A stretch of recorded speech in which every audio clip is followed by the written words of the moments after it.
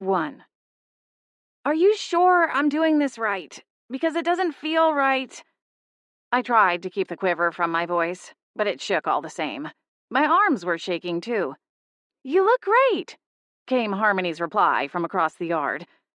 Above us stretched an indigo sky, with only the faintest slivers of twilight shining down through the trees that lined the sprawling lot behind the stately Beechwood Manor. The home turned in glowed from within, as the residents, both permanent and temporary, settled in for the evening. A chill lashed against the back of my neck, the sensitive skin exposed to the elements as my mess of wavy dark hair sat piled atop my head to keep it out of my face while I worked. I'd taken off my scarf an hour ago, leaving it draped over the railing around the back deck. Practicing magic generated more heat than I'd expected, and the frosty January evening was almost a relief, as my brow prickled with glimmers of sweat. I clenched my molars together and lifted my hands higher, reaching the peak of the movement I had practiced 100 times this week. Here goes nothing. With an explosion of force, I tore my arms down, like a wannabe lumberjack attempting to split an enormous log with a single strike of the axe. I held no axe, though. In fact, I couldn't be sure I was holding anything at all. That was the thing with magic. So much of it was murky and left to the imagination until the moment it burst from you, whether intentional or not. It was nothing like the movies, where a simple flick of a wand was all that was required to move the proverbial mountains. At least it wasn't like that for me. I channeled my intention into the striking motion, and for a few heart-stopping moments, a ripple of doubt clawed at me. Then it happened. The practice mannequin sagging against a tree trunk caught the full force of my spell and went flying to the ground with a satisfying thump. Harmony bolted up from her perch on a tree stump, pumping her arms into the air above her head, hooting and hollering as if her team had just won the playoffs. I knew you could do it, she hollered, coming over to throw her arms around me. I told you. As for me, it took all my strength to keep my suddenly wobbly legs underneath me, and I was grateful for the enthusiastic embrace, rib-crunching though it may be, if only to keep me from toppling over like the target dummy I'd sent careening to the half-frozen ground. You promise that was me? I panted, as Harmony squeezed the breath from my lungs. You didn't do anything? Not even a budge. I swear to Merlin himself, Harmony replied through a snorted burst of laughter. She released me, beaming so wide her bright blue eyes squinted at the corners. That was all you, girl. A thrill swept through me, and I nodded, suddenly overwhelmed with emotion and on the verge of unexpected tears. Harmony threw an arm around my shoulders, still pumping her other fist in the air. I'm so proud of you. Come on, we should go tell Holly. She'll want to celebrate too. Turning, I looked past her slight frame to the dummy still lying motionless on the ground. To be fair, it wasn't odd that I half expected it to get to its feet, dust itself off, and take its place at the tree again, seeing as how Harmony's enchantment had done just that multiple times. But this time, it stayed down. Our session was officially over. Harmony could be dogged about my magic lessons, but whenever she could help it, she always ended things on a high note. And this was the highest note I'd hit yet. In the 2 months since discovering that not only were witches, werewolves, and vampires alive and well in the world, but that I, too, had magic, my life had taken a 180-degree turn. Sometimes it felt like the Blair McGill of 2 or 3 months ago no longer existed. On a calendar, not much had changed, beyond the usual passing of the holiday season, but in that short amount of time, my entire world looked different. Upon finding out about my magic, I quit my job and vacated my apartment in Tacoma, Washington, and moved to Beechwood Harbor, a rustic little beachside community on the Washington coastline. Naturally, the change of pace took some getting used to. Beechwood Harbor was a tourist town in the middle of the off-season, so most days were quiet and sleepy. It was one of those places where everyone knew everyone, and slowly that was beginning to include me. The town itself wasn't magical in nature, but was unknowingly concealing a pretty big magical secret, the Beechwood Inn. Little did the locals know that the large historic home was no run-of-the-mill bed and breakfast, but instead an inn catering to paranormal beings, operated by a potion witch, Holly, and her dog-shifter husband, Adam. "You've come so far in such a short amount of time," Harmony said, as we walked together across the yard between the trees and the back entrance of the historic mansion. "I seriously think you must be drinking some kind of magic super juice behind our backs," she added with a laugh. "What, like magic Red Bull?" I snorted. "Trust me, I think it's more likely a combination of getting good sleep for the first time in forever and all the fresh air."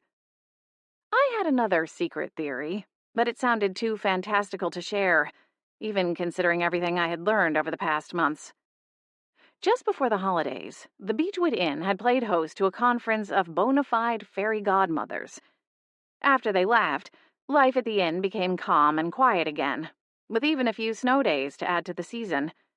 Spending the entire month of December with my new friends, enjoying good food and cozy nights, was like a jump start to my internal battery. And it seemed to have done something to my magic, too. It was the happiest Christmas I could remember, and most certainly the happiest of my adult life.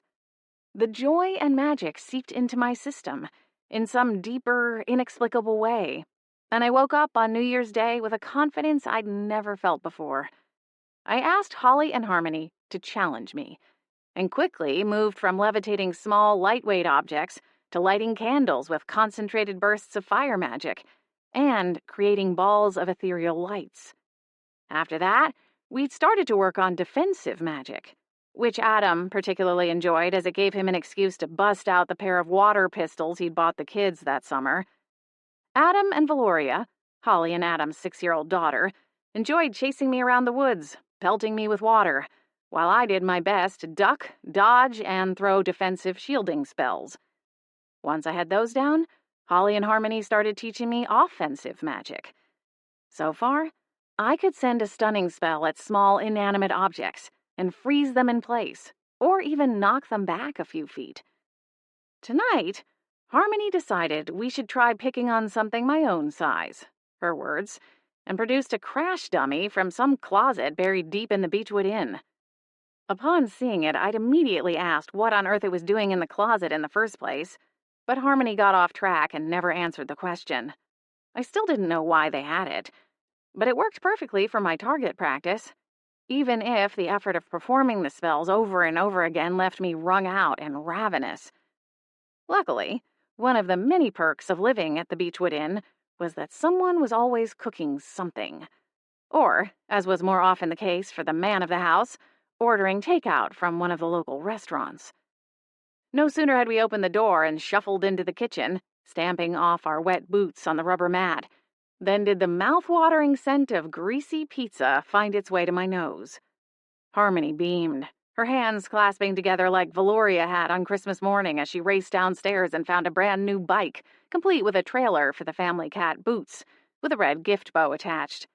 "I forgot it was Friday," she exclaimed, racing into the kitchen where Adam was unloading an armful of pizza boxes. That was another thing about living at the manor. No one had the same taste, which meant every meal became family style, with a little of this and a little of that. "What do I owe you?" Harmony asked, patting the puffy pockets along the front of her winter coat, looking for her wallet. Adam chuckled and set the boxes fully on the counter. He was bundled up against the cold, his athletic frame encased in a black North Face jacket and matching gloves. A knitted black hat covered most of his thick, dark brown hair. He was in his late 30s, with an easy smile and warm brown eyes that almost always had a sparkle of humor dancing in them. He was the kind of guy who could always make a situation better, even if he didn't know what to do, as his presence alone was comforting. In a way, it made sense he took on the shape of a large, protective dog when not in his two-legged form. Though, truth be told, I thought a golden retriever might be more fitting. He loved his wife and his 2 children more than anything in this world, and anyone would know that after spending more than 10 seconds with him. "Don't worry about it. It's on me," he told Harmony. "Oh, and technically it's not Friday," he added with a chuckle, revealing his dimples.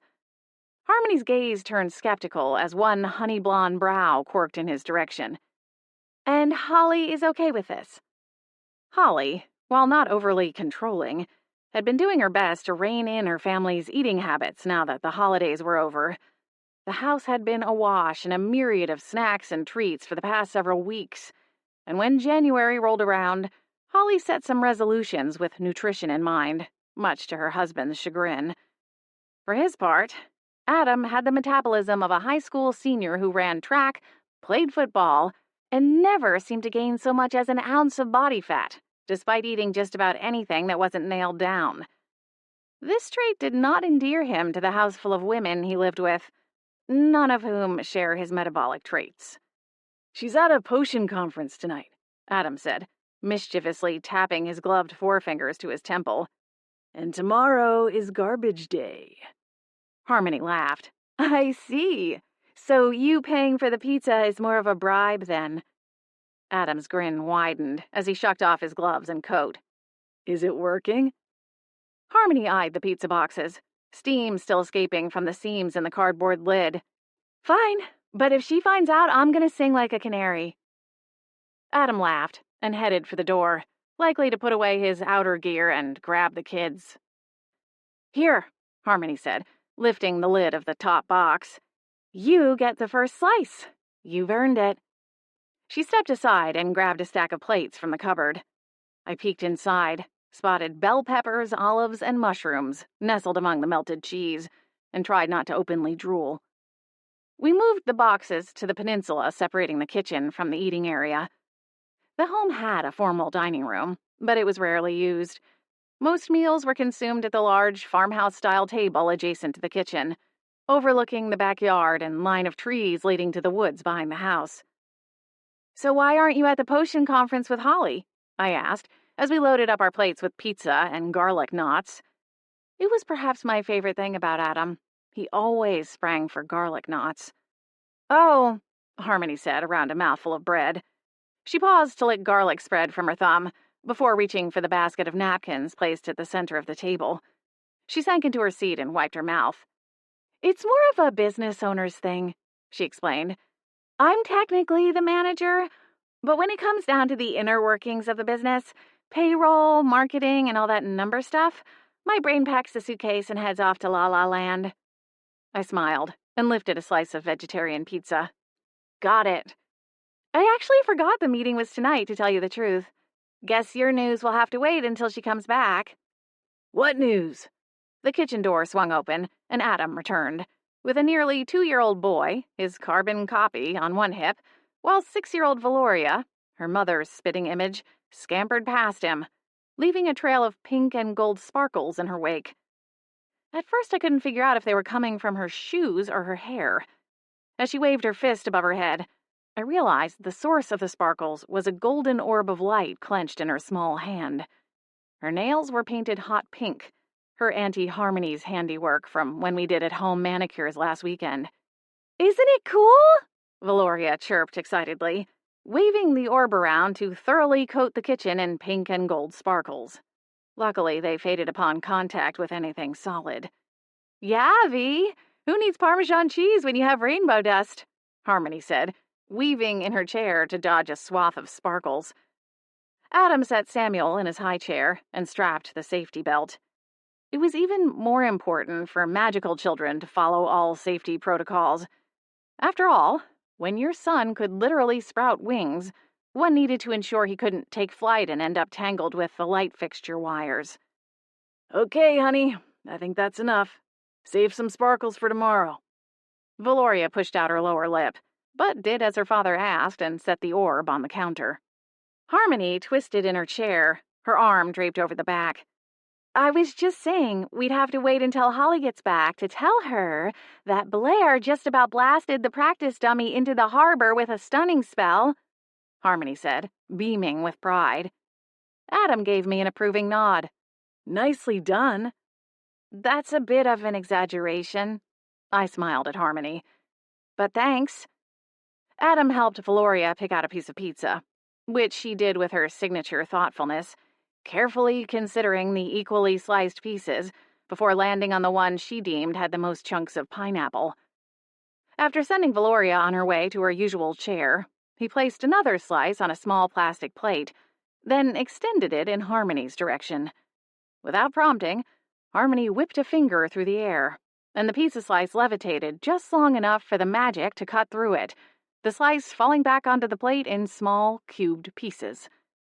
Smiling, Adam checked the contents with one finger, ensuring the cheese had cooled properly, before placing the plate in front of Samuel, who dug in with gusto he could have only inherited from his father, a fellow foodie. "Well, speaking of good news, the inn is officially open for the new year," Adam said, as he took his own seat, his plate piled high. "Mr. McDougal is coming tomorrow morning." He paused and glanced down at his daughter, who had rolled up her sleeves to eat her slice of pizza. At Adam's news, she paused, the slice halfway to her tiny rosebud mouth. "Mr. McDougal is coming?" Adam grinned. "That's right." Valoria burst into a cheer, quickly abandoning her slice of perfect pizza. Samuel joined in his sister's chorus, pumping his little arms high, sending a cascade of chopped pepperoni onto his head. The kitchen door swung open, and Miriam flew in, her fairy wings fluttering as though she had some kind of sixth sense that trouble and mess were afoot. She tutted her tongue and flew to the sink, wetting a washcloth before flying over to tend to the littlest member of the Bolt St. James clan. "Thanks, Miriam." Adam grimaced, but it faded quickly, his casual grin returning. Harmony and I shared an amused grin. The inn's guest list might change, but it was pretty clear some things never would. And I was finding I liked it that way. Chapter 2. As with the Fairy Godmother conference, I woke up the following morning not quite sure what to expect from the new day.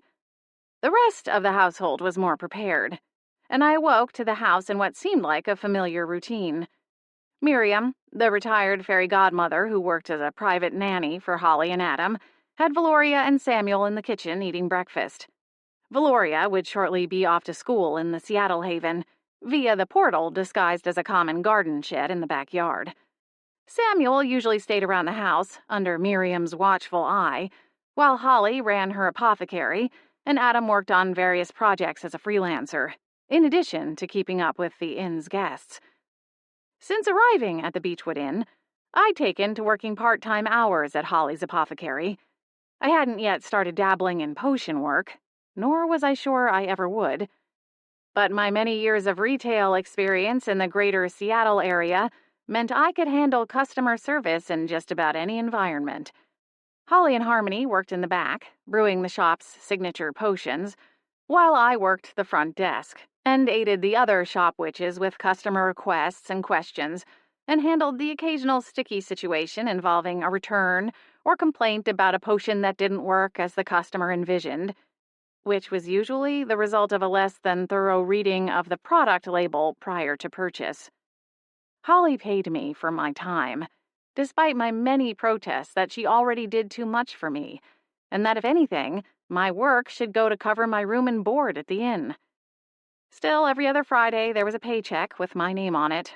Whenever I asked why she was so generous to me, she only smiled and reminded me that she, too, had been in a similar circumstance once upon a time, and this was her way of paying forward the kindness shown to her. In general, I tended to be an overachieving type of employee. No matter how soul-sucking a job might feel, I always did my best to go above and beyond. This was even more true working at the apothecary. Not only did I find the job interesting and even pleasurable, but I was determined to do the best job I could in some way to repay Holly. So, after joining the family for a quick bite and a cup of coffee in the large kitchen, I returned to my room just long enough to get dressed and put on a bit of makeup. I'd never been much of a glamour girl, and fortunately the Seattle Haven followed the laid-back West Coast style of its non-magic counterpart, meaning anything more than a brush of eyeshadow, swipe of mascara, and lip gloss was overkill. When I exited my room for the second time, a human skull whizzed down the hallway like a spooky flying saucer, complete with glowing lights in the hollow eye sockets. I jumped back to avoid a collision, muttering a string of curses under my breath. A wicked peal of laughter followed as the skull buzzed around the corner and flew out of sight. "Poppy," I muttered, shaking my head. Despite our brief tenure working together to solve the mystery of the stolen Everbright wand, Poppy and I quickly veered back to our original strained relationship. Though relationship was really too strong of a word. I'd hardly had more than a few minutes' worth of conversation with the skull since arriving, as Poppy preferred to wreak havoc and do her best to spook me at every opportunity. She found it endlessly entertaining that occasionally, upon being startled, my magic took over, and involuntarily, at least on a conscious level, turned me into a medium-sized black cat, a state that usually lasted until I went to sleep. In Poppy's twisted little mind, I was a bit like a reverse Jack-in-the-Box. I suppose I should pity her more than I did. After all, Poppy was a victim, killed by the greedy, creepy wizard she was once married to. While doing a delivery for the potion shop several years back, Harmony nearly found herself a victim of the wizard, and only thanks to Poppy's help avoided the same fate. After the trial, Harmony kept a space in her room for Poppy's spirit and her vehicle of choice, the skull. The two of them got along like old friends, but somehow I couldn't see us moving past a frenemies kind of state. "I hope you're getting your zoomies out now," came Holly's exasperated voice from down the hall in the living room. "Our guest should be here any—" The sound of the doorbell's almost ominous tone interrupted Holly mid-sentence. Another maniacal peal of laughter followed, though it sounded more distant, and I imagined the skull flitting back to her lair on the second floor of the large home. Hopefully for good. Closing the door to my room behind me, I stepped into the hall, the well-worn soles of my boots shuffling on the polished hardwoods. Holly opened the front door and offered her warmest smile, the same one she'd offered me when I first arrived at the inn. "Mr. McDougal, it's so good to see you again. Come on in." Again? It boded well that the new guest was a repeat visitor, at least.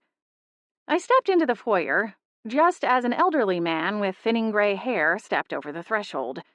He wore a tweed jacket and a pair of crisply pressed slacks.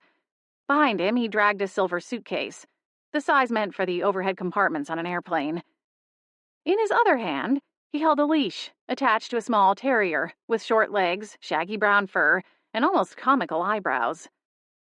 At least, it started out that way. I blinked as the animal crossed the threshold behind its master, my mind whirling with possible explanations as the dog seemed to stretch and shed its fur coat, transforming into a lanky lizard. No, not a lizard. As the animal fully entered the home, a pair of purple wings unfurled from either side, and the animal shook, revealing its full form. A form that was, unmistakably, dragon. Holly squealed with delight and kneeled before the creature, offering the back of her hand, the way one might greet a dog at a park. I shook my head, blinking wildly. Clearly, she wasn't worried about getting her skin singed off. Was I imagining things completely? For all I knew, Poppy had just crop-dusted the hallway with some sort of hallucinogenic powder, invisible to the naked eye. It was the only explanation.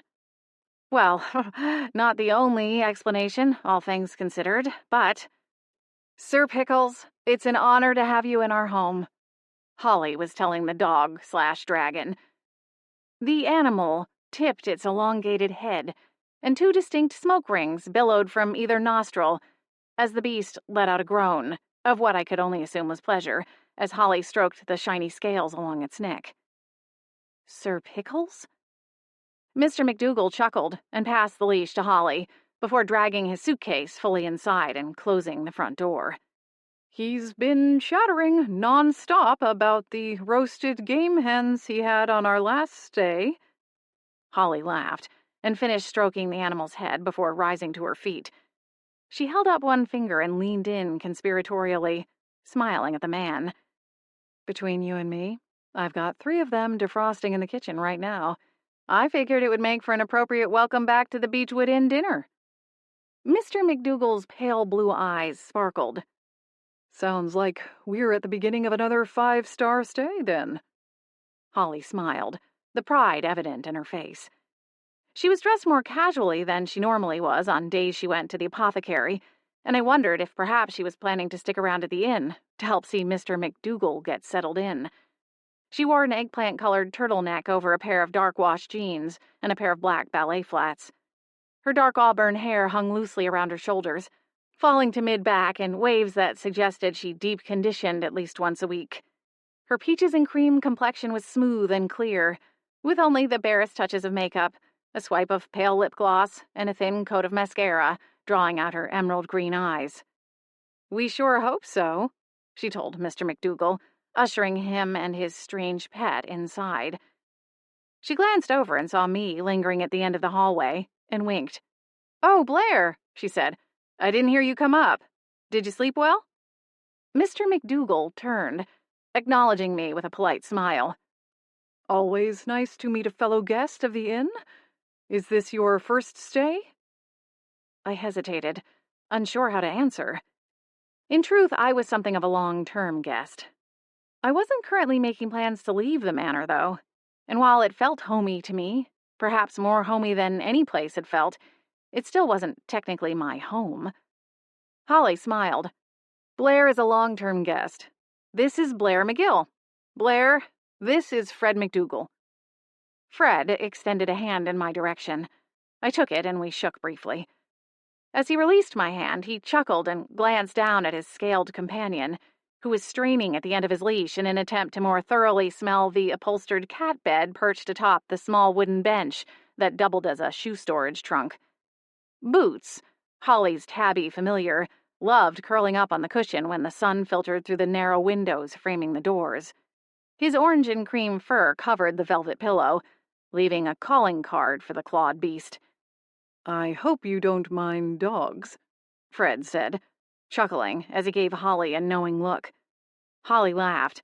"How could anyone not fall in love with Sir Pickles?" she asked rhetorically. I eyed the dragon dog. "It's a clever enchantment, don't you think?" Holly continued, shifting her attention in my direction and clearly speaking for my benefit. "While the wards around the inn are very good at hiding things others are not meant to see, concealing a baby dragon would be tricky, even for the most advanced wards. So, Sir Pickles has an enchanted collar that helps him navigate our world a little more securely." "Okay, so I'm not losing my mind completely then?" I said with a relieved laugh.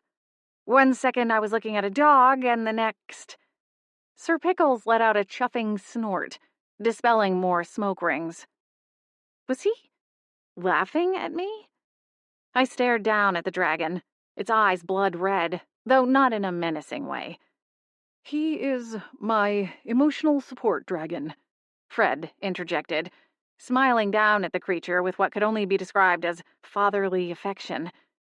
"We go everywhere together, but the beach is his favorite place to be.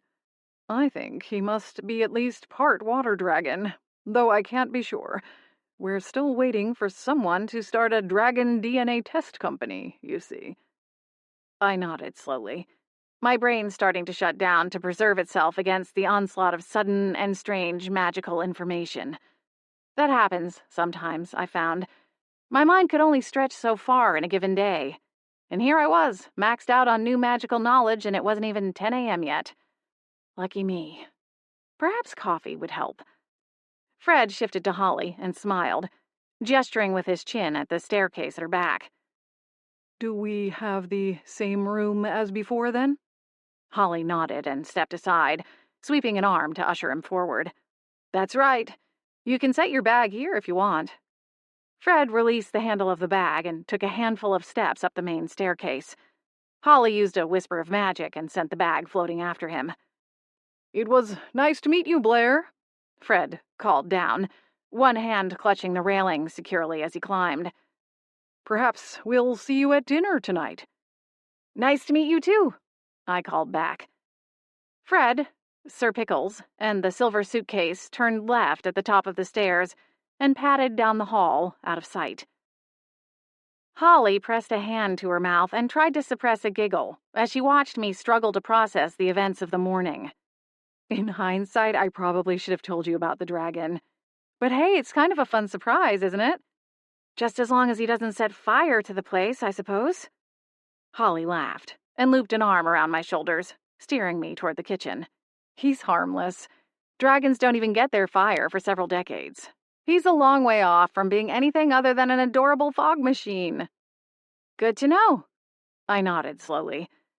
I guess this explains why V was so excited when she heard Mr. McDougal was coming. Holly smiled. Oh, yes. She's a big Sir Pickles fan.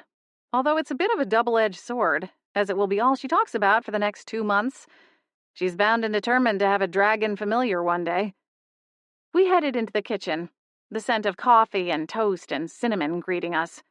Just promise you'll give me a heads up before Bigfoot or the Tooth Fairy comes over for afternoon tea, will you? Holly grinned and held up 2 fingers. I swear, which is honor.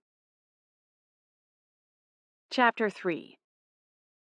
Since arriving in Beechwood Harbor several weeks ago, I'd said and done some pretty unbelievable things. However, sitting across a candlelit table from Brandon and saying, "Well, a dragon moved into the room upstairs," in response to him asking if anything exciting had happened this week, hits a new peak on my personal craziograph. Brandon chuckled softly into his water glass before taking a sip. "Oh, that's right. I guess I probably should have warned you about Sir Pickles," he said, returning the glass to the table. "You knew?" He grinned. "Of course I did. It's my job, remember?" Sometimes I just want to sit and ask for a complete itemized rundown of everything weird that I might one day encounter, I said with a sigh, momentarily propping an elbow against the edge of the table.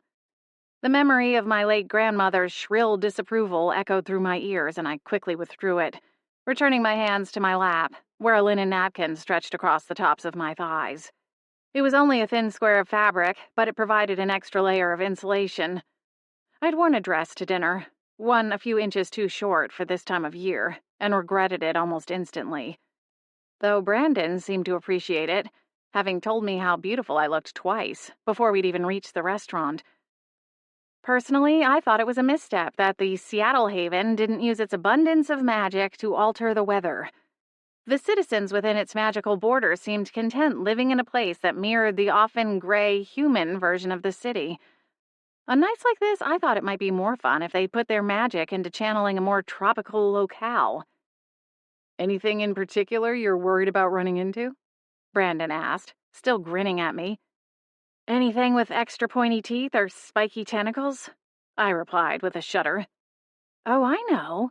What about borrowers? Are they real?" Brandon raised an eyebrow. "Borrowers?" "Yeah, you know. The little people that live inside the walls and steal your stuff when you're not looking.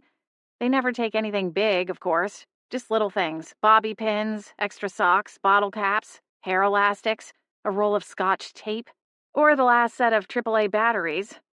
There's a book and a movie."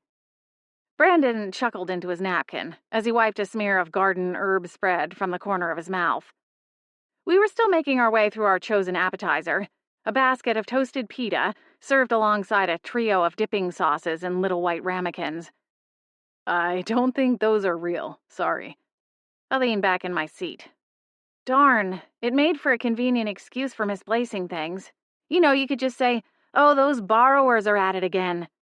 He chuckled. "I suppose you could blame it on the dragon. I've been told Sir Pickles has a thing for socks."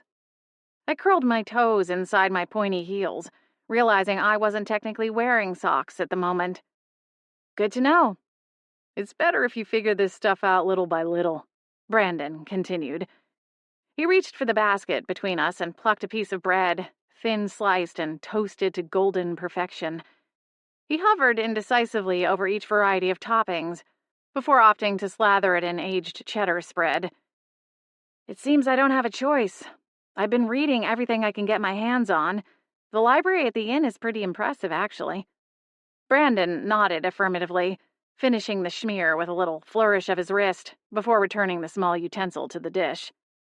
"Of course, none of that helps me with what I am actually looking for," I said, dangling these words like a lure in a fishing pond.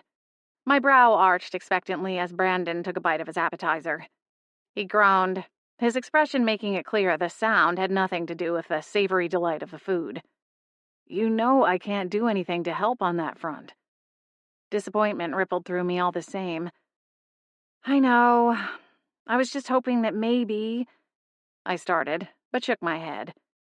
It wasn't fair for me to pile more work onto Brandon's already full plate, and I knew it.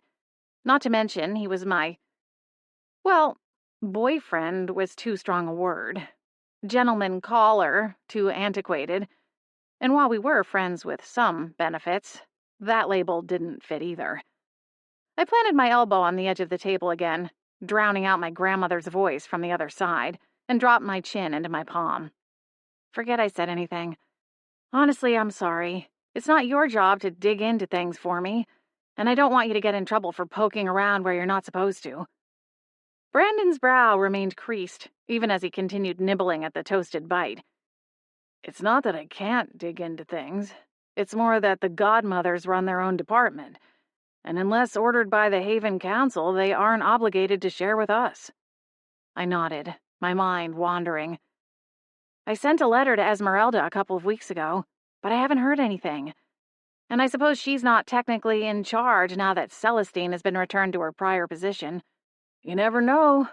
Celestine herself might be willing to help you. After all, if not for you, she might still be cursed. And who knows what damage Gwendolyn could have done with the Everbright wand by now. Brandon interjected. He brushed his fingers off on a napkin. You might try reaching out to her directly. I thought about it, but Celestine is more stringent about tradition and rules. And grateful though she might be, giving me access to sealed records definitely goes against their policies. The silence stretched between us, and heat raced up my spine, wrapping around my shoulders like an unwanted cloak. The warmth spread across my chest and up my neck. I had done it again. Turned an otherwise ordinary date night, dragon talk aside, into a fact-finding mission. Finding out about my murky background wasn't part of Brandon's job description, and it wasn't fair of me to put it on his shoulders. Not to mention, it was a total buzzkill. I shifted in my seat and plastered a smile on my face. Okay, enough about me. Tell me about your week. Got anything that can top an honest-to-goodness dragon sighting? Brandon chuckled, and I noticed an ease in the line of his shoulders, like he'd let out a breath he'd been holding the past few minutes. Well, we had a middle-of-the-night call, and Naira can be a bit of a dragon when woken up from a dead sleep. But otherwise, no, he teased. I smiled, thinking of Brandon's partner. Naira Berman was a stunning woman who could win a beauty pageant in a burlap sack. It was hard to imagine her as anything with scales, whether in her temperament or otherwise. What was the call? Brandon groaned. Someone thought it would be a great idea to adopt, he inserted air quotes, a phoenix. Sure, it was only a hatchling when they got it, but come on, we all know where that road leads. He scoffed and shook his head. Anyway, when the inevitable outcome came to pass, it took out the second story of a hipster live workspace in the Southwest Corridor. I grimaced. Yikes. Yikes indeed. So now, we have to track down the seller and see what other kinds of furry friends they might be slinging around the city. Somehow this story isn't making me feel much better about the idea of sleeping under the same roof as a dragon tonight, I muttered. Brandon laughed softly. Trust me, we've got decades before Sir Pickles can cough up a flame big enough to roast a marshmallow. That's what Holly said, but still. Brandon's dark eyes gleamed, and he reached for my hand, his expression growing earnest. Trust me, Blair. I wouldn't put you in harm's way. His palm slid over mine. My stomach made a little swooping flip-flop. And suddenly, the dragon dog was the last thing on my mind. By the time I got home, the historic mansion was dark, save for a few lights in the windows on the second level. Brandon had escorted me through the portal at the SPA headquarters that linked directly to the one in the tool shed behind the inn. Shadows stretched across the grass as the moon glowed behind the line of tall evergreens. I thought I caught a flicker of pink-purple lights glowing from the depths of Harmony's room, and figured we had at least one member in the audience for our end-of-date goodbyes. To be fair, if my soul were stuck inside a bleached human skull for presumably the rest of time, I couldn't say for certain I wouldn't turn into a nosy busybody as well. Brandon placed a hand on my waist, steadying me as we stepped onto the grass, and I pushed aside all thoughts of Poppy's voyeurism. It wasn't hard to do when I looked up and met Brandon's eyes, now even darker, lit by frosty starlight. Though Brandon was handsome under any circumstances, I was convinced that even if left on a deserted island with a diet of nothing but local vegetation and seagull meat for 6 months, with nary a razor or pair of tweezers for miles, he would still be one of the most handsome men I'd ever seen. The fact that he was interested in me proved to be a continual source of confusion and delight. He smiled and reached toward me, his fingertips brushing my jawline. "When can I see you again?" "I think that's more up to you at this point," I said with a smile, leaning my cheek into his touch ever so slightly. "I can fit in a night out whenever you're not too busy chasing illicit magic creature smugglers." He chuckled, though there was a slight wince at the reminder of the workload on his plate. "Polly is almost too nice of a boss," I continued. "I'm pretty sure if I needed an afternoon off or to leave the apothecary early, she wouldn't mind. I don't even think she needs me there, to be honest. I think she's just too nice to say otherwise." Brandon looked like he wanted to argue the point, but swept it aside, his fingers moving into my hair. "How about Tuesday, then? I have tickets to see Wraith's Requiem." At my blank expression, he elaborated. "Oh, right. It's basically a rock concert, but with magic." He grinned. "Sounds interesting." Brandon flushed, but his smile quickly rebounded. "Okay, not your thing. Duly noted." No, it sounds fun. Tuesday works for me." "Good." His eyes dropped from mine to graze over my lips, the subtle gesture enough to send my heart skittering out of control. He was taking it slow. Oh, so slow. But there was something thrilling about the unknown territory we were charting. As with just about everything in my life, I felt like I was journeying into unknown terrain. When it came to Brandon, I welcomed the journey. "Blair." Wanting to venture out sooner rather than later, I cut him off mid-sentence, pressing my lips to his with a fervency built over the last several dates. His lips quickly melted to mine as the initial surprise faded, and the kiss steepened. I was lost in the kiss, until we suddenly lurched forward, thrown off kilter. Brandon flung out an arm in a sweeping motion, shielding me as he whirled around to face the source of the interruption. The glow of the magic flames dancing in the hearth within the tool shed illuminated the silhouette of a slender woman with a long bob and a slight wobble to her steps. "Oh, stars, I'm so sorry," came Harmony's voice from the shadows. She swayed a bit on her tall heels, which were thankfully platforms, and managed to keep upright. "I'm not interrupting, am I?" she asked with an innocent grin, which ended abruptly in a sharp hiccup. "Harmony, are you drunk?" she bobbled as she leaned back the other way, holding up a hand to show a sliver of space between her thumb and forefinger. "I only had a little bit to drink." Her purse fell to the grass. She giggled and hiccuped again. "All right." Brandon chuckled and helped steady Harmony on her feet. I moved in and took her by the arm, snagging her purse in one fluid motion. "Let's get you inside, then maybe find you one of those nice little hangover potions you sell at the shop. I have a feeling you might want one before sunrise." Harmony protested, but accepted my help as she lurched toward the house. "I got her," I told Brandon. "Thanks again for dinner. It was wonderful." "Tuesday?" Brandon called. "Tuesday. We can pick up right where we left off," I called back, a surge of heat washing over me. "Blair and Brandon sitting in a tree," Harmony sang, punctuated by her uncertain steps. Yeah, you and Holly can do the I told you so dance in the morning when everyone's a little more awake." Harmony burst into a fit of giggles as I got her inside, unable to wipe the grin off my face. Chapter 4. Fortunately for Harmony, the hangover potions she and Holly sold at the apothecary worked like a charm. Perhaps literally, and she woke up with her usual exuberance the following morning, bounding into the kitchen, where the rest of us had gathered to share the morning meal. I passed Mr. McDougal and his scaled companion in the living room on my way to the kitchen, catching them just in time to see Mr. McDougal slip a corner of a chocolate chip scone to Sir Pickles, who slurped up the buttery crumbs with a flick of his forked tongue. I waved politely and hurried into the kitchen, lest Sir Pickles decide he wanted something a little more substantial for his morning meal. A large pastel box sat in the center of the kitchen table, folded back to display a dozen pastries from the local bakery.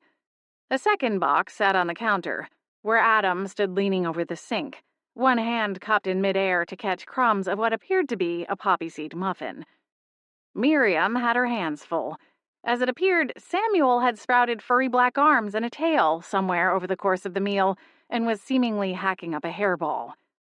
Valoria sat in her usual chair, drawing something on a pad of bright pink paper. When Miriam's back was turned, her wings fluttering as she hovered nervously over Samuel, I watched the little girl's hand sneak forward to nab a chocolate chip cookie from inside the box. Valoria looked up at me and froze, the cookie halfway to her mouth, and her eyes went wide. Smiling, I brushed a finger across my lips, sealing her secret behind them.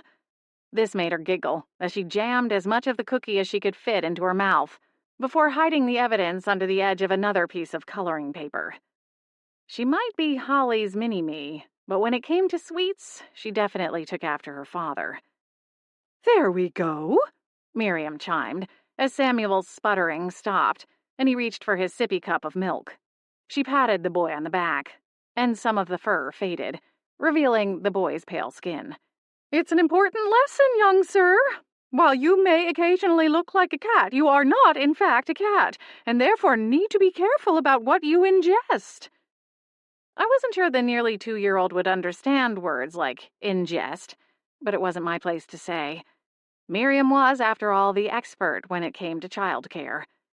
She muttered something under her breath as she flew to the sink to wash her hands. At her approach, Adam popped the rest of his muffin into his mouth and turned to check on his son. "It's one of those lessons we have to learn the hard way," he told the young boy. Samuel was a shifter, like his father, but young enough that his permanent beast form hadn't yet solidified. When I first arrived at Beechwood, he'd occasionally sprouted feathers from his arms, but somewhere in the week after Christmas, he started shifting more toward mammals, with fur of various colors. This was the first I'd seen of the tail, and couldn't help wondering if perhaps he'd drawn a little inspiration from my own shifting abilities. Of course, abilities wasn't truly the correct word, seeing as how I had yet to master full control of my own shift. So far as we knew, I wasn't a shifter, but the surges of repressed magic within me originally manifested by transforming my body from that of an average 30-year-old woman to a somewhat shaggy black cat. Over the weeks, especially as I continued to hone my somewhat limited magical abilities, I'd stopped shifting for the most part. In fact, as I went to the coffee pot and poured myself a cup, I couldn't recall the last time I had lost control. I tried remembering as I poured myself a mug, but my caffeineless state and the semi-early hour didn't permit me to scrape up an answer. A door at the back of the kitchen opened, and Holly emerged from the pantry, studying the back of a cardboard box of cake mix with furrowed intensity. "I think this should be fine." She flipped the box around and looked at the front, her steps clipped but purposeful as she moved toward a bank of cabinets on the other side of the kitchen, absently leaving the pantry door ajar. "Gluten-free, dairy-free, tree-nut-free," Adam listed off, shaking his head. "Sounds like cardboard if you ask me." Holly frowned at her husband's back as he approached the table and leaned over the second bakery box. His hand hovered over the assortment of goods for a moment, then his brow creased and he glanced up at me. "Did you happen to have a chocolate chip cookie, Blair?" Valoria slouched down in her seat, like a turtle retreating back into its shell. "Totally fine if you did," Adam hurried to add. "It's just I thought I saw one in here and now it's gone." "Stop interrogating people over their choice of breakfast foods," Holly interjected, saving me from having to come up with either a lie or the truth. There's plenty of pastries, and technically they were supposed to be for our guest. Adam glanced over his shoulder, arching a thick brow at his wife. You ordered 24 pastries for our singular guest? Holly frowned and set the box of cake mix on the counter. Technically, there are 2 guests, she protested. I didn't know how many cookies and muffins to order for a dragon. Adam snickered and snagged a replacement pastry, something cherry-filled from the looks of it. Sounds like the story nugget for a children's book. Valoria relaxed a little and smiled at her father's idea. Adam sat in a chair beside his son and broke off a piece of the pastry. He handed it to the small boy, who cheered wildly in approval. Holly shook her head, but kept her thoughts to herself. If you need, I can always go into the Haven and pick something up on the way, Miriam said to Holly. Holly tore open the box of cake mix and shook her head. No, I think this will work. Shouldn't take me more than 20 minutes according to the instructions. Then, leaning slightly over to peer past the ferry, Holly fixed her young daughter with a look. And Valoria has promised that next time we're in charge of snack time, she'll give us more than an hour's notice. Isn't that right, V? Valoria's chin tucked in again, but she nodded and continued her drawing. Holly exhaled and ripped the top off the cardboard box to remove the plastic package inside. Miriam floated back to the coffee pot and poured herself a cup in her favorite mug, which was decked out with an eye-searing amount of hot pink glitter and a loopy script stating, World's Best Fairy Godmother.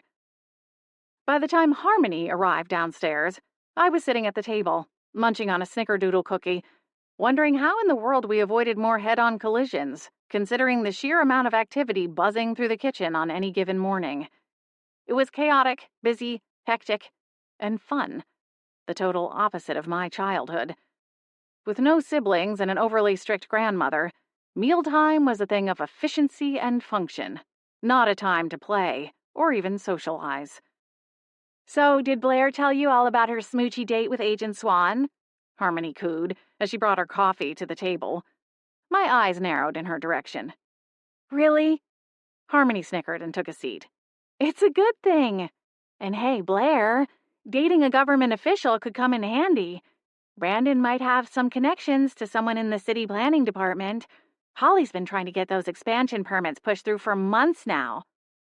Holly was busy mixing and whisking together the ingredients from the box of cake mix, but snorted at Harmony's proposal. Leave Blair alone, Harmony. I didn't know you were planning on expanding, I said to Holly. She glanced up through her auburn waves, which were tied back in a ponytail loose enough that several strands had worked their way free and fell across her pale, heart-shaped face. Oh, it's more of a pipe dream. Magic contractors can do wonders, but expanding the apothecary will take more than a simple enchantment. It would require a permanent alteration of the city block, and I don't think the city will allow it. Hence why Brandon needs to put in a good word for you with the city inspector, Harmony added, wiggling her pink and blonde brows in my direction. Harmony had a tendency to change her hair color as often as most people changed their seasonal wardrobe. She kept a gallery of personal photos on the walls of her room, a collage of frozen memories that displayed her in so many different cuts, styles, and colors, it sometimes took me a minute to pick her out amongst the smiling faces. Currently, she had a long bob cut that fell just above her shoulders. The back half was dyed a vibrant pink, while the front was bleached blonde, with only a few streaks of pink shot through it. Likewise, she dyed her eyebrows to match the blonde a little darker, but with a stripe of pink at the arch. I honestly wasn't sure how she had eyebrows left, considering the amount of bleach. While Harmony and Holly debated the merits of trying to bribe a city official, a scratching sound came from over my shoulder. I twisted in my seat and spotted a shaggy terrier standing at the back door, something dangling from its mouth. Sir Pickles! Valoria exclaimed. Now how did he get there? Harmony said, already rising to her feet. As she stepped closer to the door, the dragon dog whined and swiped a paw across its face. Harmony yanked open the door and the dog slipped inside. completing its transition from terrier to terrible lizard. It raked a clawed paw across its nose, puffs of smoke billowing from its nostrils as it made a low whining sound. Harmony squatted down in front of the beast, displaying a staggering amount of bravery, in my opinion, and frowned. "He's got something snagged here." Carefully, she pulled a strand of silver from the dragon's mouth, the way a stage magician might pull a set of knotted handkerchiefs from a black hat. "It looks like a charm bracelet." She ran her thumbnail over a small, dangling heart. Holly abandoned her cupcakes midway and brushed her hands off on a kitchen towel as she came over to inspect the jewelry from over Harmony's shoulder. Sir Pickles, for his part, was happy to be freed from the silver chain and trotted toward the door, slipping through the swinging door with the ease of liquid pouring through a street grate. In his wake, a set of muddy dragon tracks littered the usually spotless floor. "Looks like someone was out digging in the garden," Harmony said, frowning at the mud. Miriam muttered under her breath, but waved her magic wand and banished the mud with a neat and efficient cleaning spell. "Do you recognize it?" Harmony asked, holding the bracelet up higher. Holly took it and shook her head. "It looks like it might have been there for a while. It's in pretty rough shape, all tarnished. I'll get it cleaned up and take a better look. I don't think we've had any guests called to ask about a lost bracelet, though." She looked at Adam, and he shook his head. A twinkling alarm sounded, and Miriam checked her wristwatch. "All right, you two, let's get you upstairs and changed for school." Valoria groaned. "But I just want to stay here and play with Sir Pickles. Mr. McDougal told me I could play fetch with him in the backyard today." "Valoria, listen to Miriam," Adam said in a light tone that had a slight undertone of warning. "Sir Pickles will be here when you get home." "I'm putting the cupcakes in the oven right now," Holly said, abandoning the bracelet on the counter before scurrying back to the bowl of batter. Miriam lifted Samuel from his high chair and escorted Valoria up the back staircase. Adam snagged another pastry, a blueberry muffin this time, and followed, pausing only long enough to give Holly a quick kiss. Harmony settled back into her chair and selected a bear claw for herself. The conversation quickly turned to the day ahead, with Holly and Harmony discussing the laundry list of potions they wanted to get started, and for the most part, the bracelet was forgotten. Now, if only it had stayed that way. Chapter 5. "Need a hand out here?" I turned at the question and found Harmony waiting in the doorway between the stockroom/workshop and the retail portion of the Starfire Apothecary. Though we'd worked the same shift, it was only the second time I'd seen her since arriving together that morning. The shop was running a 2-for-1 promotion, and to say it was a success would be a massive understatement. It was an apply a fresh layer of deodorant on your lunch break kind of day. With a slight grimace, I looked around the shop. Bare shelves stared back at me, some of the signage cattywampus and dangling by little more than a thin strip of Scotch tape. It turns out, even in the magic world, tape is still the best solution for a myriad of problems. "I need to take down the signs and wipe down that end cap. Someone spilled a bottle of freckle potion, and the darn things wouldn't come off with soap and water," which made me wary to ask what the potion did to human skin. "Oh, yeah," Harmony said, already striding toward the display in question. "Holly told me about that. Here." With a furrow of concentration, a flick of a hand movement, and a muttered incantation, the freckles vanished, leaving the shelves sparkling clean. "I have got to start learning these cleaning spells," I said under my breath. Harmony smiled and circled the shelves, snatching the battered sale signs as she went, like plucking ripe blackberries off the vine. "You'll get there, but be warned, Holly might put you to work as the inn's housekeeper the moment you do." I laughed softly and resumed polishing the wooden countertop. In truth, it wasn't a proper counter, but rather a dresser or sideboard. It looked like an antique piece, though someone had swapped the original knobs for crystal ones. The small orbs caught the afternoon sun through the display windows and refracted prisms of rainbow light across the wood floors. "That wouldn't be so bad," I told Harmony. "Trust me, I've had a lot of bad jobs. Holly couldn't throw anything at me that would top the summer I spent working as a groundskeeper at a campground. Mucking out porta potties after a week of 100-degree days makes for a most unpleasant combination. I shuddered involuntarily at the memory. Harmony's pert nose scrunched. And to think, I was just about to ask what sounded good for dinner. I laughed. Sorry. Harmony snagged the last of the signs and folded them into 4 equal parts before depositing them in the recycle bin tucked just inside the hallway to the back. My feet are killing me. She frowned down at her heeled boots. I picked the wrong day to try breaking these babies in. So wherever we go needs to have cushy seats. Or we could get something and take it back to the manor. Up to you. Holly and Adam and the kids are going to McNally's. They do a kids eat free night, and you know Adam never says no to a barbecue burger. Hey, at least this way it comes served on a plate, I replied, my lips twitching in amusement.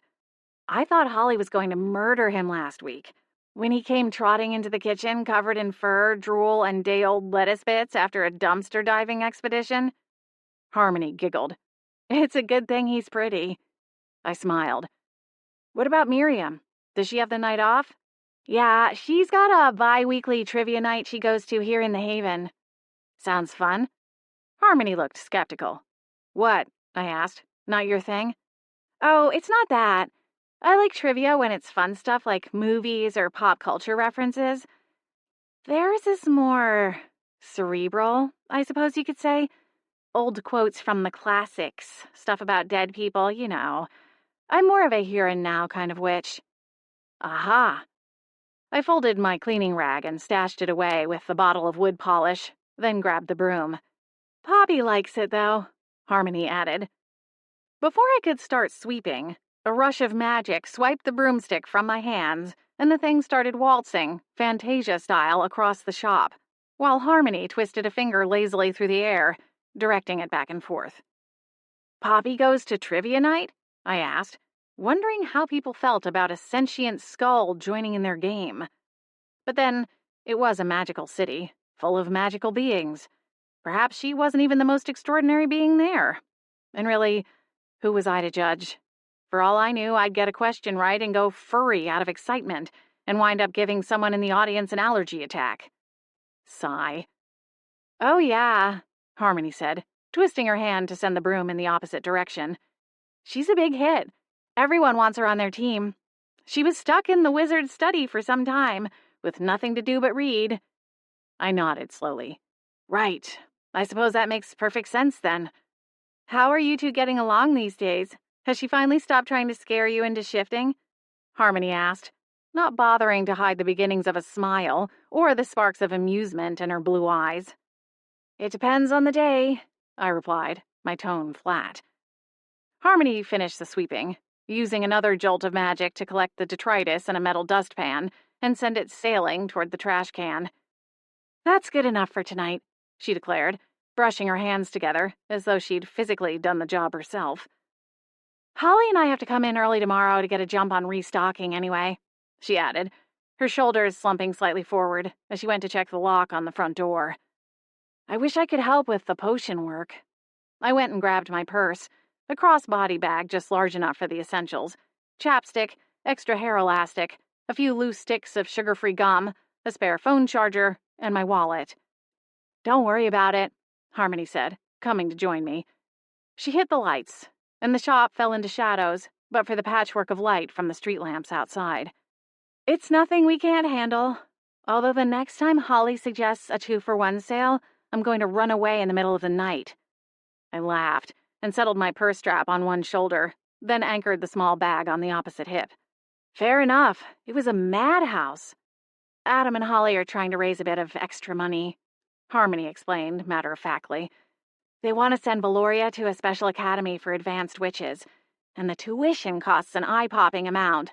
And I mean that literally. You might burst a blood vessel in your eye if you look at it long enough. She paused to scoff, her own eyes going wide as she blinked. Well, today was a good start, I'd say. A little twinge of guilt gnawed at me as we left the shop through the back entrance into the service alley behind the row of shops. And I wondered if I should push the issue of paying rent once more. When I'd attempted to before, Holly and Adam had both refused. But as the chilly January air swept over my cheeks and tousled my wavy hair, I regretted not insisting. "So, what are you in the mood for?" Harmony asked, looping an arm casually through mine. "Ooh, what about enchiladas? There's a new place that opened up not too far from my sister's condo. We ate there a couple weeks ago and it was amazing." Her eyes rolled back in her head in testimony. I laughed and let her take the lead. "Works for me." Harmony steered us to the nearest shimmer bus stop, and we waited for one of the strange, expandable vehicles to pull up and open its doors. A flood of people exited, and we swam upstream to climb on, nearly at the last moment, before the bus let out a hiss and shrank to its more compact size. We took our seats, and Harmony rolled her ankles in the air, though she blessedly stopped short of removing her shoes to massage her stocking-clad feet. The Seattle Haven was a beautiful place, much like the city it resided within. It hummed with magic and activity as its magical residents went about their day-to-day lives. Shops and restaurants whizzed by as the shimmer bus zipped down the street. Much of it was as one would find in any city: coffee houses, markets, boutiques, and bistros. But then there were the magic shops, too, places to buy enchantments and charms, along with potion shops and special beauty shops designed with various forms of shifters in mind, like a more dignified doggy spa. It was hard to imagine volunteering to work at a place with something called an Apex Claw trim on the services menu, but hey, apparently someone had to do it. The ride was short, and before we'd gone too many blocks, the bus was pulling to a stop and Harmony was grabbing my arm. We walked 2 more blocks and were rewarded for our efforts by the warm embrace of a vibrant taco shop with vivid colors on the wall, beautiful art, and mouth-watering scents. The chips were hot and crispy, seasoned to perfection with just a hint of lime. And by the time we tucked into enchiladas larger than our heads, I smiled and set aside my worries. It was just what I needed. Following dinner, we returned to the harbor, changed into leggings, and plopped in front of the TV for a reality show binge while we digested the decadent meal. After a couple episodes, we said goodnight, and Harmony went upstairs to her room on the 2nd floor. I drifted down the hall from the family room to my own suite. Holly and Adam had returned with the kids and were upstairs working on getting the young ones bathed and put down to sleep for the night. Mr. McDougal and Sir Pickles were in the formal living room, the former reading from an impressive-looking tome bound in hunter green leather with weathered pages that crinkled softly with each turn. Sir Pickles had some kind of bone. I'd been afraid to inquire about its origin, but had fallen asleep after chewing a sizable divot in one end. As he snoozed, little smoke rings billowed from his softly flaring nostrils. The large home wasn't quiet, but it wasn't loud either. It was homey and comfortable, lived in. Voices carried, footsteps fell, floorboards creaked. It was impossible to feel lonely, at least for very long, as there was always someone around with whom to share a cup of tea or a meal. Although, with everyone aside from Mr. McDougal upstairs already, the 1st floor felt a little quieter than normal, and as I climbed under the covers, a strange rattling noise perked my ear. A memory of a not-so-distant night came back to me, prickling the skin on my arms into goosebumps. I tugged the bunched-up sleeves of my lightweight sweatshirt down so the cuffs were over my wrists, but the chill remained. "It's just the wind," I told myself, pulling the blanket tighter around my frame. But as seconds turned into minutes, the rattling persisted, growing in volume and frequency. Curiosity overcame fear as I climbed out of bed, tiptoeing to the window. Where was Boots? The huge tabby was something of a walking, fuzzy security blanket, and often seemed to sense when someone in the house needed his presence. Steeling myself, I drew back the heavy drapes, and moonlight poured into my room, casting everything in a silver hue. But it wasn't the moon that caught my attention. It was the peculiar movement in the gardens, where a cluster of bare rose bushes sat waiting for spring. A soft, shimmering glow seemed to emanate from a particular spot near the equally bare trellises boxing in the rose bushes on 3 sides. "What in the world is that?" I whispered. Before I could talk myself out of it, I tugged on my robe, smashed my bare feet into a pair of slippers, and tiptoed down the hall to the front door. The living room was dark now, Mr. McDougal and Sir Pickles no longer sitting near the fireplace. I slipped outside, cursing the cold air, and made my way down the steps of the porch, then followed the hand-laid paver stones around the side of the house. My pulse ramped up with each step, but something about the strange glow beckoned me forward. The distant evergreens swayed in the frigid breeze, their movements almost like an ominous warning. But my feet carried me onward until I reached the edge of the lawn, where the sight before me stopped me dead in my tracks. The swirl of silver stood still. Now, the translucent figure of a woman in a faded, calf-length floral print dress. She moved slowly over the damp grass, the soles of her Doc Marten lace-up boots not so much as disturbing a single blade. I blinked a few times, then rubbed the palm of my hand against my eyes. When I forced myself to look again, the woman had turned around, long silvery hair flowing out behind her oval face. What the... The woman's eyes widened, the color a purple gray under the pale moonlight. "You can see me?" I screamed. Chapter 6. The woman pressed her hands to her ears, the movement so strange, as if she were somehow solid, which, considering I could see the bare trellis through her torso, she clearly was not. My scream went up an octave. My feet were moving, but they felt heavy and slow, and ended up slipping in the slick, half-frozen grass. I went sprawling across the lawn, a tangle of limbs and the fabric of my thin robe. Hey, at least there weren't any signs of fur. Yet. "Please," the woman hissed. "Stop! You're hurting my ears."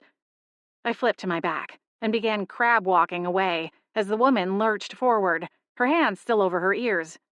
When she realized I'd stopped screaming, however momentarily, she lowered her hands and peered at me. Wha, or who are you?" I stammered, clumsily getting to my feet. I took a quick glance around and cursed Holly and Adam's meticulous landscaping efforts. There wasn't so much as a tree branch or a stick to use for defense. Though, given the woman's transparent state, neither item would likely prove useful. "You're a ghost?" I added, my heart thundering in my ears. I'd known ghosts were real about as long as I'd known witches, vampires, shifters, and werewolves were real, which was to say, not long. Besides that, there was a vast ocean between knowing something and standing faced off against it in the middle of the night. The woman looked down at herself and frowned. She looked younger than me, but still an adult, maybe in her early 20s, a college girl. Footsteps thundered on the porch, joining the frantic clatter of my heart as it did its best impression of a pinball bouncing around inside my chest. "Blair!" It was Harmony. "Are you all right?" That was Holly. More footsteps, more voices. Adam swore.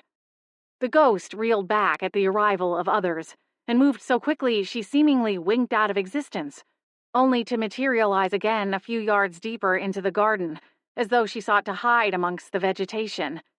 And if it were the middle of summer, she might have had a better time of it. Being the middle of January, however, left little coverage for her. Suddenly Holly was at my side.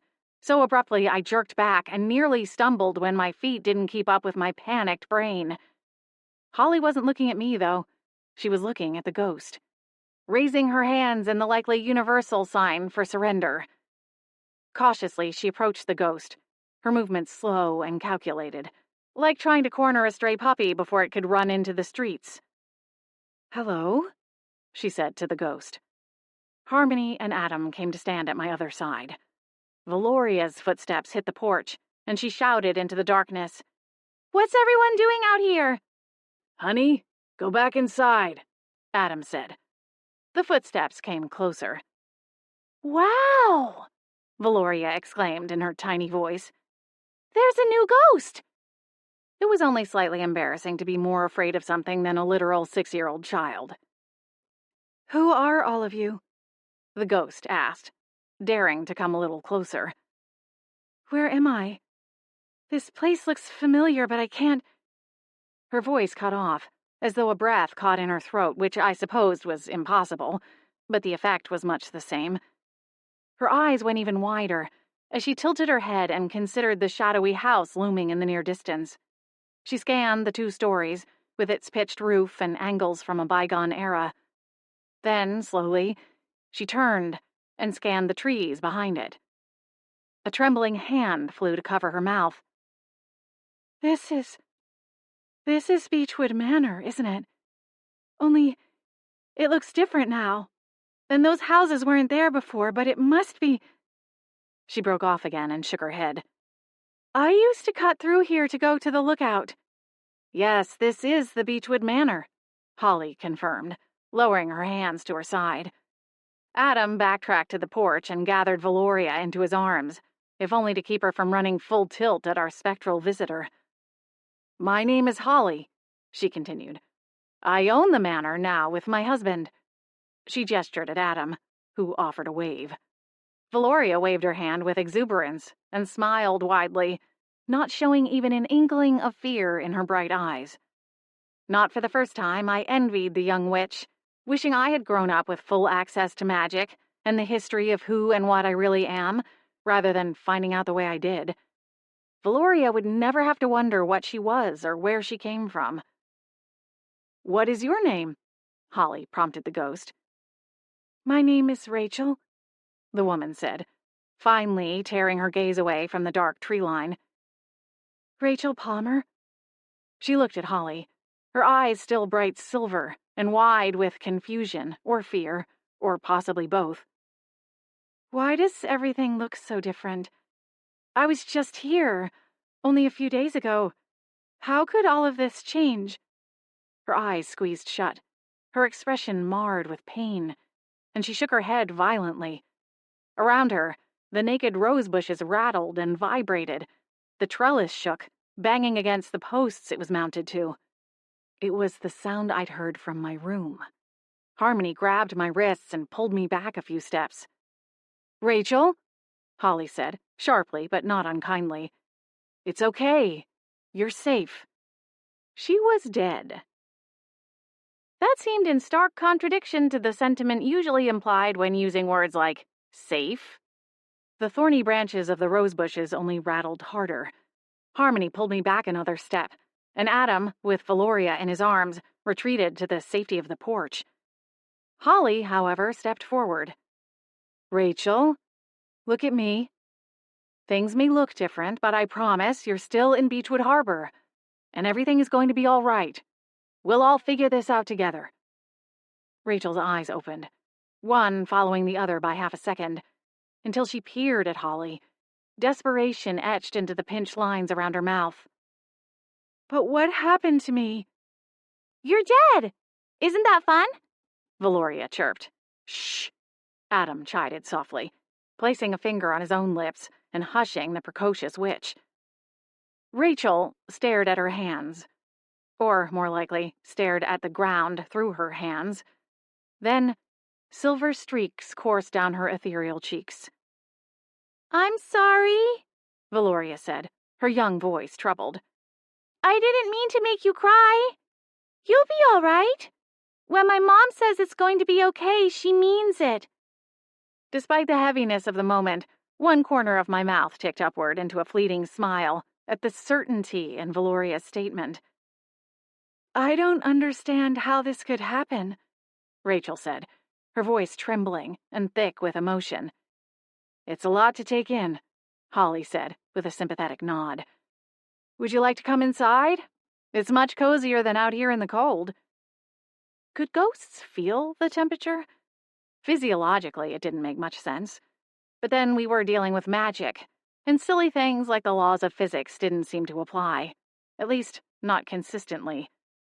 Rachel considered the house, with a handful of lights glowing through various windows, while others remained dark and shadowed. I can put on a kettle and brew some tea. You won't be able to taste it, of course, but I happen to know scents can still be a quite powerful sensation in the afterlife.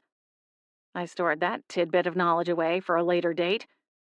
Maybe something calming, like chamomile or peppermint? There's cider, too, if you'd prefer.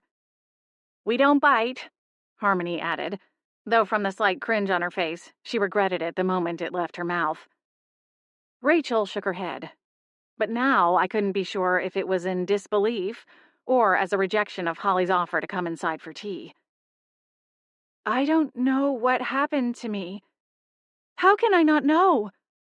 If it's what you say, and this isn't some weird dream, how could I not know that I'm dead? It's more common than you might think, Holly replied. There are several ghosts here in town, and it's kind of a mixed bag. Some remember the circumstances surrounding their death, especially if it was something they expected to happen, like a terminal illness or some other event. Others have something of a gap in their memory between their time in the realm of the living and then crossing over. How did you get here? Do you remember anything before coming to the manor? No. It's like I said. I was here a few days ago, but I was very much alive, and everything looked different. She scanned the line of houses on the other side of the street. They were far more contemporary than the historical mansion, though I didn't know exactly when they had been built. Do you remember what year it was? Rachel nodded. It's 1997. She paused, considering the group of us with a sidelong glance. Isn't it? Holly shook her head sadly, as though wishing she could tell the young woman it was still 1997, which honestly was relatable. The world seemed a lot less stressful back in those days. It's 2026, Holly said after a moment. Rachel gasped, flinging her hand back over her mouth. Wait a second, Harmony interjected. If you thought it was 1997, then you've presumably been dead for 30 years, but you don't have any memory of being anywhere else as a ghost? Harmony looked at Holly. Holly waited for Rachel to answer. It's just like I said, she insisted, her voice wavering. I was meeting my ex-boyfriend at the lookout. It was our special place. We'd recently broken up, and he left me a note, and I thought he wanted to get back together, but now I don't know what to think. She floated a few feet, then swirled around and paced back to the middle of the garden. I drove into town, parked my car, and walked up here to go into the woods. This sidewalk didn't go all the way to the end of the street, she continued, floating across the yard to gesture at the curb, then raised her hand to point out the houses across the street. And those weren't there. And then I don't know what happened after that. Holly raised a hand again. It's okay. You don't have to know everything right now. Sometimes it just takes a bit of decompressing for the memories to come back. Rachel jolted, her eyes going wide. What about my parents? What about my brother? She shimmered, winking in and out of existence, each time reappearing a little fainter in color than before. I have to see them. The trellis shook violently, banging so hard I worried the small nails holding it in place might rip out altogether. Wait! Holly exclaimed, reaching toward her. Rachel blinked out of existence then, but this time she remained gone. The night clear and quiet again, with no sign of the agitated spirit. Whoa! Valoria said. Holly turned toward her husband, her expression troubled. Are you all right, Blair? Harmony asked. We heard you scream. I folded my arms, halfway as a defensive posture, but also because it was cold, and the lightweight shirt under my thin robe was no match for the January weather. Yeah. I mean, wouldn't you? I paused, realizing that no, in fact, she wouldn't. This is all new for me, remember? Sorry. I cringed, hating the tone of my voice. It just scared me. Harmony winced. Sorry. I didn't mean to sound like I was blaming you. I was just curious how you found her is all. I tamped down my frustration. It wasn't her fault I felt completely out of my depth. I felt a chill in my room. and then I heard something raking along the side of the house. I think she was moving through the rose bushes. It just doesn't make sense. If she's been a ghost for 30 years, she should have other memories, Holly said. We're not going to figure it out standing around here, Adam said, adjusting his grip on his young daughter to more easily hold her. And someone is up past her bedtime. He playfully poked Valoria in the tummy, and she laughed. I can help, she protested through her giggle. I can solve a mystery, too. We just need Auntie Gwen, Auntie Scarlet, and Flapjack. Harmony and Holly both groaned at the last part of Valoria's request. I arched a brow. Flapjack? You really don't want to know, Holly said, rubbing her temples as if expecting a headache on its way. Come on, Harmony said, leading the way back inside. I actually wouldn't say no to a cup of cider about now. We went inside, but the chill remained in my bones long after leaving the garden behind. Chapter 7. My introduction to the mysterious Flapjack came the following morning, when I woke to the semi-transparent face of a Himalayan cat hovering mere inches from my own. You're new, the cat, or what was left of the cat, trilled, in a tone that reminded me of the Cheshire Cat from one of my favorite Disney movies as a girl, the adaptation of Lewis Carroll's Alice in Wonderland. Though at the moment the comparison was less of a childhood comfort and more of a waking nightmare. Literally. I felt the shift moments before it happened. And like someone being bodily dragged down the sidewalk, the mental fingers in my mind clawed desperately for purchase, only for a final yank to send me hurtling through the unpleasant transformation. Gone were my legs, arms, face, and hair. In an instant, I was reduced to an average-sized house cat with medium-long fur in midnight black. Fur that looked a little worse for wear, as I maintained a solitary shred of dignity by refusing to groom myself. The last time I shifted, I'd complained about the texture of my fur, and Harmony generously offered to brush me. But somehow that idea was even more horrifying than the thought of licking each strand into place with my sandpapery tongue. What the... The only benefit to this current shift was that I seemed to have turned the tables on the spectral feline, sending it recoiling away from me. The translucent cat hit the ceiling, momentarily vanishing through it, before reappearing, silvery eyes narrowed, and a full bristly tail twitching with curiosity. That was quite the party trick. What else can you do? The cat asked, floating closer, but not quite as close as he'd been. Never mind what I can do. What are you doing in my bedroom? The cat's eyes flashed with amusement. You can talk like that? How interesting. Ugh! I burrowed under the covers long enough to slip free of the tangles of my human-sized pajamas. Was this just how my life was going to be from here on out? I'd seen one ghost, so some sort of spectral dam had broken, and now I was resigned to find them everywhere? Before I could fall too deeply into the well of ramifications that fate would hold, the cat spoke again, still looking far too pleased with himself. The name is Flapjack, he said, puffing out his chest with pride managed only by cats. I am the unofficial mayor of Beechwood Harbor, which means nothing is off limits to me, including your bedroom. I frowned. Well, in my head I frowned. My cat form probably just looked constipated. Pretty sure that's not how mayors work, I told the cat. Standing at my full height, I realized the ghost cat and I were fairly evenly matched in size. Though, if anything, I had the upper hand, seeing as how I still had a corporeal form. Take the small wins where you can. What would you know about it? Flapjack asked, his tail twitching again. You're not from around here. I would remember hearing about a witch who could turn into a cat. I blinked. How do you know I'm a witch? The cat eyed me as if he'd been asked to explain a simple knock-knock joke. I just mean, I hurriedly said, most people would assume I'm a shifter, not a witch. Well, see, there's your problem, the cat said, his ghostly canines flashing. I'm not most people, am I? Well, he had me there.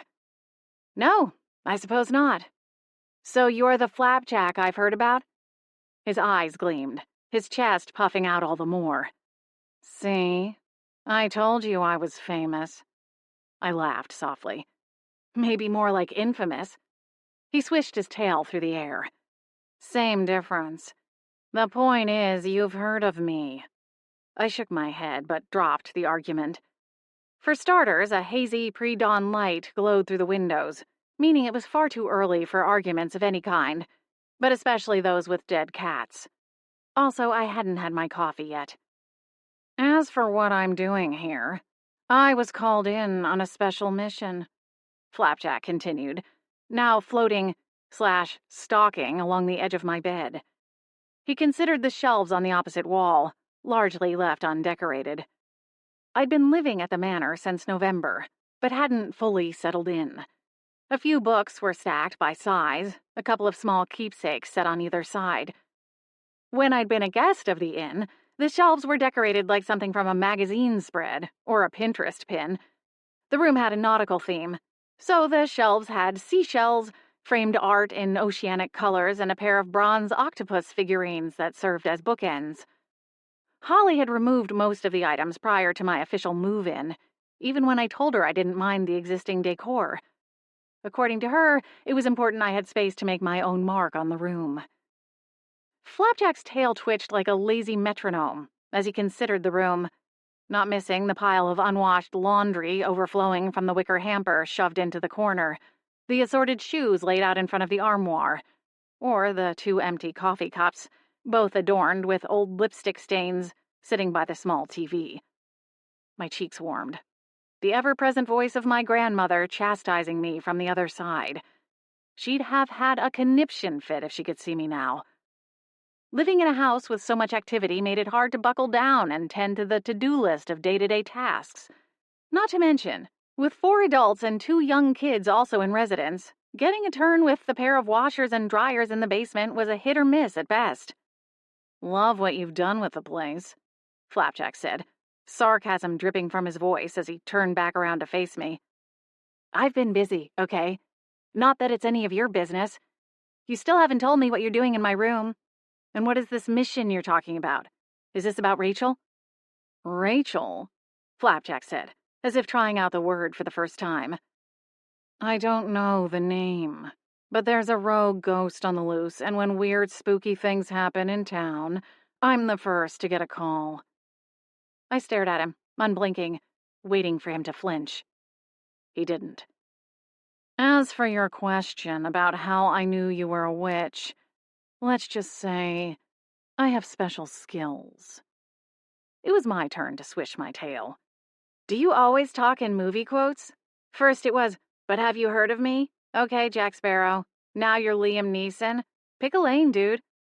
Talking to the ghost cat was every bit as aggravating as trying to get answers from the Cheshire. So I decided my best bet would be to go find Holly or Harmony, or anyone with a solid form, really. Unfortunately, Flapjack didn't take the hint and followed me from the room. During the Christmas holiday, Adam installed a cat flap in the door to my bedroom, allowing me to close the door completely for privacy, while also providing an easy out for the days when shift happens.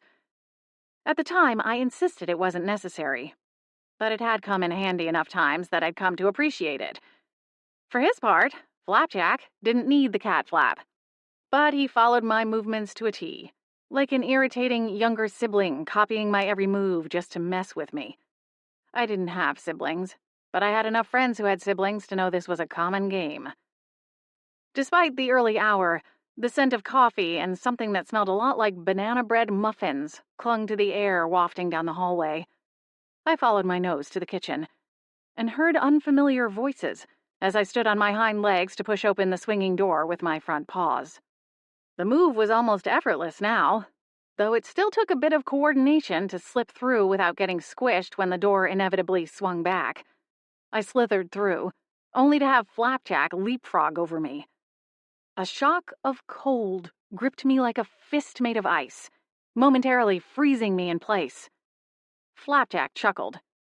Oops, didn't see you there, he said, before vaulting across the room to stand on the large farmhouse-style table where 2 others sat. following him, my gaze hitched onto the other spectral forms. This time human, thankfully. A man with a top hat and a bushy mustache, dressed to the nines, sat beside a ghost who looked like a 20-something woman from a vintage perfume ad from the 70s, with long, silver blonde hair, dangling feather earrings, and a fresh-faced approach to makeup. Holly and Adam sat in the 2 chairs at the head of the table. Harmony was at the coffee pot, still in her pajamas, a mismatched set of flannels, the bottoms printed with hammerhead sharks in neon colors, the top pastel pink with a large strawberry cupcake in the center of the chest. Apparently I wasn't the only one who needed to do laundry. "Blair," Holly said, setting down a large hand-thrown ceramic mug on the table, steam rising in billows. "Did we wake you?" Her eyes shifted toward Flapjack, who pranced along the edge of the table, his nose and tail pointed in the air like he was walking a literal catwalk. Recognition dawned, and Holly frowned. "Flapjack, I'm pretty sure I remember telling you not to bother my guests." The top hat ghost twitched his mustache, bringing to mind the image of a cartoon walrus. "Flapjack, you heard what Lady Scarlet told us before she left," he said, his voice deeper and peppered with an Oxford accent. "I say." The woman shook her head disapprovingly. "I told Scarlet she should have put you in the ghost trap. You're nothing but trouble." If Flapjack felt any shred of remorse, it didn't show. He continued strutting, sniffing at the air as casually as if he were walking through a meadow of wildflowers, without a care in the world. The top hat ghost lowered his gaze to mine and exhaled deeply. "You have my apologies," he said formally. "In the end, the responsibility falls to me. I should have been keeping a closer watch. My name is Lord Hayward Kensington II. This is my companion, Lady Gwen, and we are both pleased to make your acquaintance." Gwen nodded, sending her feathery earrings bobbing around her thin neck. "I'm Blair McGill," I said, nearly stammering the words. "And I'm not actually a cat, or at least not 100%. It's complicated." Hayward and Gwen gave understanding nods. "I hope you don't mind, but we did fill them in a little," Holly said, a tad sheepishly. "That's fine. The fewer times I have to explain it to someone, the better." Holly offered a sympathetic smile. "Want me to warm up a bit of milk?" Coffee didn't agree with me in my cat form. Yet another tragedy of the situation. Before I could answer, a timer chimed, and Harmony put down her mug, waving Holly off as the latter popped up from her seat and went to open the oven door. With a flick of magic, no oven mitts required, she levitated a silicone mold from within and sent it sailing to the counter nearest the fridge to rest on a wire baking rack. "Thanks, Harmony," Holly added brightly, taking her seat again. Harmony nodded and shuffled back to retrieve her cup of coffee. She wasn't much of a morning person either. "Hayward and Gwen are here to help us with Rachel," Adam said, as he pulled out the chair beside him, opposite from Gwen. Gratefully, I hopped onto the seat. "We've dealt with our fair share of ghosts, but it's always nice to have experts in the field," he added, with a smile toward 2 of the 3 ghosts at our table. "Exactly as I already told her," Flapjack interjected. He made his way to the French doors leading to the back deck and was sniffing around the ceramic dishes Holly left out for Boots, though the large orange cat was nowhere in sight. I assumed he might be upstairs with Valoria. He was Holly's familiar, but the bond between him and Holly's oldest child was undeniable. He followed her around the way a guard dog watched over a flock of sheep, always keeping a wary eye out for trouble. And in return, Valoria made sure to sneak him a myriad of treats and snacks whenever the opportunity presented itself. "Maybe I'm missing something here?" I began cautiously. "But why do we have to do anything? If ghosts are just a normal thing, then why are we worried about it?" When everyone stared at me, I quickly amended to add, "I mean, she's fine, right?" "Where did you find this one? She's a riot." "Flapjack," Gwen warned. "Blair is relatively new to the magic world," Holly explained patiently. Afterward, she flashed me a sympathetic, almost embarrassed smile. "It's not a bad question." There's no such thing. In this supernatural world, ghosts are fairly common. It's sort of like what you see in movies or TV shows, usually involving people who pass away with unfinished business. Or they might have some type of mental block, be it fear or anxiety, or a reticence to leave behind their old life or loved ones. Normally, when someone dies, their body and spirit separate, with the former staying in this realm, the latter meant to move on to the next. But for some, it's like they hit a metaphysical wall, and the spirit part gets caught in something of a limbo.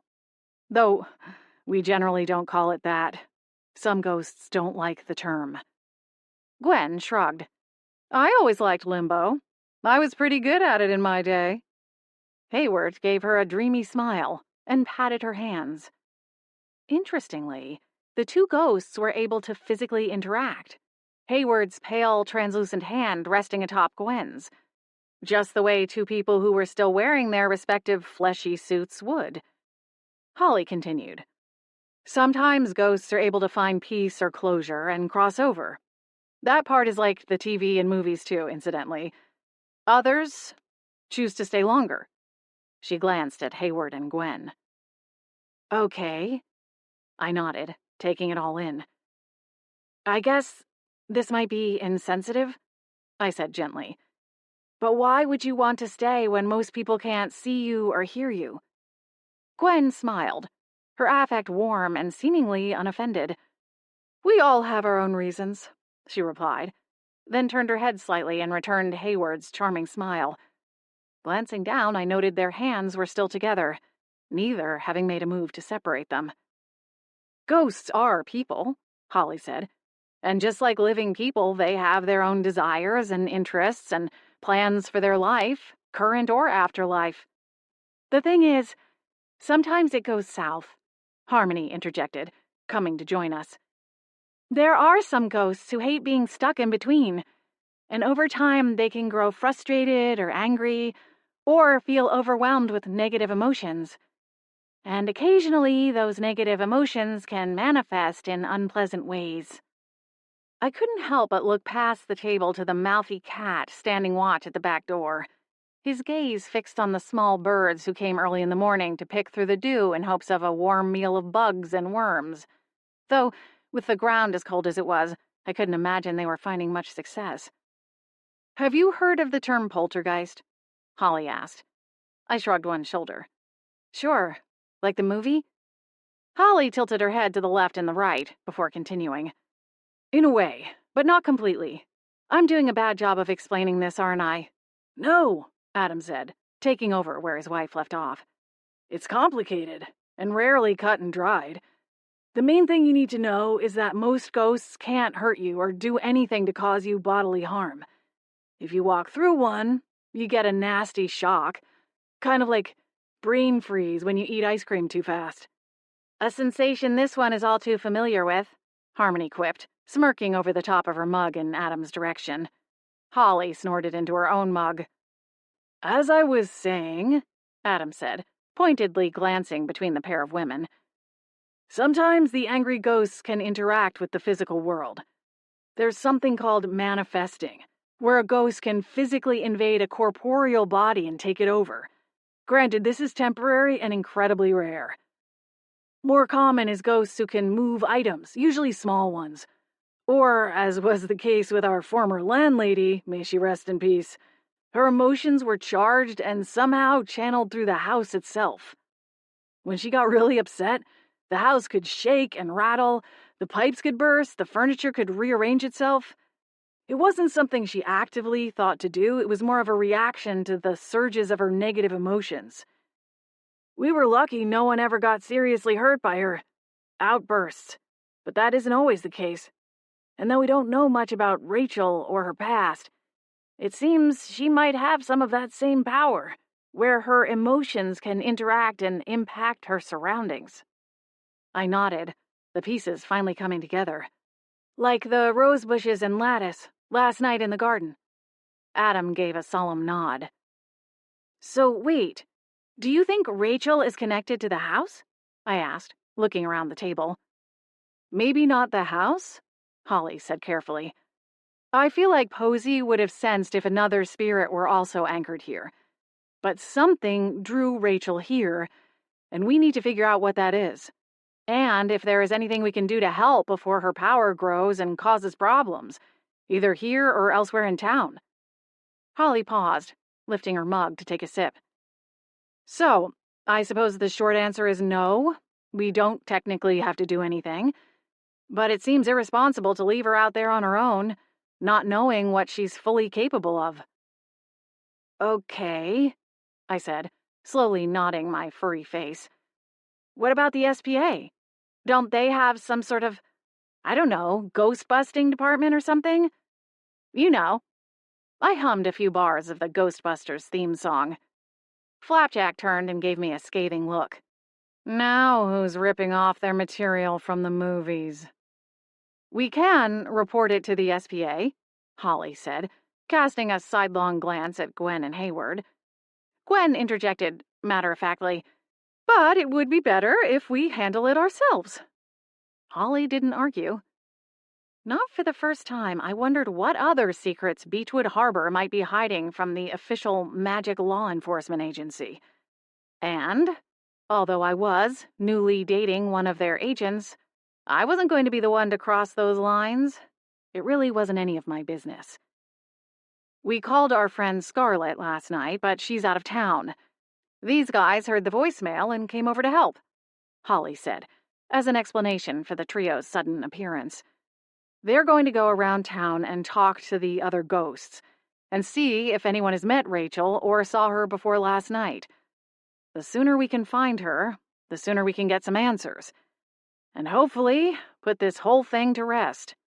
No pun intended, Flapjack said dryly, flapping his tail as he once again sniffed around Boots's dish. Holly sighed, scowling at the cat. I already told you I'm not opening a can of cat food for you. She waved a slipper-clad foot in the cat's direction. Not that it seemed to do much good. And here I am volunteering to help you, Flapjack sniffed. Oh, come off it, Flapjack, Hayward said. We all know you can't resist sticking your nose where it doesn't belong.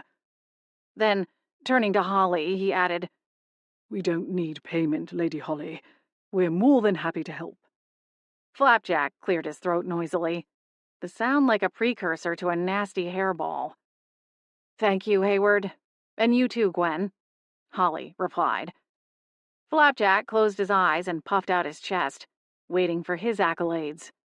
Holly fell silent and sipped her tea. Chapter 8. After the ghosts left on their mission to find Rachel, I returned to the warm and ghost cat-free safety of my bed to get another hour of sleep. When I woke, I blessedly found arms and legs tangled in the sheets and cast aside jammies, and hurried to get ready to go into the Seattle Haven for a day of work at the apothecary. I must say you're handling this whole breakfast with the dead thing pretty well, Harmony said, as we stopped outside the back entrance to the Starfire apothecary. With a twinkle of her fingers and a series of specific gestures, the lock released and she opened the door. I think you're forgetting the part about how I had to eat my scrambled eggs without a fork, I replied, my voice dry as I followed her inside. At least Holly served me on a proper plate and not a cat dish. Another wave of her hand and the lights flipped on. The storeroom was kept neat and organized, everything in its proper place, except for the workbench, where Holly and Harmony brewed their multitude of potions. They did their best to clean it up each night, but I've learned with potion work, some brews simply take longer than others. Since neither of the two witches welcomed the idea of staying overnight, certain ingredients were left out or set up in some kind of magical crock-pot situation where potions could continue to brew without risk of lighting the entire strip mall on fire. Since the one-day sale had knocked out a good chunk of the overstock, the storeroom looked even more sparse as we stepped inside and began disentangling ourselves from our rain-splattered bags, coats, and scarves. I wouldn't worry about that, Harmony replied, tugging off a pair of black gloves. Besides, look how fast you changed back. I think that must be some kind of record, don't you? Maybe, I said, as if I hadn't been timing it for myself. Harmony was right. My little power nap technique had worked in the past, but never after such a short duration. It's all coming together, Harmony continued, striding across the room to hang her coat and purse on one of the pegs mounted to the wall by the door, beside the mini-fridge and coffee machine. And hey, now you've had your first ghost encounter, so you can check that off your bingo card. Yay for milestones, I said, twirling one finger in the air. Harmony quirked one well-manicured brow at me, the pink streak arching. Okay, what's up? You've been down all morning. Was it something Flapjack said? He can be a real pill. I wouldn't take anything he said to heart. No. I guess the whole experience just dredged up more questions for me is all. Anything I can answer? I don't know. I hesitated, my thoughts still jumbled and uncertain. I guess I'm just not sure why I haven't seen a ghost before. I mean, it makes sense why I never saw magic before. I've led my whole life in the so-called human world where magic is purposefully kept out of sight. But ghosts don't have to stay in certain areas like the Havens. There's at least 3 running around Beechwood Harbor right now, so why haven't I ever seen one before last night? I frowned, as even darker thoughts percolated in the back of my mind. Harmony hummed. It's a good question. I wish I had the answer. Maybe it's something to do with the way your magic was blocked? If what Esmeralda said is true, and the Fairy Godmother Guild were the ones to block your magic powers, maybe that also shut off whatever it is that enables us magic wielders to see into the spirit world. Maybe it's part of the package somehow. She wrinkled her nose, clearly unsure of her own theory. Exhaling, I dropped into one of the chairs gathered around the table where employees could eat their lunch or take a coffee break. My rear end landed hard in the chair, and I sagged forward onto the table. I think part of this goes back to my grandmother, too. I started wondering if maybe she's still here. As a ghost, I mean. Maybe she's out there somewhere, looking for closure, and I just couldn't see her before. We always had a rocky relationship, and I guess part of me wonders if maybe I'm holding her back from crossing over and being at peace. The idea never occurred to me before, but now that I know it's a possibility, I can't get the thought out of my mind. Harmony crossed the room and placed a hand on my shoulder. Oh, Blair. I'm so sorry. That's really heavy. I wish I had the answers for you, but unfortunately there isn't a directory of all the active spirits. My heart sank further. I mean, sometimes ghosts hang around a place that was important to them, like Posy, our former landlady. Her spirit was kind of tethered to the manor, due to her history with it when she was alive. It was also not too far from where she ultimately died and turned into a ghost, although I'm not sure that part is essential. Harmony frowned, her lips twitching at the corners as if deliberating whether or not to continue speaking. I glanced up at her, silently offering an encouraging look. Well, take Hayward for an example. He died at the Vienna Opera House back in like the 1800s or something, but for whatever reason he never crossed over. Then he met Scarlett while she was traveling through Europe. He liked the idea of traveling and asked if he could join her. She agreed, and the rest is kind of history. He's traveled quite a few places with her, and ultimately followed her to Beechwood Harbor when she moved here and opened her flower shop. I don't know where Gwen died, or if there were any special locations for her to bond to. And Flapjack, well, Flapjack seems like he's bonded to Scarlett. I sometimes wonder if, after she passes on, he will too. Harmony shook her head and flicked her hand. Sorry, that's kind of a morbid thought. It's okay. I don't think it's morbid, it's just the reality. But you're right, a little heavy, especially before we've even had our second cup of coffee. I tried to smile, but it came out more like a grimace. If you want help looking for your grandmother's spirit, I'm more than happy to do what I can. Thanks, Harmony. I think I might need more time to think about it. This is all really fresh. She squeezed my shoulder and gave an understanding nod, before pushing up the long sleeves of her lightweight sweater and approaching the workbench, with the determined look she always got when brewing potions. It was one of the things I appreciated most about Harmony. She was the kind of friend who would always be there, but she also had a sense of when to give you space. I think I'll go out front and see what we missed last night. Then I can come help you bottle up whatever is ready to go. Harmony smiled in my direction. Sounds like a plan. Jewel should be here any minute to help out, too. Maybe we'll send her on a coffee run. She winked. I smiled. I hadn't been working at the apothecary for very long. but there was a certain routine to it that was fairly easy to pick up. I still didn't have all the answers to every last customer question, but I knew the main ones.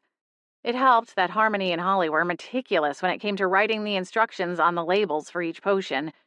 It was amazing how often the answer was right there, staring up into the customer's face, if only they would slow down long enough to read the instructions. But then, that was not a problem unique to the magical world. I'd worked enough retail to know how often people disregarded obvious rules and signage. I swept the floor, ensuring nothing had been missed the night before, set up the cash register for the day, then used glass cleaner to remove smudges from the front window and the pair of glass product displays containing some of the more expensive salves and tinctures, before working to polish the mirrors by the beauty potions.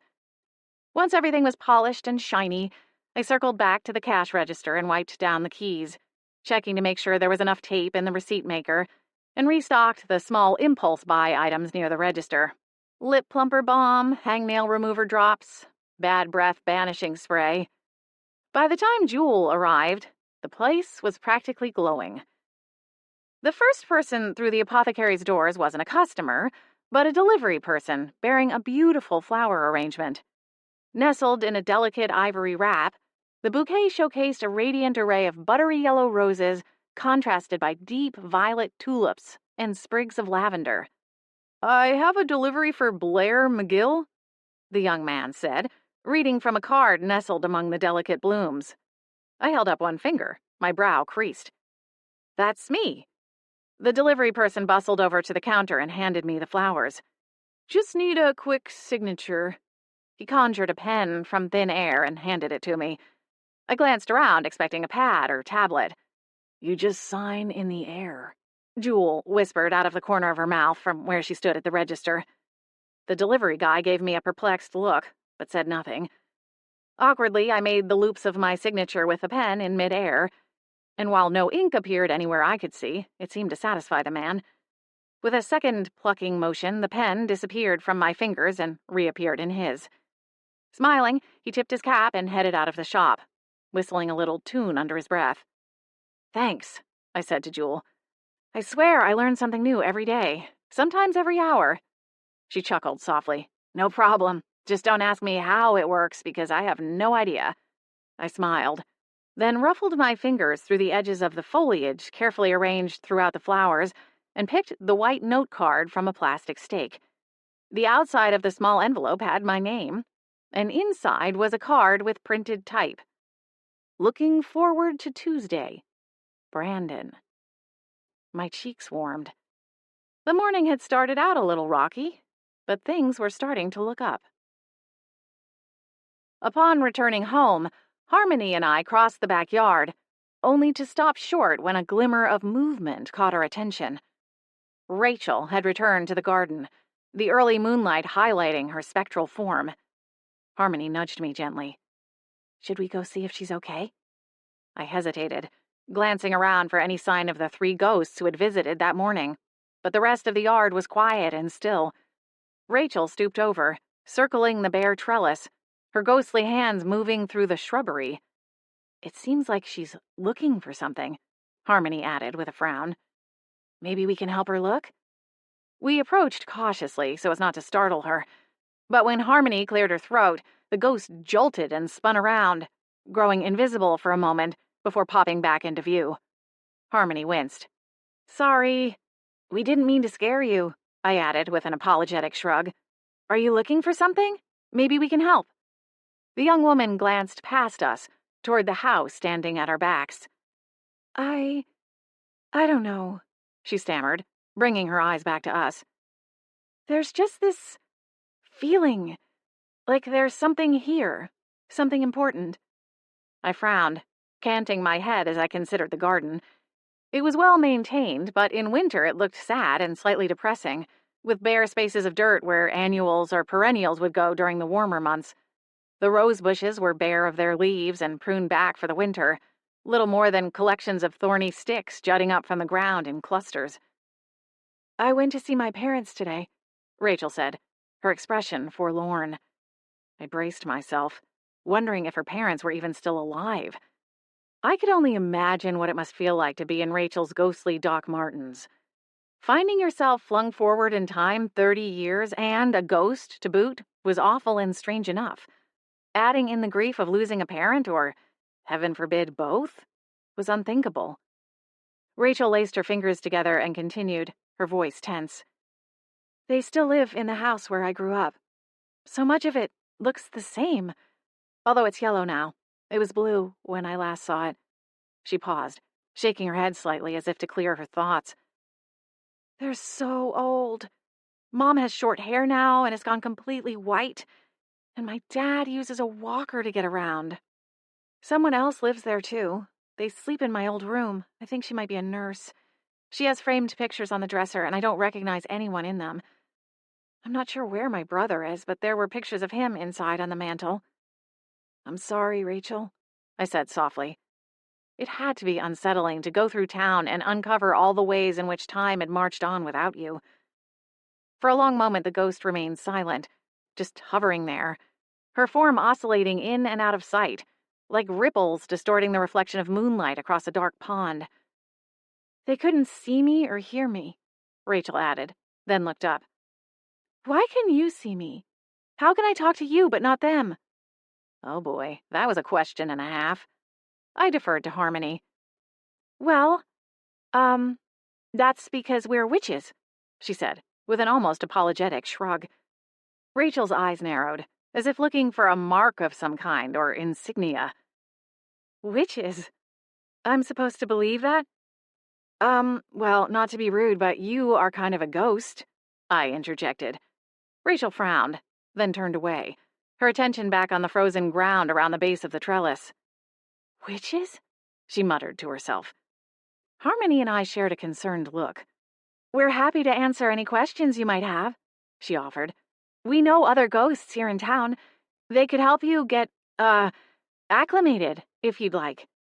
Rachel was silent for so long, I thought about grabbing Harmony's sleeve and tugging her back toward the house. Then Rachel spoke, her voice thin and tired. I don't know what I want, she said, the words almost a sigh. This all seems so big. Like no matter how hard I try, I can't fully get my arms around it. She sniffled, and a single silver tear streaked down her cheek. What will happen to them when they die? Will they be like me? Will they be able to see me then? Could I hug them? There was a bit of strangled hope in her voice, suggesting that while she didn't want her parents to pass away, a part of her couldn't help but wish to be reunited. I looked to Harmony, not knowing the answer myself. I wish I knew, she said. I guess I meant we could help more with the here and now of things. So, you don't know what happens after? Rachel asked. Not really, but I have seen a ghost cross over. 2, in fact. Emotion played across Harmony's face, her eyes growing wistful. It seemed really peaceful and wonderful. Rachel considered this, her expression guarded. Earlier, it seemed like you were looking for something, I prompted, gesturing briefly at the ground. Is there something specific? Maybe we can help. That's the problem. I don't know. Rachel shook her head, her gaze raking over the cold earth. But after spending the day walking, or rather floating around town, something dragged me back here. It's like this place is some kind of beacon. Do you think that means something? Harmony bent over and started rooting through the underbrush at the foot of the trellis.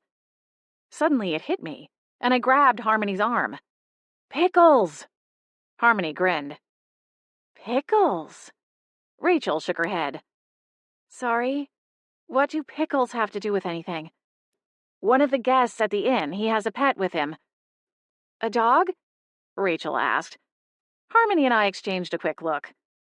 He's mostly a dog, Harmony said. Rachel frowned. He was out here yesterday morning digging. He got a link in a chain from a bracelet snagged on his tooth.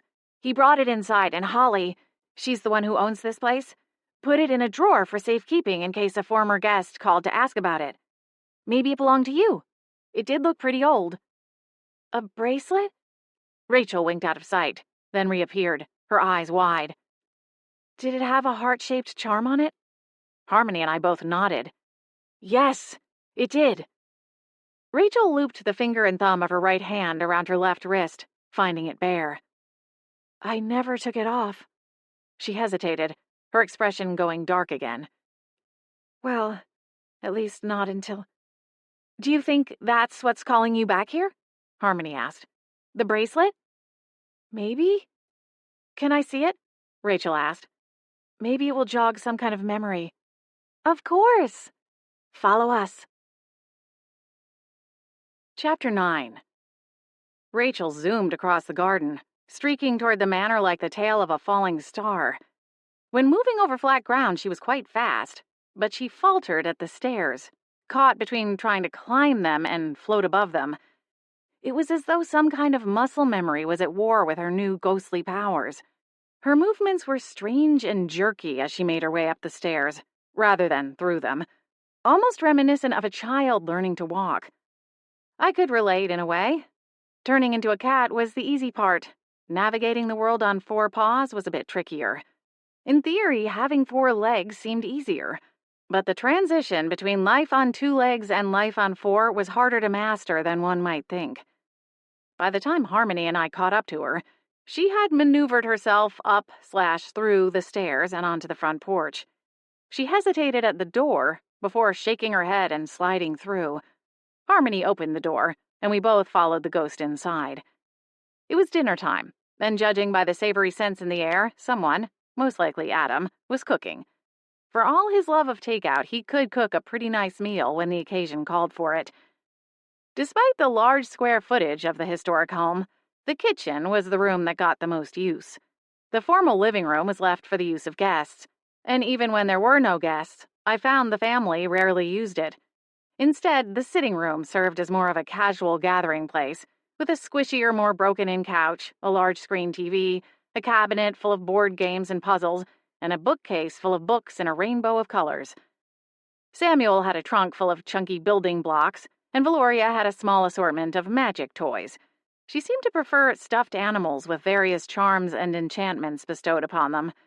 Her favorite, at least for the moment, was a white-spotted owl with working wings, dressed in a jaunty little scarf. With a word of enchantment, the stuffed bird would flap its wings and even take flight for a few seconds. Still, the kitchen was more of a gathering place, and oftentimes the toys and books ended up there anyway. Rachel hesitated in the living room, glancing around at the polished wood floors, the details carved into the mahogany trim, the ornate sconces and flourishing houseplants, and the thick rugs that looked both expensive and homey at the same time. Harmony took the lead, stepping around the ghost, careful not to pass through any part of her. With quick steps, she walked through the formal living room and bypassed the archway to the dining room before placing one hand on the swinging door barricading the kitchen. Voices and laughter carried from the other room, even before Harmony opened the door, and Rachel faltered. She twisted her fingers together, her teeth working at her lower lip. "We'll wait here," I told Harmony. Rachel's shoulders sagged with relief, and she glanced at me. "Is that okay?" Harmony gave an understanding nod. "Of course. I'll go grab the bracelet." Harmony disappeared into the kitchen, a fresh wave of savory scent coming from beyond as the door swung closed in her wake. My nose twitched. Definitely something with garlic. Rachel looked around again. "This place is huge, even bigger than I imagined." "I think it has to do with the magic," I said.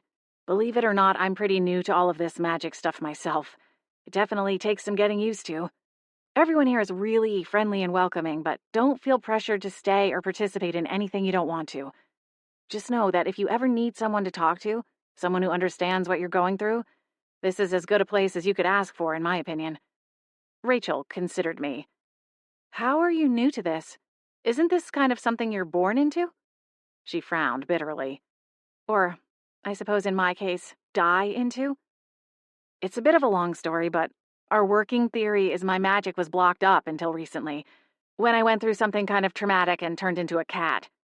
Rachel's eyes went wide. I chuckled softly and nodded. "I know. Surprised the heck out of me, too." I shrugged. "Anyway, I'm some kind of witch, but still trying to pin down the specifics. It's why I'm staying here, actually. Holly, Harmony, and the rest of them are all trying to teach me how to navigate this new world I'm suddenly a part of. So that's what I mean when I say I can relate. Wow. Rachel breathed. Or at least, it looked like she breathed, though that wasn't quite the accurate word for the movement of her chest. Perhaps it was another old habit, like walking and climbing stairs. What did the manor look like from your time? I don't know much about the history, but it used to operate as something of a halfway house for paranormal beings who, for one reason or another, were no longer living in the magic world. Well, I never saw the inside, but the outside didn't look as nice as it does now, Rachel began, floating past the couch to get a closer look at the framed artwork over the fireplace. It featured a painting of the manor's original owners. It didn't look run down or anything, she clarified, glancing over her shoulder at me. It just didn't look homey, I guess is the best way to describe it. The grounds were maintained, but there weren't as many plants. The garden out there was pretty rough and overgrown. I saw people coming in and out occasionally, but never any cars. And of course, there were the rumors it was haunted. Sometimes kids from school would come out here at midnight and dare each other to look in the windows or ring the doorbell and run away before anyone came to answer it. Some people said the ghost of an old woman showed up in the forest sometimes, and on clear nights you could hear her crying echoing through the trees. Rachel shook her head. It's kind of ironic, I guess, but I never believed in any of that stuff. I smiled and slipped my hands into the front pockets of my coat. Sounds familiar. I was the same way. I was always so logical. Good student, book nerd, president of the debate club. She smiled, her eyes growing distant even as she continued staring up at the painting. I wanted to become a journalist, or a world news reporter. Something to get me out of this town. I wanted to see the world. She dropped her train of thought as she continued floating through the room, perusing the gallery of framed art hanging over a sideboard table, stocked with glasses and other items one would expect to find on a bar cart. The artwork depicted various landscape scenes from around Beechwood Harbor and the greater coastal region, painted in a variety of styles by local artists. A small black paper hung underneath each frame, embossed with gilded lettering to give the artist's name. It was just one of the small ways the couple included the town and its legacy in their business. Well, I guess maybe there's a silver lining in all this, I said gently. You don't have many limitations now. You can travel just about anywhere you'd like. If you want, I can introduce you to a ghost I met this morning. It sounds like he has some experience. Rachel nodded, but it was hard to say whether she was entertaining the idea or just humoring me. Before I could ask Rachel a follow-up question, an attempt to gauge whether I'd made a misstep, Harmony returned. Here it is, she announced, raising one cupped hand. Rachel's form quivered, pieces vanishing and returning, before she pulled herself together, literally, and moved closer to Harmony to inspect it. That's it, Rachel said. She attempted to touch the bracelet, only for her finger to pass through it and Harmony's hand. Harmony shivered, but said nothing. It was a gift from my... She broke off, her expression rearranging from excitement to regret. Well, I suppose he's still my ex-boyfriend, though I thought we were about to get back together. His name is Sean Harrington. Rachel stared down at the bracelet nestled safely in Harmony's hand. He gave it to me on our 1-year anniversary. I was going to marry him. I'm so sorry, Rachel, Harmony said. Rachel nodded, though her expression remained unchanged. We can't change the past, but maybe we could at least help you figure out what happened to you. I spoke, stepping a little closer. How you ended up here. Harmony nodded, but then added, Of course, it's okay if you don't. This is all still really new. Rachel considered this for a long moment, her teeth running along her lower lip once more. Finally, she looked up from the bracelet, her eyes silver and glossy. You really don't mind helping? Of course not. It would be our pleasure. She nodded again, this time more shakily, her voice quavering as she continued. It's worth a try, right? I could think of it like research for an article. Only about me, I guess. Anything is better than spinning my wheels. Every other thought is some new theory, and I'm just jamming ideas together, trying to make it fit. But I'm not getting very far. And I don't think I can make a decision about... Well, about eternity until I know what happened in the past. Does that make any sense? She grimaced. I'm babbling. Harmony smiled gently. No, you're not. It makes perfect sense to me. Where should we start? I asked, looking equally at Harmony and Rachel. Are you allowed to talk to my parents on my behalf? Harmony's smile wavered, her blue eyes sliding toward me. Do you think they're the kind of people who are open to ghost stories? I asked. Rachel frowned, her brows drooping as she shook her head. No, they're pretty pragmatic, which makes sense considering I am too, or was. You're still you, Harmony interjected softly, her hand reaching out but stopping short of touching the ghost's shoulder.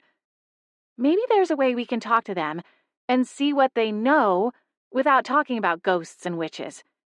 Tell you what, give us tonight to think about it and come up with a plan.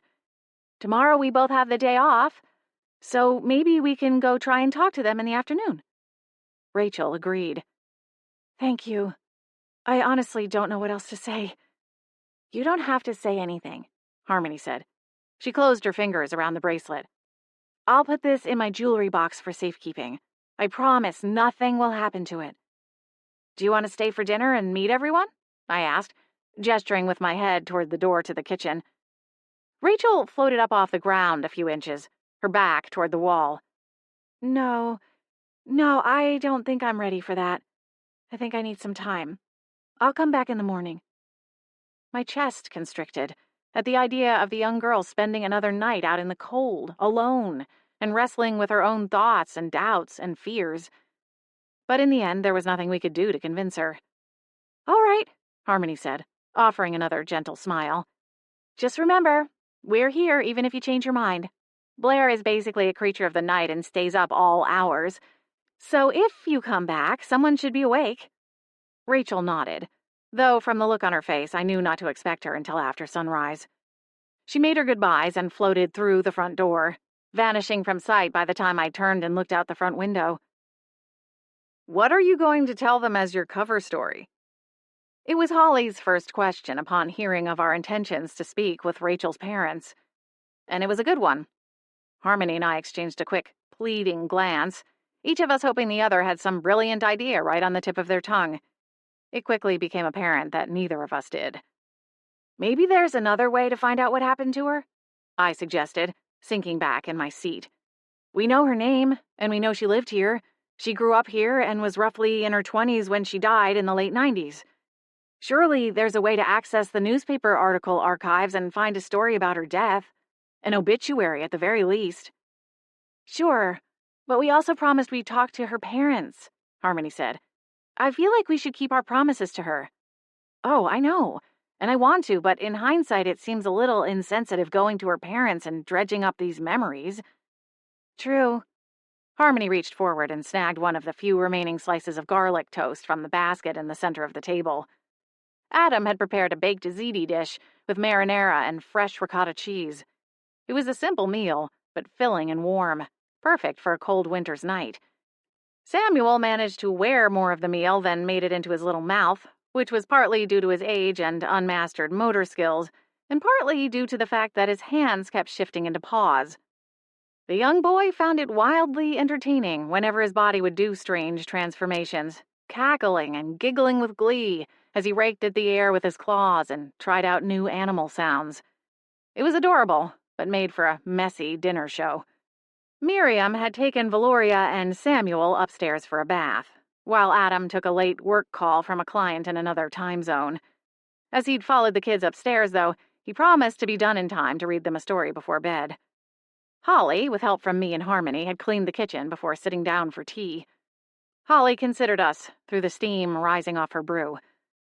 As a parent, I doubt thoughts of their daughter are very far from their minds, even after so many decades have passed. My mind drifted, following a faint tickling sensation to a memory from Rachel's visit. My eyes widened as I straightened in my chair, shot through with fresh enthusiasm. What if it were more of an interview? Harmony and Holly frowned, their expressions eerily similar, though I suppose that was bound to happen after so many years spent living and working together. They weren't related by blood, but in a lot of ways they were like sisters. Like, pretend we're with the Harbor Herald? Harmony asked, the wrinkle across the bridge of her nose showing her opinion of the suggestion. No, I hurried to say. Nothing like that. I don't want to lie about who we are or what we're doing. But the inn has a lot of little touches as an homage to the town, like the local art in the living room, for example. What if we did something of a memorial to notable people in town who have passed away, especially those who passed away before their time, like Rachel? That way we don't have to lie, and we can hopefully get an interview with Rachel's parents. On top of that, we could put together a book or a section of photographs to tell the story of Beechwood and its people. Holly's green eyes sparked as she nodded. You know, that's actually something Adam and I have talked about before, but it's one of those projects that gets shoved to the back burner. We wanted to start with Posey and Earl, the town founders, and kind of work our way to the present. It would be a massive undertaking, but it could be something really special to share with our more history-minded guests. Harmony's brows raised as she nibbled the corner of her now cold garlic bread. I like it. And it softens the conversation a bit if we're coming to talk to them as a way to keep Rachel's memory alive. That's a much more pleasant framing. Perfect, I nodded, allowing myself a moment of self-satisfaction. It was amazing what getting 8 hours of sleep on the regular could do for one's cognitive powers. We sipped our tea, and the conversation moved on to talk of the 2-for-1 sale and Valoria's latest antics at school, before circling back to the topic of ghosts, when I asked what happened to Gwen, Hayward, and Flapjack. They were supposed to be out looking for Rachel, but she found us before they found her, I said. Harmony laughed. I can almost guarantee that Flapjack got distracted by something fishy, which then led to Hayward scolding him, which then turned into a full-blown argument between the two. Gwen probably got fed up with the pair of them and went off to the salon to get the daily dish, and by the time she finished circulating whatever rumors are churning through the mill today, Hayward and Flapjack were probably distracted, the errand all but forgotten. Holly snorted. That's exactly how I pictured it. Without Scarlet here to keep them in line, things quickly go off the rails with those three. They mean well, but just like us living folks, they have their shortcomings. I nodded, thinking to myself for a moment. Was there something you wanted to ask them? Holly asked, picking up on my sudden silence. I don't know, I answered honestly. It's probably a long shot. What is? I was wondering if maybe they might be able to track down the spirit of my grandmother, assuming she's even around still. I was just thinking about how it seems like ghosts talk to each other and have their own social network. I shook my head, like the clearing of an Etch-a-Sketch. Tacoma is probably too far away, though. And like I said, I don't even know if she is a ghost or not. Harmony reached out and squeezed my arm, careful to use the hand not covered in melted butter and garlic spread. It's not a bad idea, honestly, and I'm sure they wouldn't mind. But like Holly said, those three work better under strict supervision, so it might be best to wait until Scarlet gets back in town. Alternatively, you could go to Costco and buy an entire case of tuna fish cans and promise one to Flapjack for each lead he finds. She smiled gently. Might be an option. I smiled absently. I'll think about it. Chapter 10. Rachel met us the following day, and we explained our plans to her while waiting for the car to warm up. Harmony didn't own a car and took Holly and Adam's SUV on the rare occasion she needed to drive somewhere in town. With the portal to the Seattle Haven in the inn's backyard and most errands in Beechwood Harbor within easy walking distance, it wasn't often that anyone needed to use the car. But Rachel's parents lived a few miles away, and it was barely 40 degrees outside. At least with Rachel's incorporeal form, Harmony and I didn't have to wrangle the car seat and booster chair out of the back seat, a task neither of us child-free ladies was likely to accomplish with much grace. It sounds like a great idea, Rachel said, but you shouldn't feel pressured to make a memorial to me just for this. It's not like I wrote some Pulitzer Prize-winning piece or went to the moon or anything. For the first time, a subtle smile tugged at the corners of her mouth. That's not really the point of the memorial, Harmony said, running her gloved hands over the air vents, though they still spewed cold air. It's more about celebrating and remembering the people of Beechwood Harbor. I know you mentioned wanting to travel, but do you think you would have lived here in town? I asked, regretting it almost immediately as Rachel's smile faded. Sorry, that was insensitive. I wasn't thinking. It's okay, Rachel said. She sat between the booster seat and Samuel's car seat, her form jutting through both of them, though it didn't seem to cause her discomfort. She twisted her fingers together in her lap, staring down at them as she spoke. I probably would have. I went away for college, but then moved back here afterward. I wanted to write for a big paper in a big city and travel, but those kind of jobs seemed like a lottery, so there's no guarantee it would have happened. And then there was Sean. His family ran the seafood processing plant here in town, and he was supposed to take over when his dad retired. She scoffed softly under her breath before adding, although, if I'd lived and published my article about them, I doubt they would have supported my relationship with Sean. Harmony and I exchanged a glance across the center console. Come again? Harmony said, taking the words from my mouth. You were writing an article about your boyfriend's family?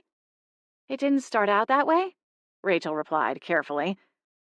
I was investigating the illegal dumping of toxic waste and chemicals into the harbor, and it led back to the Harrington's plant. Did Sean know you were looking into his family business? I asked. Not at first. I was working on the article when we first met. I was out at the harbor, off the marked trails.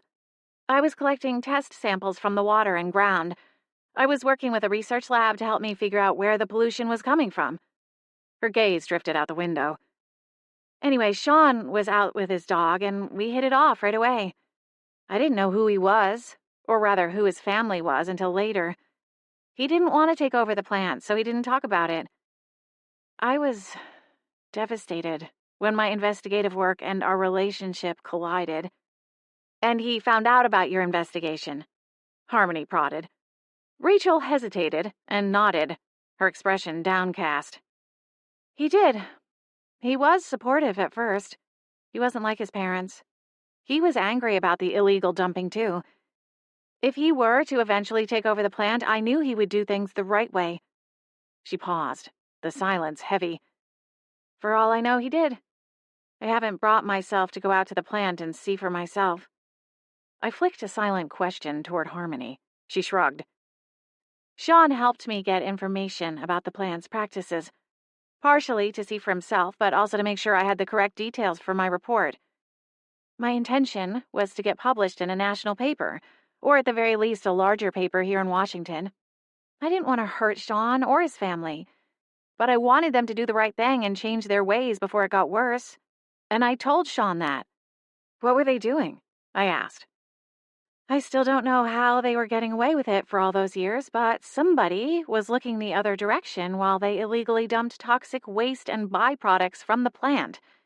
It saturated the ground and ran off into the harbor, killing wildlife and destabilizing an entire ecosystem. That's awful. Rachel nodded, her expression a stony mask, filled with regret and disappointment. Sean told me he would work to change things from the inside, but I couldn't wait for him to be the one to take over, or to somehow convince his family to do the right thing. It would have cost them hundreds of thousands of dollars. When he read the article, we had a big fight. He was upset that I didn't trust him to fix things on his own, and accused me of trying to ruin his family. I didn't name him in the article, but he insisted that as soon as his parents read it for themselves, they would know he was the one who gave me the inside information, and he would likely lose his entire inheritance. A flicker of anger crossed Rachel's delicate face before she continued. I got mad. I told him he was choosing money over doing the right thing, and placing his family above our relationship, our future. We argued, and eventually broke up. My heart went out to the young woman. For all her protests, it was evident Rachel was more than worthy of being part of the planned memorial at the inn. That must have been so scary, I said. Was he going to tell his family about the article? Rachel shook her head. He said he wouldn't, but he wanted me to take out some of the more detailed infractions, to give him a bit of a shield. Did you? Harmony asked. We were still idling in the driveway, but it seemed Harmony had temporarily forgotten about our intended errand. I hadn't decided yet, Rachel said sadly. I never got a chance to submit the article. At least, not that I remember. I guess there's a chance I did, and maybe that part of my memory is missing. But my gut tells me I never did. We sat in silence, the weight of Rachel's untimely end seeming all the heavier. "I'm sorry, Rachel. You deserved better." Harmony nodded. "I can't say for sure, but I don't think there is a seafood plant in town anymore. At least not one that I've ever seen. Beechwood is more of a tourist town these days. A lot of the landmarks and old buildings have been converted into more tourist-friendly attractions or expensive beachfront homes or condos." "Well, at least that's some bit of good news today," Rachel said. Harmony slid the car into reverse and eased out of the driveway. "Let's go see if we can find some more. Maybe your parents can tell us if your article ever got published." Rachel's childhood home was a ranch-style home in a well-established neighborhood several miles from downtown Beechwood Harbor and the various beach access points. The smell of salt lingered in the air, but there was no water view, and aside from the briny scent, there would be no differentiating between their neighborhood and most American neighborhoods in upper-middle-class areas. The houses were a mix of styles and colors, some heavier on the yard ornaments, while others had more neat and minimalistic landscaping, while still others looked a little worse for the wear. It wasn't a neighborhood governed by the iron fist of an HOA. Rachel's parents' home was painted a sunny yellow, with ivory trim, that made me think of sunny-side-up eggs. A short white picket fence bordered the front yard, with shrubs planted along the driveway's edge. A large window beside the front door revealed a pair of cozy upholstered chairs, and an elderly woman with short white hair sat in one, a paperback in one hand as she sipped from a mug. We exited the car, and Rachel surged closer to the window. "That's my mom, Rita," she supplied. "My dad, Ben, is probably inside making their lunch. That was one of the promises he made to my mom. He said when he retired he'd make her lunch every day, to pay her back for all the mornings she got up early to pack his lunch before he left for work." A watery smile crossed her face, and she slipped through the front door. "Sounds like couple goals, if you ask me," Harmony said, taking the lead as we walked up the driveway. "Are you ready for this?" I asked her. The plan had seemed so simple when talking about it in theory, but now, standing on the couple's welcome mat, my nerves flared, wiry and jittery. "Maybe we should have done some more research before coming here," I said, picking nervously at the underside of my sapphire ring with my thumbnail as my hands balled together at my sides. "We don't even know how she died. We're supposed to be asking questions for her memorial. We should at least know the basics, don't you think?" I resisted the urge to flatten a palm against my forehead and hide my face. "Don't worry about it," Harmony said, with her signature casual confidence. "We'll wing it. We know Rachel, and she's here with us. She can help feed us information. Well, except for the whole how she died part, I suppose." Harmony scratched her chin. Before we could deliberate further or make a break for it, Rita turned in her chair, likely overhearing our voices through the storm window, and jolted, nearly splashing some of her beverage down the front of her pastel sweatshirt. Harmony waved. I gulped. A moment later, the front door opened, and Rita appeared, a pair of spectacles perched on the tip of her nose. A nose that looked nearly identical to her daughter's. "Can I help you?" Her voice didn't hold any note of hostility, but there was something to it that lent an air of suspicion. "Listen, I don't mean to be rude, but if this is a sales pitch for carpet cleaning, we already told the last gals we ripped all the carpet out of this place years ago and haven't looked back. There's nothing for you to clean." "Oh, no, nothing like that," Harmony assured her. "We are from the Beechwood Inn," she continued, widening her smile. "Or, as you may know it, the Beechwood Manor. It's been converted into an inn for some time now, and we work there." "I'm familiar," Rita said, her suspicion giving way to curiosity. "I've never been inside. It was always closed to tourists, which I thought was a real shame. A missed opportunity." Of course, if she knew the truth about the manor's purpose over the decades, she might agree that keeping tourists and locals at arm's length was, in fact, the right decision. "That's something we should think about doing," Harmony said, glancing toward me. I nodded. "An open house?"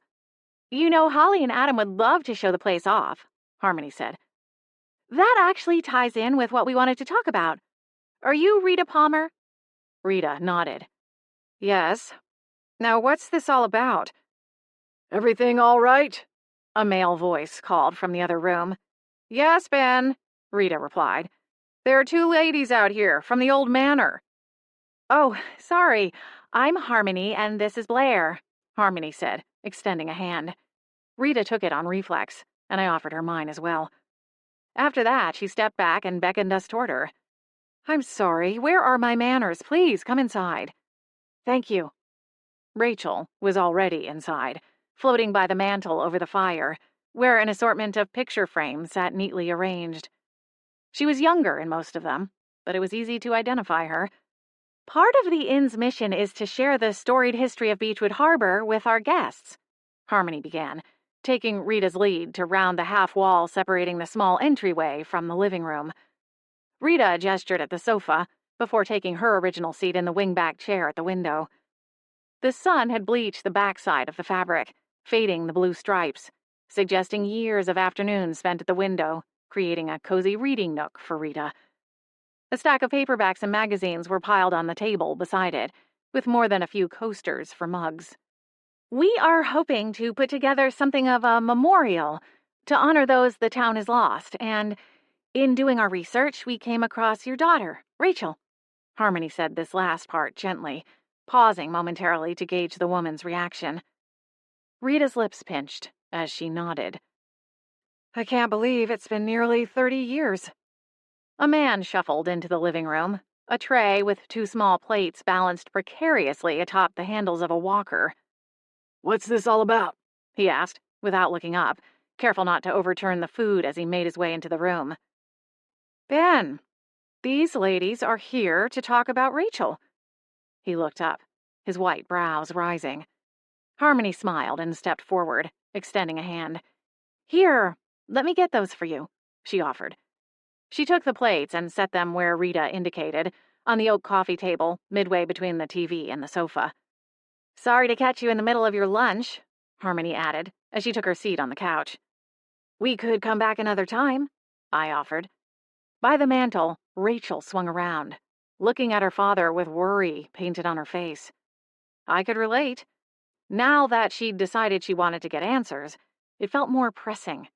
Any sort of delay would feel disappointing. Ben paused his shuffling long enough to flap a hand in Harmony's direction. Oh, don't worry about that. It's just pastrami. It will keep. They work up at the Beechwood Inn. You know, the old manor, Rita explained. They're making some kind of memorial, and they want to include Rachel. Isn't that nice? Ben smiled. It was the heart-wrenching smile of an old man who'd seen so much of life, both happiness and sorrows. It had weight, meaning. My heart clenched. I'd never met my father, and had only the barest scraps of information about him. It was hard not to wonder if, in another life or another arrangement of this life, I might have had a father who would smile at the sound of my name. I quickly suppressed the question, and its yearning for an answer, and shifted my attention back to the matter at hand. Well, that sounds like a very nice thing, Ben said, easing into a reclining chair. His movements were stilted, suggesting tight muscles and achy joints. He exhaled softly as he sank into the chair, and pressed a button to raise the footrest. Only then did he flinch. Bah! I forgot the tea. He started to lower the footrest, the electric motor whirring to life again. Rita got to her feet. I'll get the tea. Should I bring some for you two as well? Harmony and I both declined, politely.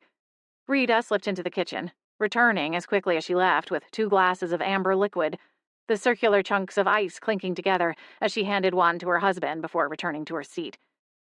Our Rachel was young, too young when she passed, Ben said after taking a sip. It would be nice to have her memory carried forward, especially now that Rita and I are getting up there in age. Rachel looked on the verge of tears. Oh, Dad. Of course he couldn't hear her. What would you like to know about Rachel? Rita asked. So much of it was covered in the paper after the accident. Accident? Ben snapped, his face suddenly stormy.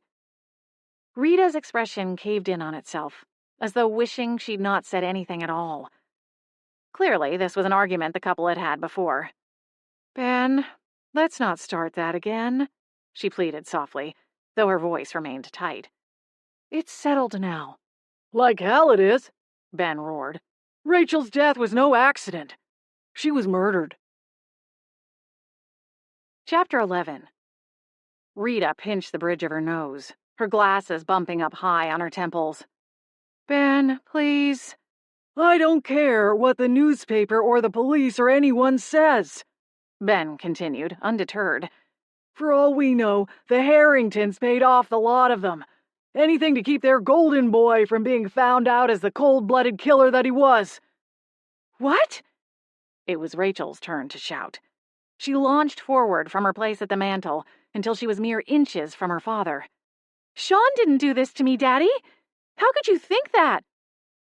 The Harringtons being the ones with the seafood processing plant? I ventured, stringing together a few pieces of the puzzle. Rita and Ben both stared at me. Of course, Ben replied, tossing his head slightly. Who else? Ben, honey, you have to remember this was a long time ago. Neither of these girls look like they were even old enough to have been alive when Rachel died. Technically, I had been very young at the time, but figured that wasn't relevant. Ben sank back in his chair, wiggling his shoulders against the worn leather, as if he could burrow in deep enough to become one with the upholstery. My apologies. I forget sometimes. It feels as though it all happened yesterday. We didn't mean to stir up unpleasant memories, Harmony said with a wince. No, Ben said, flapping his hand passively. It's good to get her story out there. If anything, this goes to prove it's falling out of people's minds, and they could use a refresher. Technically speaking, Rachel's death was ruled an accident by the police, Rita explained. That's what the papers will tell you. Ben snorted. Rita raised an eyebrow at her husband, then continued without pausing long enough for him to interject. She slipped off a cliff, overlooking the south part of the harbor, and fell 50 feet. They didn't find any evidence of foul play or even see signs of someone else being with her at the time. Another snort from Ben. Rita held his eyes this time, but barreled on. Ben and I have long been suspicious of her ex-boyfriend, Sean Harrington. When she left the house that night, she said she was going to meet him. They'd recently broken up, but she thought they might patch things up.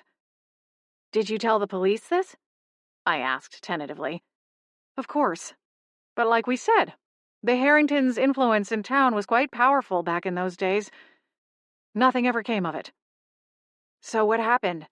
Did they not even question him? They claim they did, Ben said dismissively. They said he had an airtight alibi, though they never felt the need to share it with us. We tried to get the detectives to see things our way, but eventually they stopped returning our calls, no matter how many messages we left. Let's not rehash all of this, Rita interjected. This is about Rachel's memory. I'd rather not tarnish that with speculation and old wounds. See? She doesn't think he did it, Rachel said, gesturing at her mother.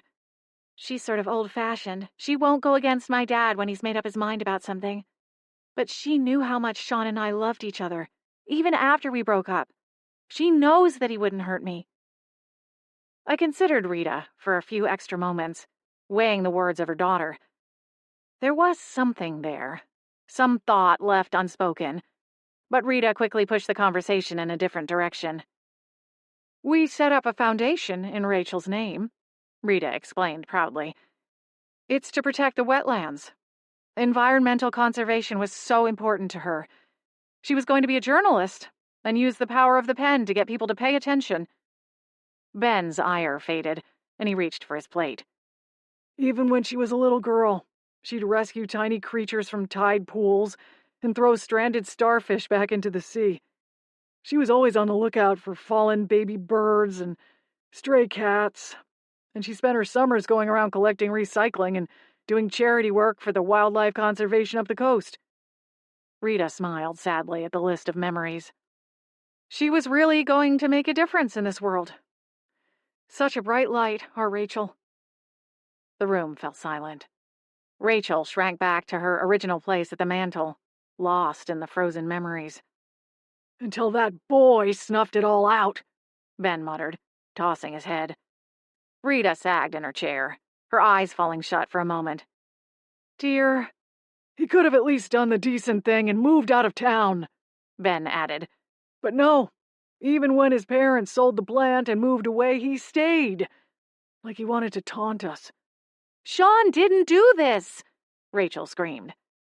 The force of it seemed powerful enough to rattle the windows and frames, but not so much as a hair on her mother's head blew out of place. He's got a job with the electric company, Ben continued. I've seen him around town, taking readings and climbing utility poles. I know he's seen me too, but he never says anything. I couldn't imagine that even if he wanted to speak with Rachel's father, he would consider that a wise idea, given the man's open hostility. Still, it must be a heartbreaking reminder. Instead of seeing their daughter grow up, they would see her accused killer moving on and living the life their daughter was no longer allowed to have. So, will there be pictures at the memorial? Rita asked. Ben stuffed a bite of pastrami sandwich into his mouth. If you have some we can take, Harmony replied, peeling attention away from Ben. And there's no rush.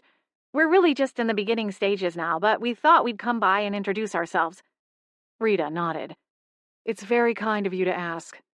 If it's all right, I'll go through and make some copies of our favorites. I can pull together some of the literature we had from the funeral. There's even a poem Rachel wrote in the back of the program. It might be a nice keepsake to add. Harmony and I nodded. Ben sat simmering as he ate his lunch, storm clouds brewing in his pale eyes. Rachel watched her father, her face stricken.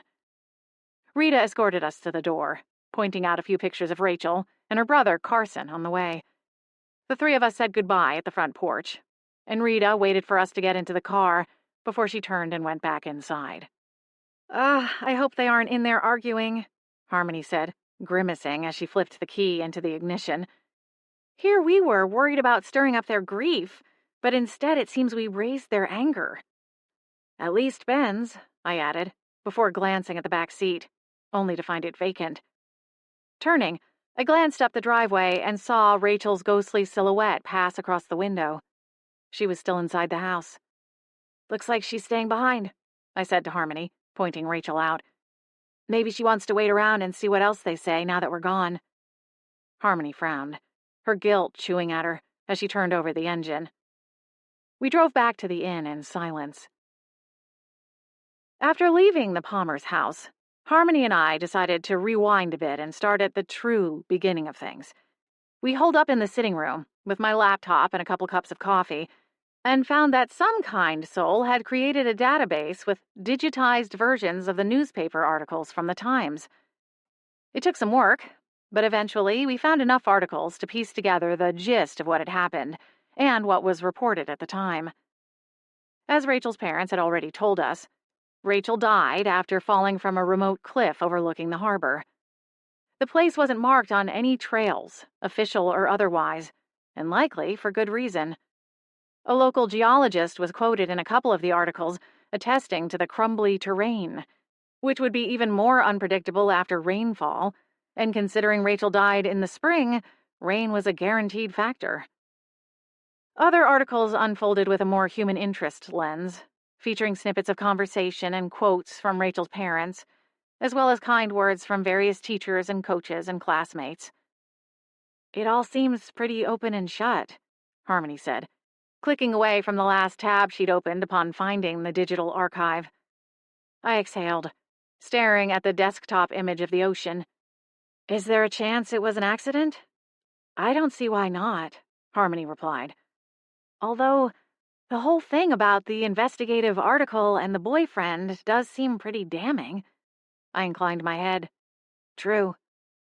So let's say her dad was right, Harmony said.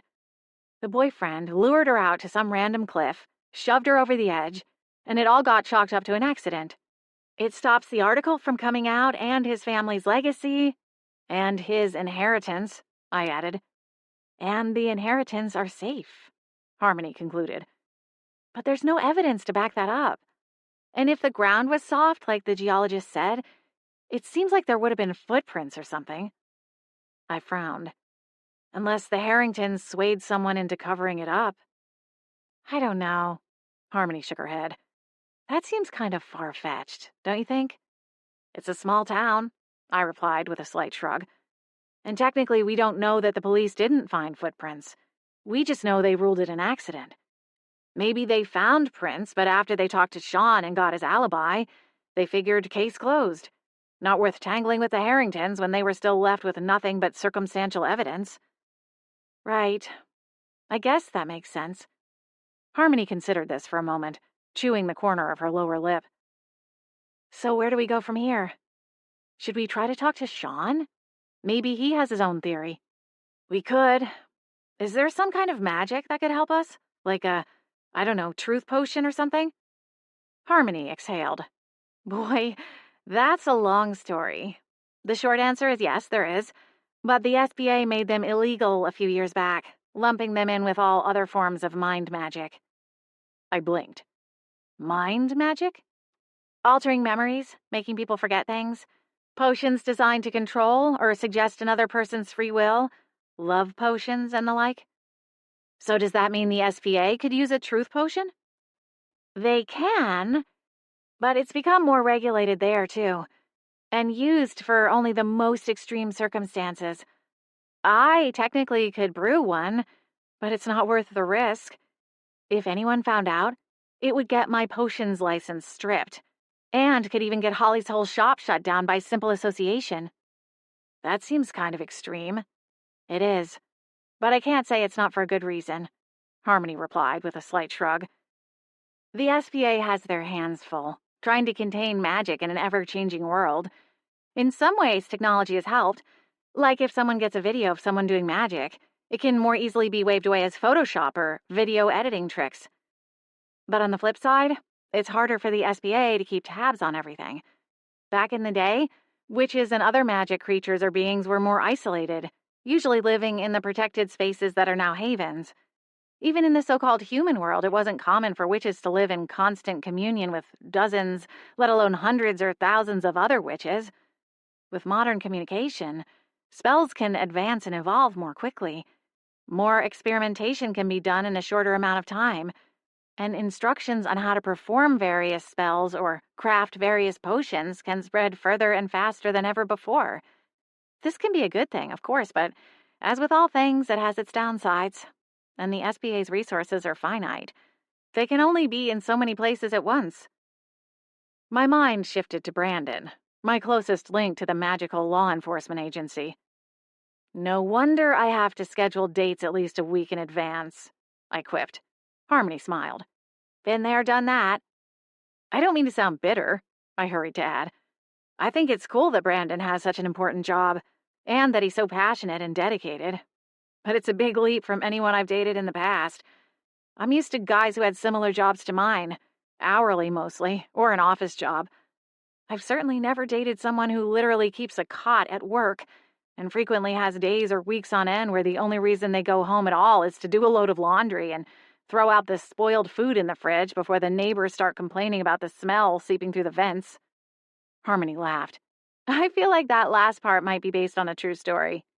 My nose scrunched as I nodded.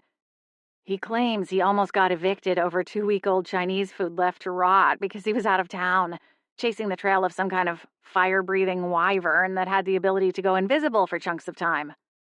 Aha! I shouldn't complain, though. At least he has a job. Harmony groaned. Isn't that always the struggle? I laughed. Hey, you know you're kind of a workaholic too, so I'm not sure you should be throwing stones. Harmony grinned as she drew her legs up onto the couch. True, but I'm not out there saving the world, so I don't usually get a free pass. I've dated lots of guys who complained about never being able to pin me down, or about forgotten date nights, missed plans, blown up weekend plans, etc. The grass is always greener, Blair. I'd say Brandon is worth holding on to, even if it takes a little time to find your equilibrium. I think so. It's just hard because I don't know what his expectations are, and it feels too early to ask. I don't want him to think I'm trying to force him into some serious commitment, especially since I'm not even sure how long I'm going to be here in Beechwood Harbor. And while with the portal system it doesn't take all that long to travel to and fro, it would certainly complicate things if I were to move back to Tacoma.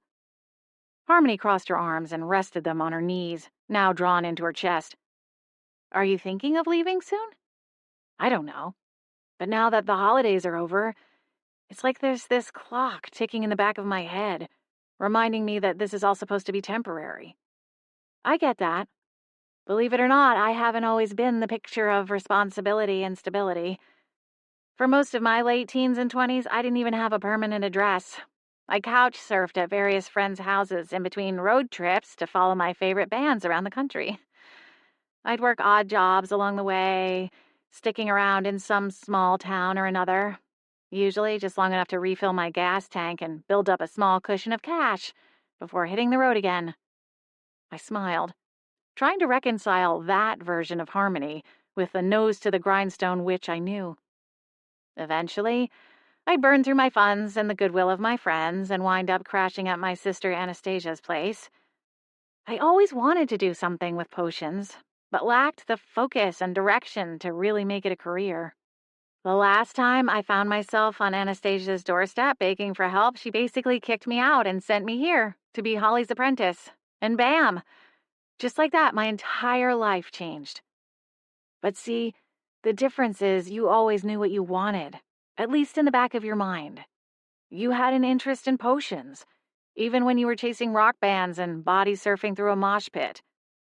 I hesitated, a familiar lump forming in my chest. I don't have that. I've never had that. I feel like even when I was young, I was always just going day to day, like I wasn't really allowed to set goals or make plans for myself. My grandmother had her ideas, of course, of which there were many, so I guess I kind of stuffed down my own ambitions and dreams because I knew whatever I came up with wouldn't match what she had in mind. I exhaled, my chest tight with the memories and years of disappointment and false starts. Eventually the pressure got to be too much and I rebelled against her, which looked a lot like running face first into a brick wall. Talk about a reality check. I was too proud to go back and ask her for help, so I did the same thing as you, at least in some ways, working whatever job I had to, usually jobs, plural, to pay the bills. Harmony nodded, her chin falling to rest on her arms. The thing is, you still have time. I don't think you have to know what you're going to do for the rest of your life by the time you're 30, or even 35. And even if you choose one direction, it's never too late to turn around and go a different way. There's nothing wrong with taking the scenic route. She offered an encouraging smile. I returned it, though the doubt and subtle pressure in my chest remained. Maybe she was right, but I sure would feel better if I had even a glimpse of the first step on the path. Do you think we should go and find Rachel? I asked, not so elegantly twisting the spotlight in a different direction. Harmony shook her head. I think we should give her some space. She knows we're here. I tapped my fingers along the edge of the table. The silence suddenly too loud. Where is everyone? I asked, glancing around. Usually this is about the time the pre-dinner rush hits and the house sounds like a herd of elephants is stampeding through it. Holly and Adam are at some school thing for Valoria. A recital or a talent show? I can't remember. Samuel and Miriam are with them, so I guess it's just us tonight. There are leftovers in the fridge. Sounds good. Why don't you go ahead? I'll come help in a few. Okie dokie. Harmony stood, leaving her laptop behind as she left the study, whisper singing the lyrics to some song she had had stuck in her head for most of the afternoon. As she rounded the corner, she started air drumming. I smiled and waited for her footsteps to fade before lifting the lid on the laptop. I typed in what I was searching for, jotted down a couple of notes, closed the browser, and then left the computer. I might not know what I wanted to do with the rest of my life, but when it came to helping Rachel, I knew the next step and didn't want to wait. Chapter 12. My plan to slip out of the manor unnoticed the following morning, while everyone was busy getting ready for the day, was thwarted almost immediately. Not by one of the other residents, or even Mr. McDougal and his exotic pet, but by a semi-translucent cat who spotted me scurrying down the front steps and made a beeline in my direction. Fortunately, thanks to his not-quite-alive status, he couldn't slip underfoot and send me sprawling to the paver stones in a splat. But his sudden appearance startled me all the same. "Good morning," he purred. I questioned my sanity momentarily before adjusting the strap of my bag and skirting around the spectral feline. You about gave me a heart attack, I told him. Don't worry, death isn't all that bad, he replied, floating in midair to keep pace with me. Why are you sneaking about? Who said I'm sneaking? He cast a sly glance in my direction that had a silent, seriously, lady, I didn't die yesterday kind of quality. Okay, fine, I just don't want people worrying about me. And why would they? He floated nearer, as though desperate to be let in on any pending mischief. If you're in trouble, I can help. I happen to know the combinations to a good majority of the safe deposit boxes over at the bank. For the right price, I'll let you in on some of the juiciest stashes. You can grab the cash and start a new life by this time next week. Well, that's not at all unsettling, I quipped. Do you just go around offering up people's secrets as some kind of hobby? I suppose crocheting or knitting is kind of out of the question, but it does seem like there might be something better you could do with your time. Time? The cat scoffed, the sound somewhere between a percolating hairball and a laugh. The thing about being a ghost is that time kind of loses all meaning. Sure, I'm still pretty young, especially compared to old Prickle Britches, but even still, I'm no longer on some sort of cosmic countdown timer to my expiration date. The worst has already happened. So now, I do whatever, whenever. And if that means spending an afternoon in the bank trolling for security codes, well, I consider that an afternoon well spent. Right, I said, drawing out the word. Well, this isn't about money. I'm trying to help Rachel. You remember her, don't you? The ghost you were supposed to be tracking down yesterday? I suppose you just got distracted? Again, see my comments about the concept of time. Who's to say I'm not looking for her right now? Why is it such an emergency, anyway? After all, it's not like she's going anywhere. She's stuck here like the rest of us. You know what? Never mind.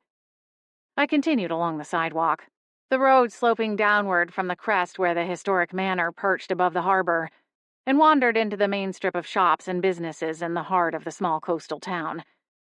In Tacoma, there were plenty of places I could get to on foot from my old apartment, thanks to its location just down the road from a large shopping center, along with a convenience store and a handful of fast food and casual dining restaurants. Even so, I had to use my car more often than not. I'd opted to sell it prior to moving to Beechwood Harbor. It was on its last legs, and I didn't figure my new hosts would appreciate having an old clunker parked out in front of their beautiful home, marring the otherwise nice neighborhood. I hadn't gotten much for it, but it was one less thing to worry about, and it was nice that in the small community, a car was largely optional. Seriously, where are we going? Flapjack asked, still trotting in midair beside me. We? I shot him a glance and picked up my pace. It was cold, and I was in a hurry to get to my destination as quickly as possible, not only to complete my mission, but also to get my hands on the largest cup of hot coffee I could buy. I don't remember sending an engraved invitation in your direction. Why are you so interested in my life? What can I say? I like new things. That's nice. Good to know I'm a thing, I replied sourly. For some reason, the cat got under my skin, talking about me like I was some kind of animal in a zoo exhibit. You know what I mean, he protested, giving his fluffy tail a sassy little swish. What's so important about this ghost woman anyway? Rachel. She needs help, and I have time. Don't you ever like helping people? I asked, having a feeling I already knew the answer. It depends on what's in it for me. Figures. I'm not heartless. He paused, momentarily floating in place while I continued walking. He quickly zoomed ahead and caught up with me. Well, I suppose I am heartless, in the truest sense of the phrase. He flashed his ghostly feline teeth in a grin. When I kept walking, not acknowledging his joke, his expression morphed into a scowl. Fine, I'll tell you. For years, it was just me and Scarlett.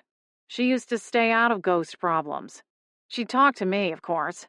How could she resist your charms? I interjected dryly. But she wouldn't get involved with other ghosts.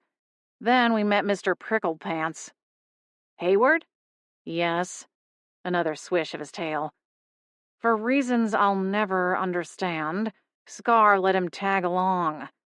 Then we moved here, and suddenly she was running a weekly support group for ghosts, which, as you can probably imagine, led to all sorts of problems. Some of them are more fun than others. These days, Gwen handles most of that stuff, but Scarlet pitches in when she needs to. And what about you? You just watch it all from the peanut gallery, I suppose? Here's the thing, Flapjack replied. When it comes to ghosts, they have to want help, at least on some level. It's difficult if you're trying to force it. Rachel does want help. She wants to know what happened to her. She's missing the memories of her last days and of her death, and I think that might be the key to helping her find some closure and maybe move on to the other side. Surely you've experienced that, considering the work you're... Is guardian the right word here? I quirked a brow in the cat's direction. He puffed out his fluffy chest. I'm my own cat, thank you very much.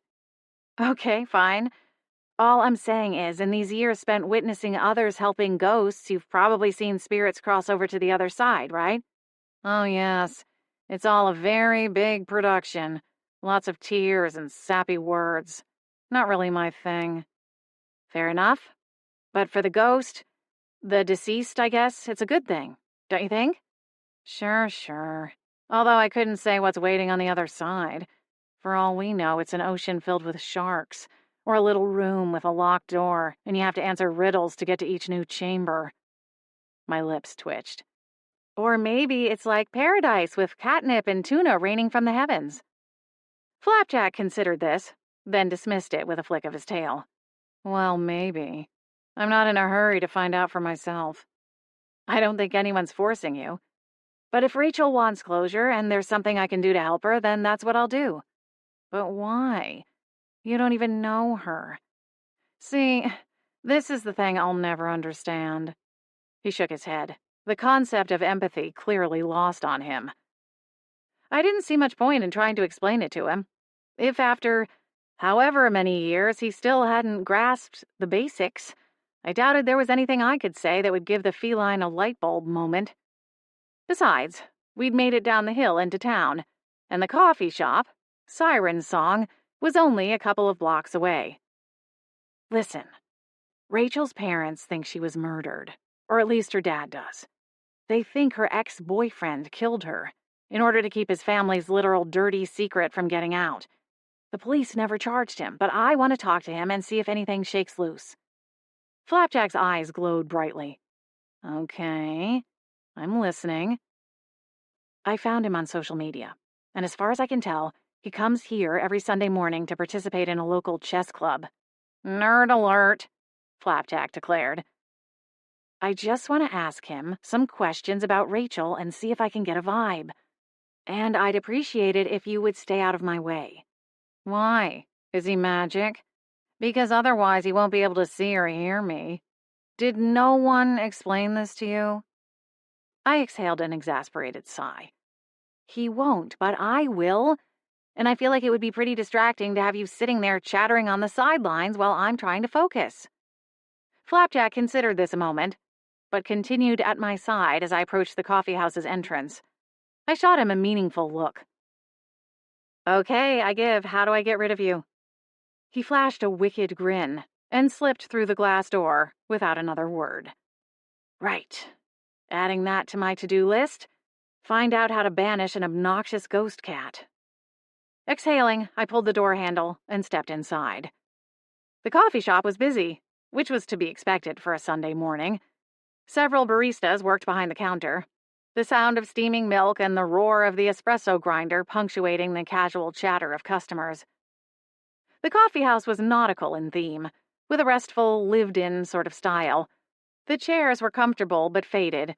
The front counter was polished and clean, but showed its age in the wood. The art on the walls was similar to that hanging in the Beechwood living room, a collection of local pieces, most of which were landscapes or pastoral in nature, with a few portraits and more abstract pieces tossed in for variety.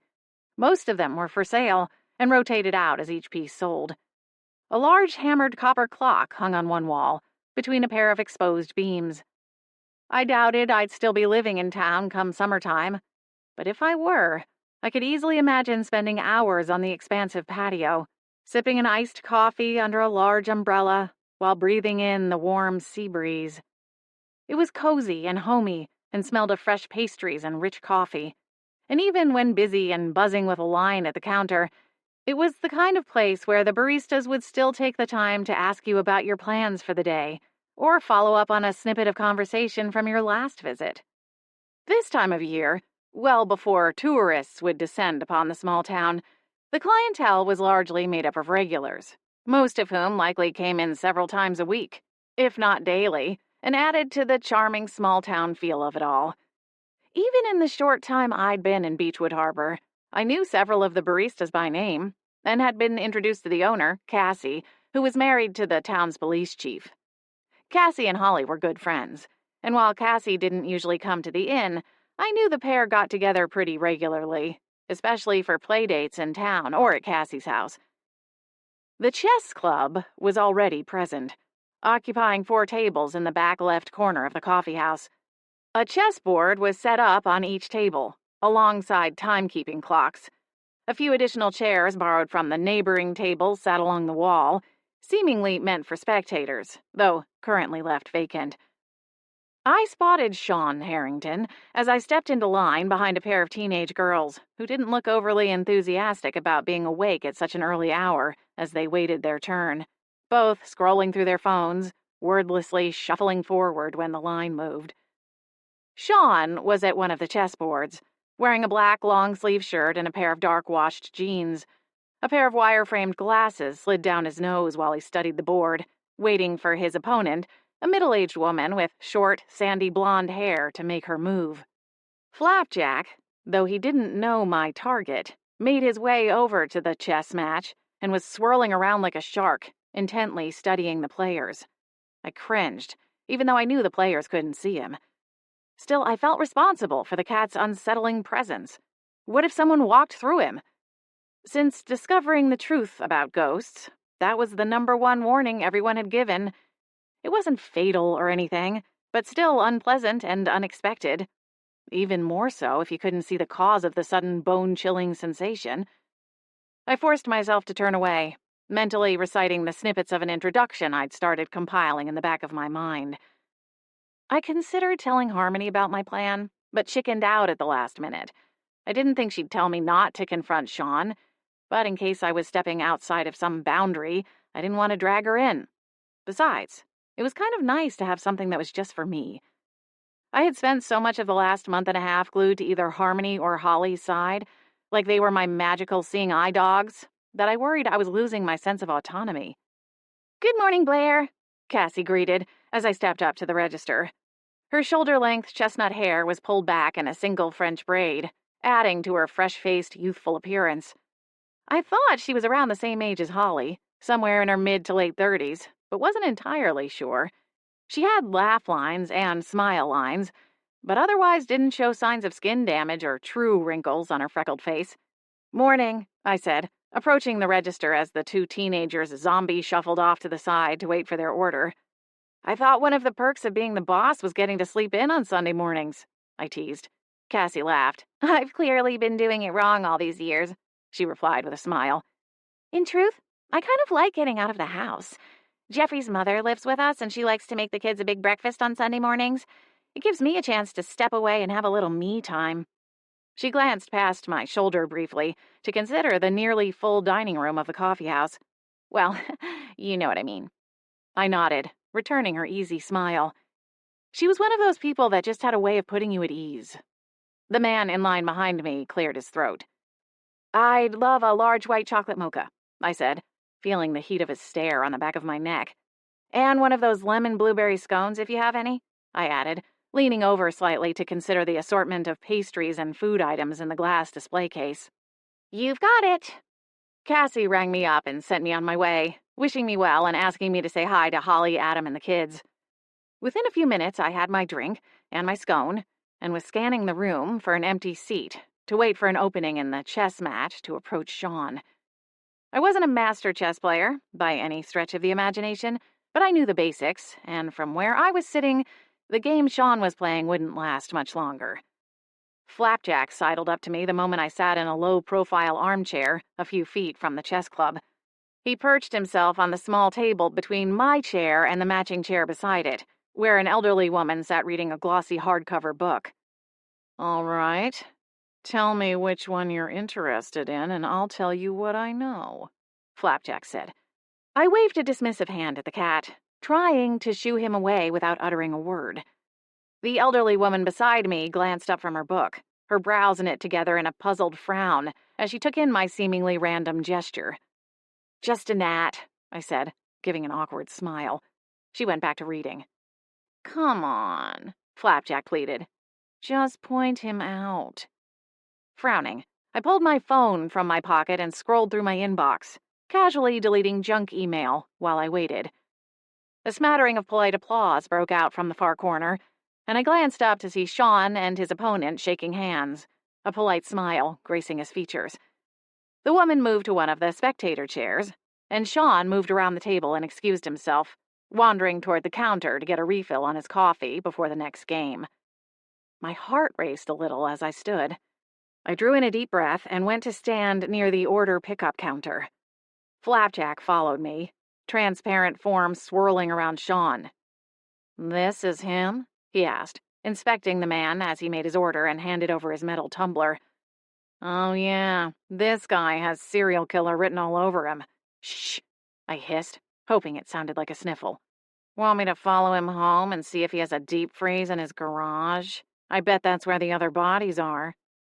Sean, oblivious to the cat's running commentary, pocketed his hands, staring at the array of cookies and baked goods with longing, before coming to a stop at the end of the counter. Showtime. I cleared my throat. "Excuse me, are you Sean Harrington?" He turned, his expression amiable, if a bit surprised. Yes, I am. Can I help you? I extended a hand, trying to project confidence. "Hi, Sean. My name is Blair." He smiled, giving me a subtle once-over. His hair was dark, but for a few strands of silver at the temples, and up close it was easier to see his age. I didn't know exactly what age he'd been when he and Rachel met, but assuming he had been in his early 20s, he was in his early to mid-50s now. He was a handsome man, well-dressed, and clearly took care of himself. It's nice to meet you, Blair. Have we met before? "Oh, no. This is a little awkward, but I was hoping to bump into you. You see, I'm helping to organize a memorial for Rachel Palmer." A range of emotions flickered through Sean's eyes. Surprise, sadness, and then a soft, nostalgic warmth. Rachel? Wow. It's been so long since I thought about her.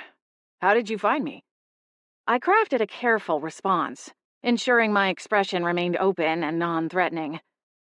"I've been in touch with some of her old friends and family members, doing a bit of research for the memorial. Your name came up a few times as someone who was important to her. I was wondering if you'd like to make a statement for the memorial."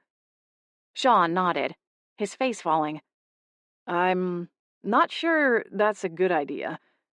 Her parents probably wouldn't take too kindly to my involvement. "Awkward," Flapjack said. Time to play dumb. "Oh?" I said, contorting my own features into a look of concern. "I apologize. I didn't mean to drag up anything unpleasant." It's not your fault, Sean replied, lifting a hand. His coffee order was called, the metal tumbler set out on the counter by a barista with tawny skin, brown eyes, and coiled braids. She flashed a smile as he approached and took the mug, dropping a tip into the blown glass jar. By the time he came back over to me, he'd collected his thoughts. Rachel's parents believe I had something to do with her death, and no matter how many times I deny it, they won't let it go. I guess they need someone to blame. They can't seem to accept the idea of it being a tragic accident, which I suppose is understandable in a way. "I'm sorry, I didn't realize."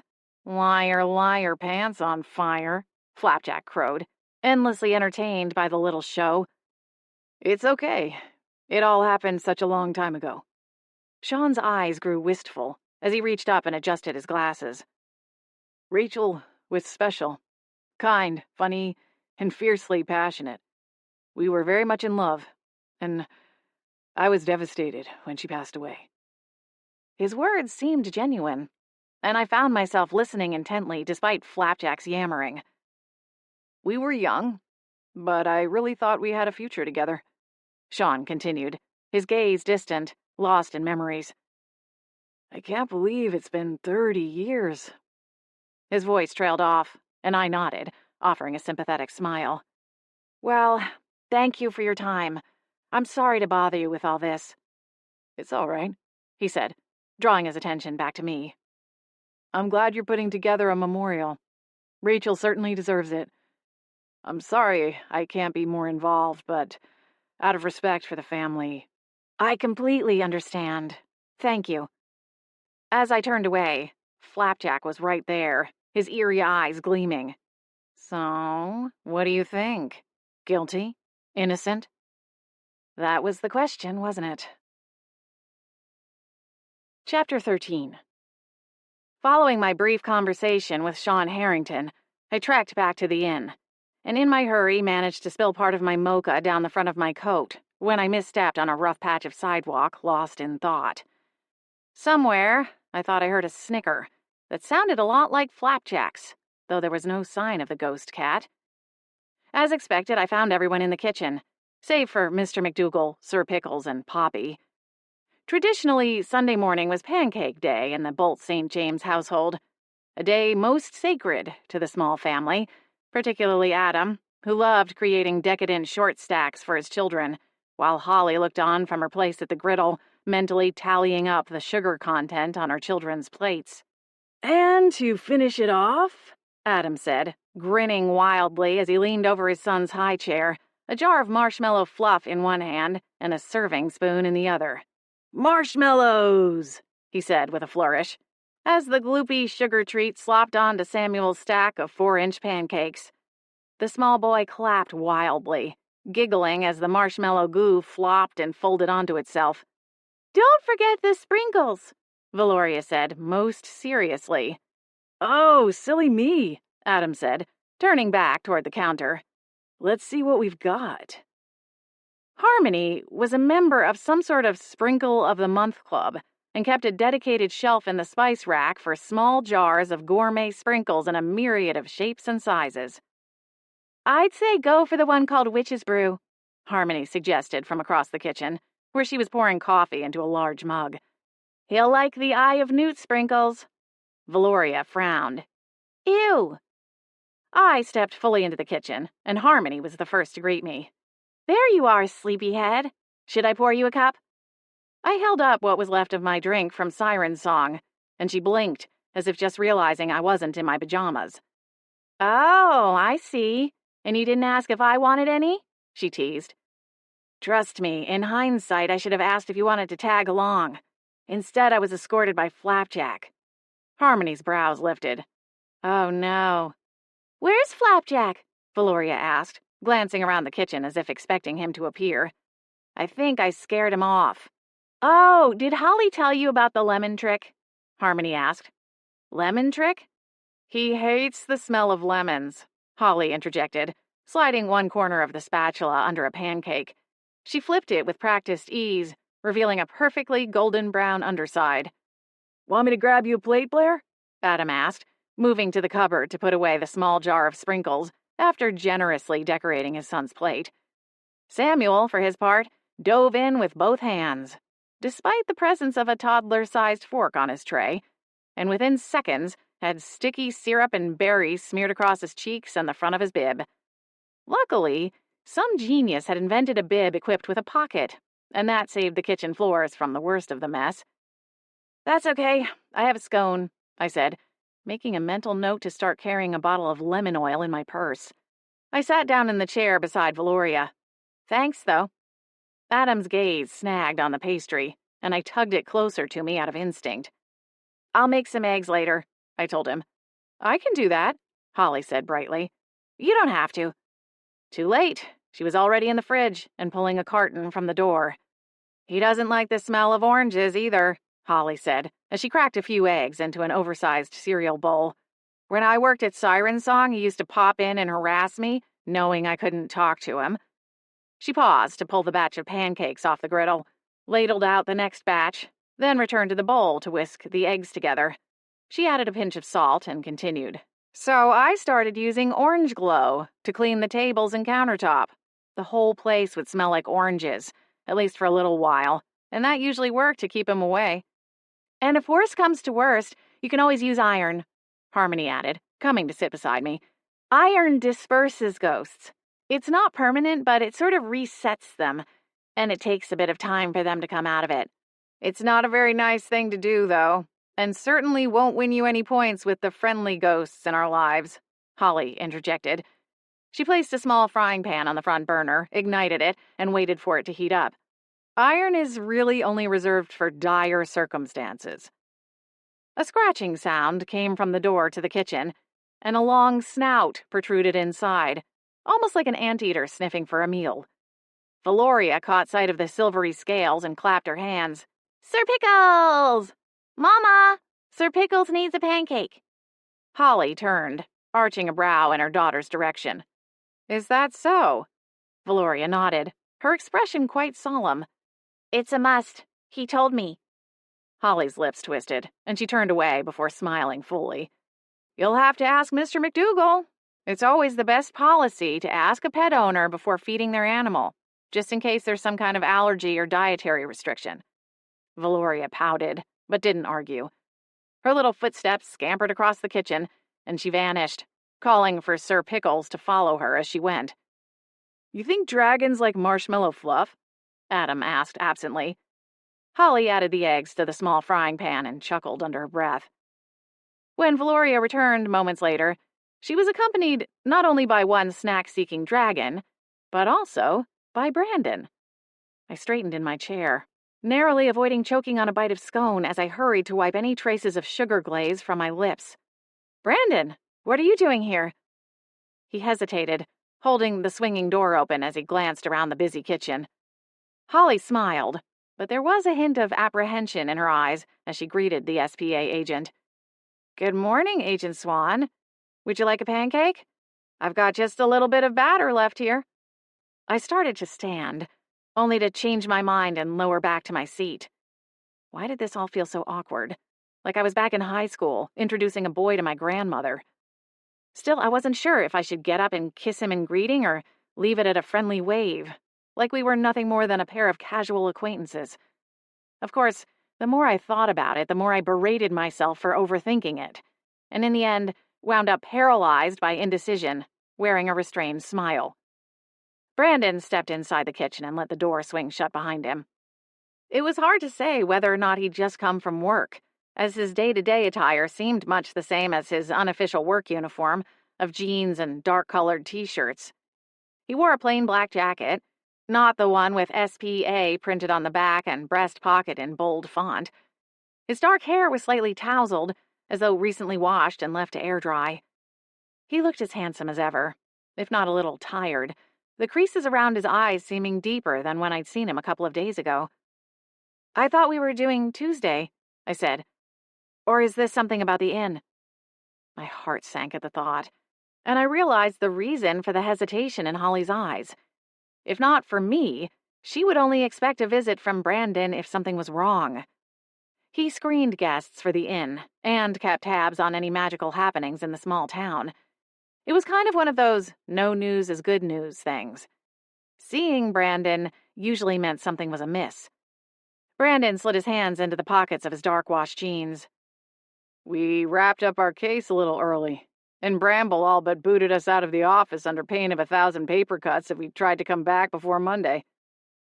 Across the kitchen, Adam snickered as he made his own pancake monstrosity/masterpiece, complete with butterscotch chips, caramel drizzle, strawberry compote, and more than a healthy dollop of chocolate whipped cream.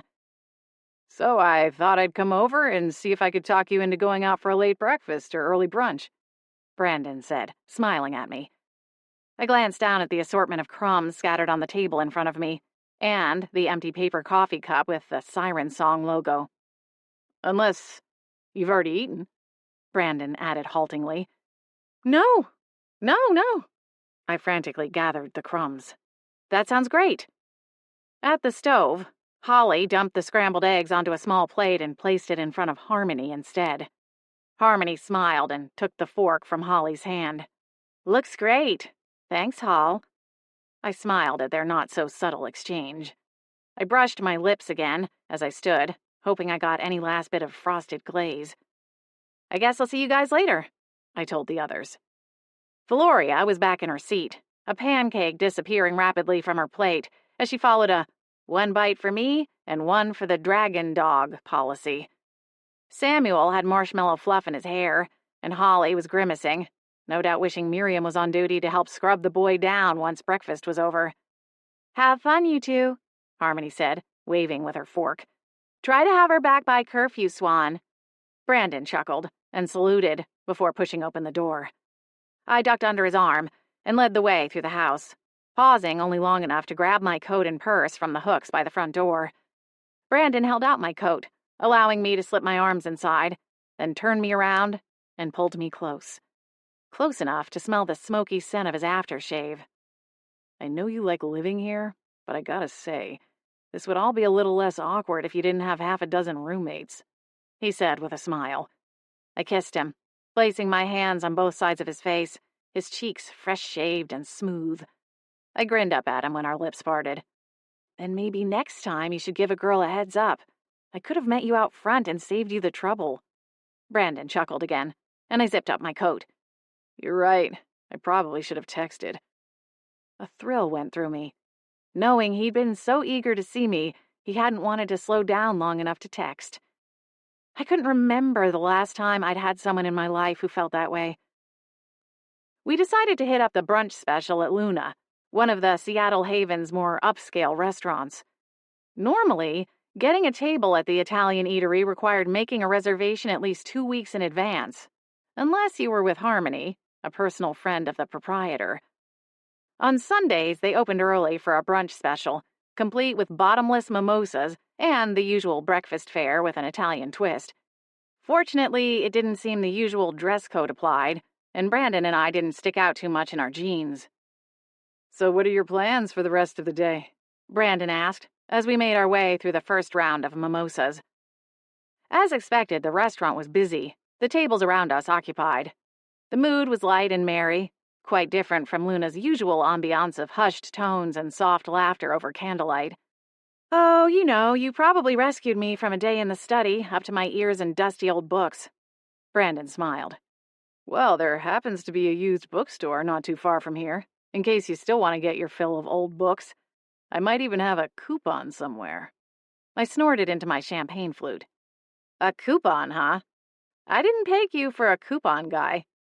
Brandon arched a brow. "Is that a bad thing?" I laughed and shook my head, my dark locks hanging loosely around my shoulders. "No, the only time a coupon is a bad thing is if it's the first date and he shows up with a 2-for-1 special at a drive-thru, which, been there, done that. I'd say I have the t-shirt too, but let's face it, a guy trying to snag a 2-for-1 deal on a pair of dollar menu cheeseburgers isn't exactly springing for apparel." Brandon laughed. "I'll keep that in mind. Thanks for the tip. A trip to the bookstore sounds nice. I'd like to find more books about ghosts." "Ghosts, huh?" I smiled and swirled my drink. "I need a break from reading about fairies." "Aha! Why ghosts, though?" I hesitated, still absently swishing my drink. "How does this work now that we're dating or going on dates?" I amended quickly, a flurry of heat washing over my cheeks. "I just mean, now that we see each other in an unofficial capacity, is there some kind of cone of silence I can enact in order to discuss things off the record?" Brandon's brows peaked. "Okay, you've got my interest. I suppose it depends on the subject matter. If you tell me you're a devastatingly beautiful serial killer, I'm going to have to call it in. But if this is more of a ran a red light or shoplifted a bagel from the corner store kind of situation, it's a little different.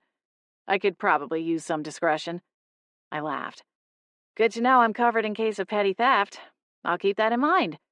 Brandon chuckled. "Come on, you can't leave me hanging." "I don't know how it works completely, but from what I gathered, the SPA is able to kind of masquerade as law enforcement from the non-magic world, right?"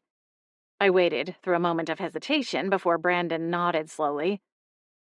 Okay, so does that mean the records are shared somehow? Like, and this is a completely hypothetical situation, of course.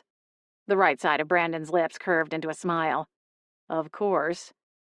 But if there were, say, a local investigation into a young woman's death, Brandon's eyebrows rose even higher. Would you be able to access the Beechwood Harbor police records to get the details about the case? Brandon leaned forward, resting his elbows on the edge of the table, his hands lacing together. Amusingly, the posture and the curious yet guarded look in his eyes reminded me of a police detective in a network TV series. I could almost picture a single fluorescent light overhead and a cold metal table between us. Okay, I'll admit this conversation completely took a sideways turn, and I have no idea what we're talking about anymore. Care to enlighten me? Only if it stays between us. You have to promise. All right, he replied, dragging out the words. I met my first ghost a couple of days ago, I began, before pausing to lick my lips. She died 30 years ago, but there's some kind of gap in her memory. She still thought it was 1997 when we found her. It seems like she might be tethered to a bracelet that belonged to her, but we aren't sure why she can't remember how she died or anything from the past 3 decades. Holly doesn't even understand it. I breathed a soft chuckle, which is kind of nice, not being the only one bewildered and confused for once. But you think something nefarious happened to her? Brandon prompted. I nodded. Her parents think she was murdered by her ex-boyfriend, but Rachel insists he would never have hurt her. There was some kind of investigation, but his parents were quite influential and wealthy, so it's possible something was covered up or omitted from the papers. Without seeing the police report on the investigation, it's impossible to say who or what they looked into. Brandon sat back in his chair, his hands dropping out of sight into his lap. Where is she now? He asked. The question surprised me. I don't really know. She was pretty upset after we went and talked to her parents, and I haven't seen her since. You talked to her parents? And her ex, I muttered, mentally bracing for a scolding. Brandon exhaled, but held off on passing judgment. And she's asked you to look into her death. She wants to find closure, and we're being careful, I hurried to assure him. We told her parents we're setting up a memorial book with pictures of people from around town who are no longer with us, which isn't even a lie. It's actually a really good idea. Why do they suspect your ex-boyfriend? I mean, other than the statistical probability.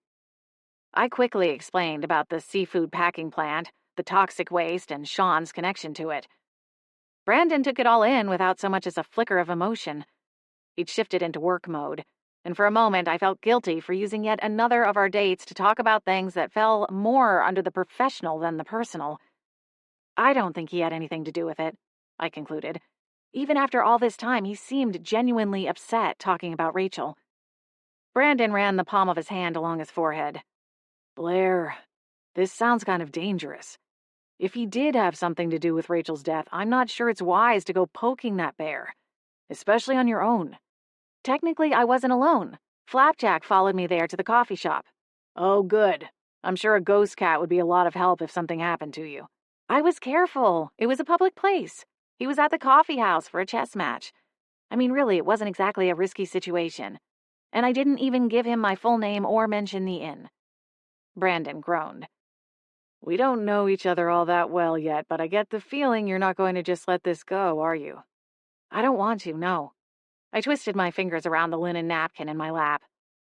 It's hard to explain, but I guess in a way I can relate to what Rachel is going through. We're not in the exact same circumstances, of course, but there is a commonality. She woke up as a ghost, with this huge chunk of time and her memory missing, and suddenly she's thrust into this new world and finding out about witches and magic and ghosts. All of this stuff that's been hidden from her for her whole life. And now she's dead. And she's all alone. A lump formed in my throat, and I forced it down, reaching for my mimosa. Anyway, by some amount of sheer dumb luck or destiny or kismet, you found me when I needed help. And now I have Holly and Adam in harmony, a place to live, and friends, and a new job. And I paused, my heart somersaulting as I raised my eyes to meet Brandon's. You? Brandon smiled, and reached for my free hand, squeezing it. Rachel doesn't have any of that. She can see her parents, but she can't talk to them. She can't give them a hug or tell them she's okay. But I can talk to them. And maybe I can help both sides find some healing and some peace. My gaze dropped back to the tablecloth. I gave a small shrug and waited for Brandon's verdict, fully expecting him to tell me his hands were tied and there was nothing he could do, which I would have to accept. If nothing else, it was nice just to get it off my chest and tell someone how I'd been feeling the past couple of days. It's not technically within my purview, but I have someone in the records department who owes me a small favor. Give me a few days, and I'll see what I can dig up. My eyes flew to his, and it took everything in me to keep from launching myself from my chair and embracing him. I managed to keep it contained, smiling as I reached for my mimosa, taking a sip from my champagne flute, my heart feeling lighter than it had all day. Thank you, Brandon. It means a lot. What can I say? You've mastered how to use those big brown eyes against me. I'm powerless to say no. I laughed. You make me sound like a German shepherd. Brandon laughed and reached for a skinny menu tucked out of the way between the salt and pepper shakers. Luckily for you, you're a cat and not a dog, and therefore allowed to have as much chocolate as you want, he teased, wiggling his brows. What do you say we wash all this down with a slice of chocolate cake?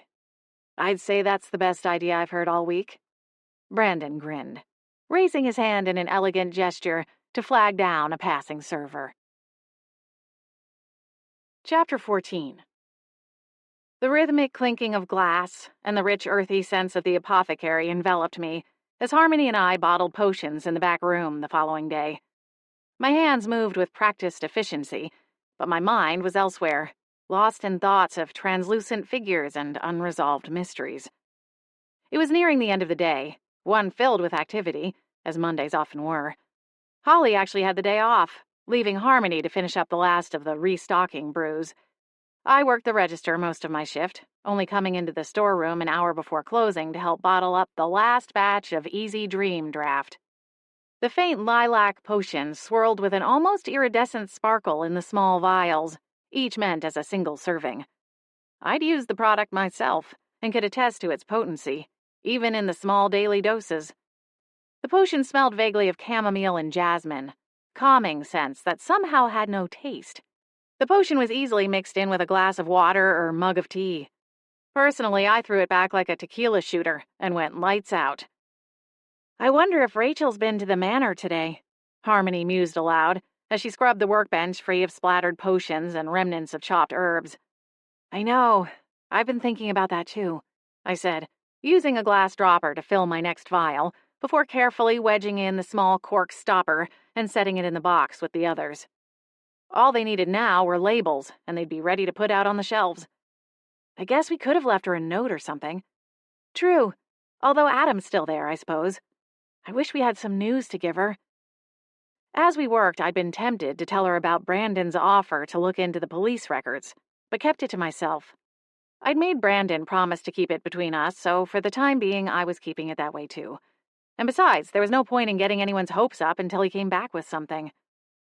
I thought of someone who might be able to help us, Harmony said, as she crossed to the sink to rinse off her sponge.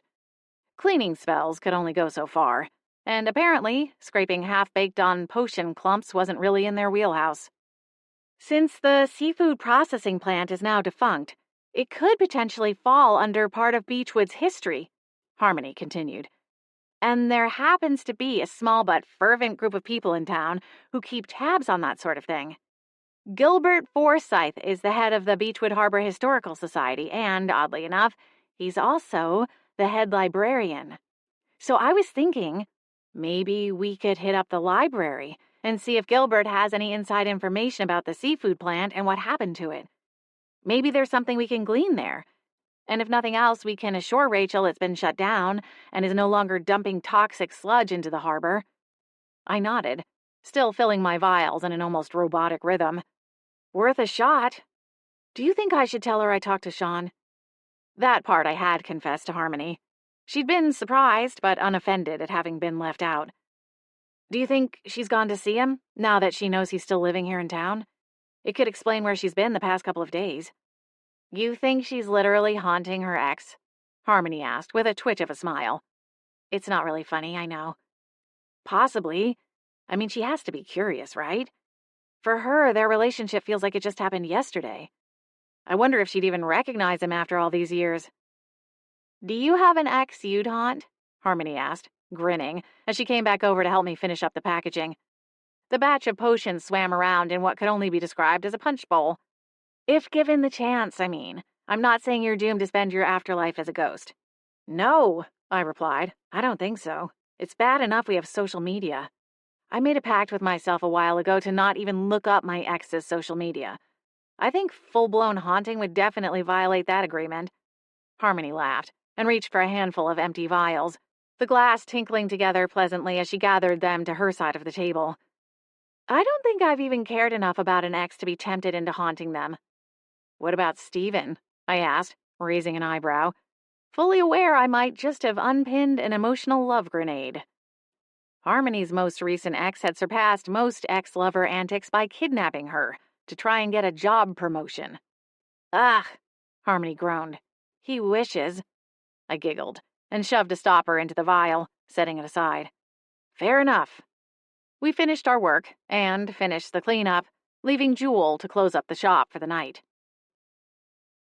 The Beechwood Harbor Public Library was about to close by the time we arrived, but we hurried inside, our wet shoes squeaking on the just-waxed floors as we made our way to the information desk. The library was housed within a historic home, a contemporary of the Beechwood Manor, though smaller and not quite as well maintained. The inside had a lot of the same detailing: small stained glass windows, a large stone fireplace, and carved mahogany woodwork details throughout. It was clean and smelled faintly of orange glow polish, and I briefly wondered if that alone was enough to keep Flapjack away, though he didn't strike me as the reading kind anyway. The assortment of books was impressive, with shelves all the way around the perimeter of the main room. The tables and chairs in reading nooks were mismatched, suggesting they were replaced on an as-needed basis. The quiet atmosphere was comfy and cozy, if not a little dim. A white-haired man with large bifocal glasses hunched over the keyboard at the information desk, softly muttering to himself as we approached, only looking up at the last moment with wide-eyed surprise, his eyes magnified by the high-powered spectacles. "Oh, hello," he said, with an almost owlish blink. "I didn't hear you come in. Lost in my own head, though my wife would tell you that's nothing new." His fingers abandoned the keyboard and came to rest on the counter. "What can I do for you two? Looking for something specific?" "Possibly," Harmony began, glancing at me briefly, before shifting her focus back to the elderly man. "Are you Gilbert Forsythe by any chance?" The man straightened, his hands going to his suspenders, holding up his trousers. He hooked his thumbs under them as he smiled. "That's me, but you can call me Gilly." "Nice to meet you, Gilly. My name is Harmony, and this is Blair. We work at the Beechwood Inn." Gilly's eyes went even wider, almost alarmingly so, as he burst with excitement. "Oh, how lovely. It's been years since I've been up there. I do hope the new owners are keeping it in tip-top shape." "Oh, yes," we both said in unison, nodding vigorously. "I'll admit," he said, leaning in conspiratorially, "I was a little bit skeptical when they started putting in all those Blue Point spiral junipers and hacked the roses to the ground so severely a few years back. But it's all come together nicely, hasn't it?" Was he also the head of the Horticulture Society? We offered polite smiles and nodded in agreement. "Listen," Harmony continued, "we're working on something of a history project, and we're told you might be able to help answer some questions for us. If you have the time?" "A history project? Why, how invigorating! Do tell." "Well, we're putting together an information packet for guests, and part of that entails going back in time, to how the town got its start. As we understand it, this used to be a popular trading depot." "That's right," Gilly said. "This was a hub for goods moving up and down the coast, with all kinds of industries. Of course, that's all changed now." It was hard to gauge whether he considered this as an improvement or not. Then again, perhaps as a historian, he simply noted the changes, not assigning them good or bad. "What can you tell us about the seafood packing plant?" Harmony asked. If Gilly thought this an odd question, he didn't show it. His eyes twinkled as he nodded enthusiastically.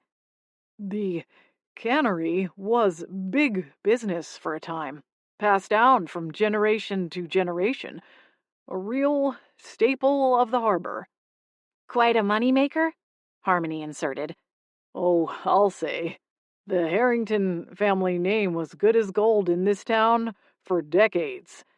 It reached its pinnacle some 30-odd years ago.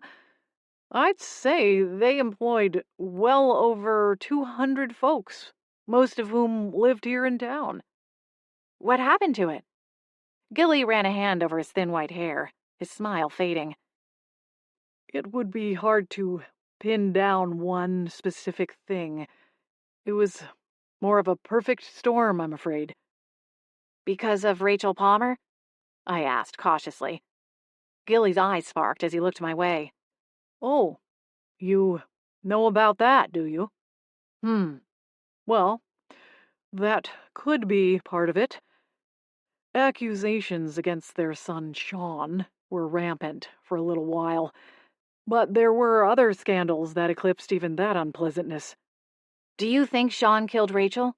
I blurted out. Gilly scratched his chin, thoughtful for a moment, then shook his head. No, can't say that I do. I knew both of them, Sean and Rachel. She was quite the bookworm. He smiled sadly at the memory. And Sean, well, he wanted to be wherever Rachel was, so he ended up here often in those months before Rachel's death. She liked coming here to write. "Do you know what she was working on?" Harmony asked. Gilly shook his head. No, but whatever it was, she was extremely dedicated.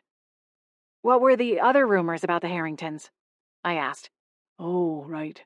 The big scandal was Mrs. Harrington's affair with the mayor. "What?" Harmony and I hissed in unison. Gilly leaned in conspiratorially. It was quite the scandal, especially considering he was wedded to the daughter of a New York socialite. Everyone with eyes knew the marriage was a sham. He wanted her for her family's money, and she wanted him for... well, I'm not sure. Perhaps it started as a love match, but it didn't end that way. My mouth slightly agape, I probed. "So, the mayor cheated with Mrs. Harrington?" Gilly shrugged. There were whispers of photographs, illicit ones, that could ruin both Mrs. Harrington and the mayor. But I never saw them for myself. All I can say is that the Harringtons departed town rather hastily, sold the plant, and tucked tail. He paused, sighing deeply before continuing. And not long after, the mayor's world crumbled. His wife divorced him, took the house, his prized sports car, which most agreed he loved more than her, and, well, his political career spiraled. He lost his position as mayor the following year and left town, disgraced. "What a mess!" Harmony exclaimed. Gilly chuckled, the sound whimsical and melodic. I can't argue with that. "What happened to the plant after the Harringtons left town?" I asked. Oh, right. The new owners only kept it for a year or so, then shuttered it for good. I heard there was some kind of lawsuit between them and the Harringtons, but I can't speak to the details. You might be able to look up the court records, though. Or, I suppose you could go to the source and speak with Mr. Harrington. "You mean Sean?" I asked. No, I mean Lawrence, Sean's father. He moved back to town a few years ago to live with Sean. He's getting up there in years. Not that I have room to comment there," he added, with another jolly laugh. I'm not sure what happened to Sean's mother. She never returned, as far as I can tell. We thanked Gilly for his time and tales before exiting the library and leaving behind its warmth, seemingly no closer to the truth than when we'd entered. Chapter 15. I think it's odd that none of Sean's social media posts showed his dad. His account was public and he posts pretty regularly. Regularly enough for you to stalk him, Harmony teased around a mouthful of chocolate chip cookie. After leaving the library, we opted to walk a little farther into town and stopped at Siren Song for a late cup of coffee. It was light stalking, okay? I replied with a small grin. I'm just saying, if his dad moved in with him, like Gilly said, it seems there would be some evidence on Sean's timeline. Maybe they aren't close. Harmony shrugged and washed down her cookie with a swig of iced coffee. She was one of those people who always drank iced drinks, regardless of the frigid temperatures outside. I'm more curious about the salacious affair between his mom and the mayor. Yeah, that was pretty wild. Though it could explain how the Harringtons were getting away with their illegal dumping. The mayor could probably persuade the powers that be to look the other way in order to keep his side piece happy. And quiet, Harmony interjected. Mm-hmm. I exhaled and sat back in my seat. The coffee shop was quiet, with only a handful of customers hanging around, soaking up the ambiance before closing time. The two baristas behind the counter were busy cleaning. I guess we should think about heading back, I said, catching the eye of one of the baristas as she printed out a report from the till. Looks like they're getting ready to close up shop. I feel like the whole day evaporated, Harmony said as she got to her feet. She slung her purse over her shoulder and grabbed her cup from the table and gave it a shake, swirling the cubes of ice through the last gulps of creamy coffee. I collected my drink and belongings too and followed her to the door. It had started raining since we'd stopped in for our drinks, and I frowned as we stepped outside under the awning, tiny frozen raindrops pelting my face. We should have brought the car, Harmony groaned, eyeing the misty sky. You ready to make a run for it? I glanced down at my feet. At least I had worn flats. As ready as I'll ever be, I told her. Harmony counted down from 3, let out a mangled war cry, and we bolted into the rain. We were laughing at our own misfortune by the time we tumbled through the manor's front door a few chaotic minutes later, shaking water from our limbs and hair like a pair of half-drowned rats. Oh, no! I wiped a mixture of runny mascara and rain from my eyes, still giggling, and saw Holly coming down the stairs with an enormous linen sack stuffed with dirty laundry. Hey, Hol, just trying to save on the water bill, Harmony teased. Taking our showers outside these days. Holly adjusted her grip on the large bag, moving it a little higher on her hip. You could have called us. Adam could have picked you up. We went to the library and then decided to get a drink, Harmony explained, holding up her coffee cup before setting it on the entry table just long enough to peel off her coat. I'll get a towel and mop all of this up, I told Holly as I kicked off my shoes. Thanks. She continued down the stairs, but paused before turning into the living room. I made a big pot of lasagna soup for dinner. You're more than welcome to help yourselves. It's probably still warm. Fresh grated Parmesan is in the door by the salad dressings. Thanks, Holly. We finished shucking off our wet jackets and gloves, and Harmony jogged upstairs to change into dry clothes, while I wiped up the entryway floor with a clean towel before going to my own room. I flipped on the lights, and as I stood in the doorway, I realized the room wasn't empty. In the wooden rocking chair by the window, Rachel sat, somehow propelling the chair into a soft movement. Rachel, I said, hurrying into the room. Is everything okay? We've been worried about you. She was looking out the window, but at my question, she nodded slowly. I found Sean. After my dad said he was still here in town, I went looking for him. He works for the local cable company. That's why my dad has seen him on utility poles and around town checking meters and things. He couldn't see me, of course.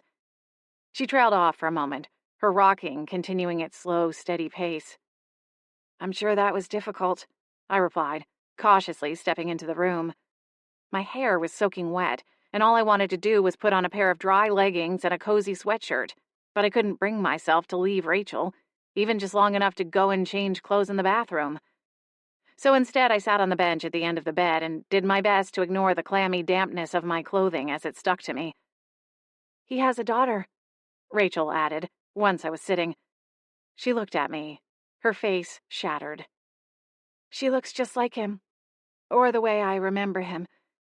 He's so much older now, but his eyes are the same, and his smile. My heart twisted. Words bubbled up, but got caught in my throat, rendering me silent. I don't think he's married, Rachel continued. He doesn't wear a ring, and there aren't any signs of a woman living at his house, other than his daughter, I mean. His bathroom only had one toothbrush.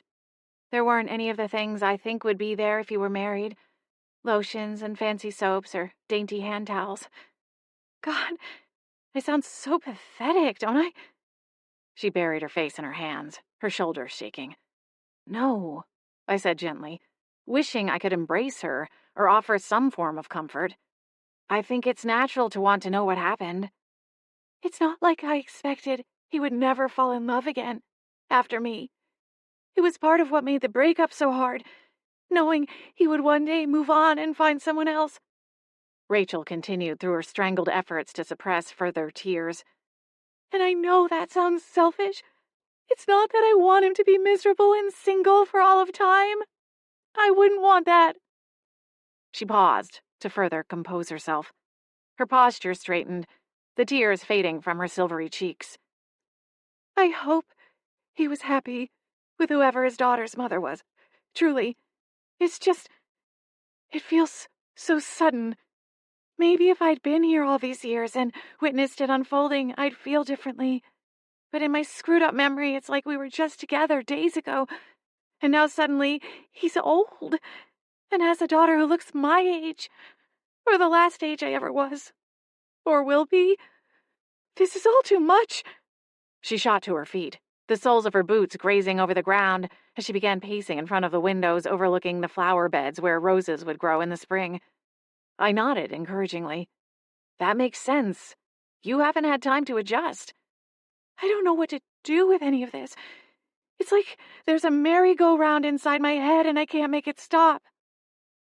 Is there anything I can do to help? She paused mid-stride, considering. I don't know. She shook her head. I thought that getting information and finding answers would make me feel better. But it's like every new stone unturned only leaves me feeling worse than I did before. I don't want to see my parents old, their health failing, and to see their grief. I don't want to see Sean the way he is now. And I hate that my dad thinks Sean had something to do with what happened to me. She spun around to face me, her expression desperate. You believe me, don't you? Sean didn't do this. He wouldn't. He couldn't. I cleared my throat. I probably should make a little confession. Rachel frowned. I went to see Sean yesterday. I began, my voice cautious. I didn't know where you were, or I would have told you ahead of time. But I wanted to talk to him and see if I could get a sense of his side of the story. A horrified expression flashed over Rachel's delicate face. You asked him if he murdered me? No. I held up a hand. No, I simply asked him about you, and framed it the same way we did when speaking with your parents. I told him we were doing a memorial and asked him if he had anything to contribute. He told me how special you were, and how much he cared about you. He declined to officially participate in the memorial because of the way your parents feel about him. I don't think he had anything to do with your death, Rachel. His emotions seemed genuine. I feel like if he were hiding something and I came out of nowhere with questions about you, he would have been way more defensive. Rachel relaxed, her expression going neutral. So then what happened to me? Why doesn't any of this make sense? Why can't I remember? I'm still working on that part. Did you happen to see Sean's father when you were... I hesitated. The word haunting was negatively charged and inflammatory, but it was also kind of the only word that came to mind. Did you see him at Sean's? I hurried to amend. It sounds like they might live together. Rachel nodded. There's a small guest house in the backyard. Hardly bigger than a tool shed, honestly, but it has a small kitchen and bathroom. His dad lives there. It was a lot like seeing my own parents, the way he's aged and changed. I'm not sure he's fully present. In the hours I spent at Sean's house, he just kind of stared at the TV, not really speaking to anyone. Do you think it would be worth talking to him? Maybe he would remember something from back when you died. Rachel shrugged, flopping back into the rocking chair. A flicker of concentration crossed her face, and the rocking chair began swaying once more. How are you doing that? Rachel looked down at the chair, almost as if she were surprised to find it moving. She offered a brief shrug and shifted her gaze out the window. I don't know if he'll remember anything. I wish I could talk to Sean, to make him see me, if only for a minute. She fell silent, but for the soft tread of the rocker on the wood floors. Then, suddenly, she brightened, turning back to me. What if we tell him the truth? Drop all this nonsense about a memorial and just come clean. A flare of panic blossomed in my chest. I don't know, Rachel, that seems... I can prove it to him. You can ask him something that only I would know, and then when you give him the right answer, he'll have to believe you. The pleading in Rachel's eyes slammed into my chest, further fracturing my heart, and I swallowed down the rest of my protests.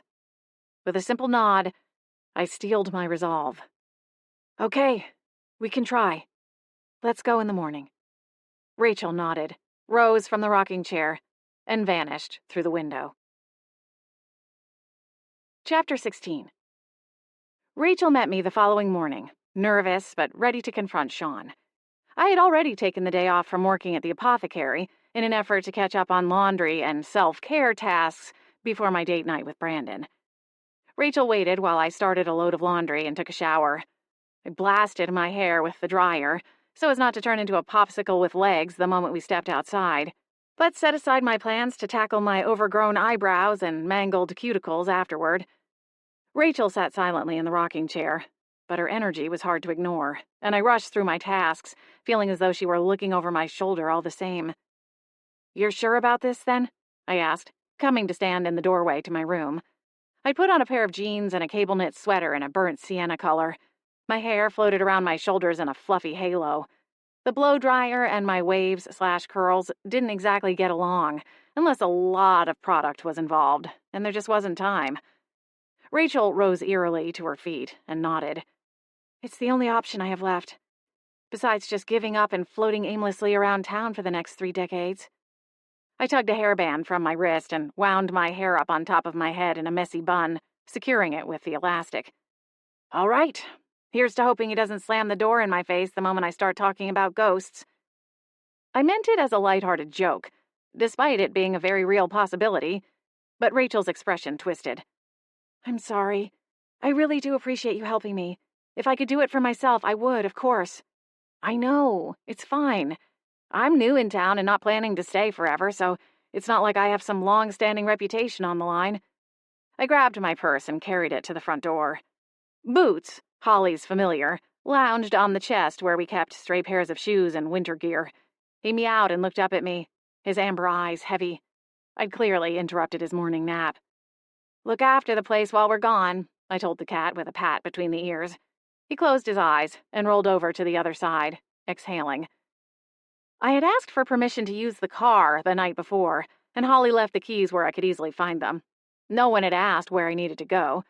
I felt guilty over not fully disclosing my intentions, but I'd already made the promise to Rachel and didn't want to backtrack. Besides, I wasn't planning to tell Sean about witches or werewolves or shifters, especially not those living right under his nose. The way I saw it, talking about ghosts was more neutral. A lot of people believed in ghosts. There were entire TV shows about hunting down paranormal activity in old buildings, and media franchises built around self-proclaimed mediums who held seances and communed with the dead. Sean would either believe me, or he wouldn't. I wasn't showing him anything forbidden. Rachel and I left the manor and headed across town. She gave me directions to Sean's house, assuring me that he didn't leave for work until late morning. I didn't dwell on the fact that she was already so accustomed to his routine. According to Rachel, he did a couple of hours of work in his home office before going to the cable company's office for the afternoon. While Mr. Palmer had described seeing Sean around town and climbing utility poles, Rachel said he mostly did paperwork, as far as she could tell, which made sense. He was old enough now to have worked his way up into something of a managerial position, especially if he'd been with the company long term. Still, some small part of me held on to a tendril of hope that today he might alter his routine and be gone when we arrived at the house, giving me a little bit of time to figure out a different way to get Rachel the information she so desperately needed. But when we arrived at Sean's house, a dark green truck was parked in the driveway. It was a nice neighborhood, though not fully what I'd expected, considering Sean's silver spoon status. The homes were rather cookie-cutter looking, in a developed neighborhood, with small, bland yards and builder-grade fencing. Had Sean been cut off from his family's wealth? He'd cited worries of losing his inheritance when he broke up with Rachel, but had it happened anyway? Or had the inheritance dissolved? Perhaps collateral damage from the lawsuit Gilly had mentioned.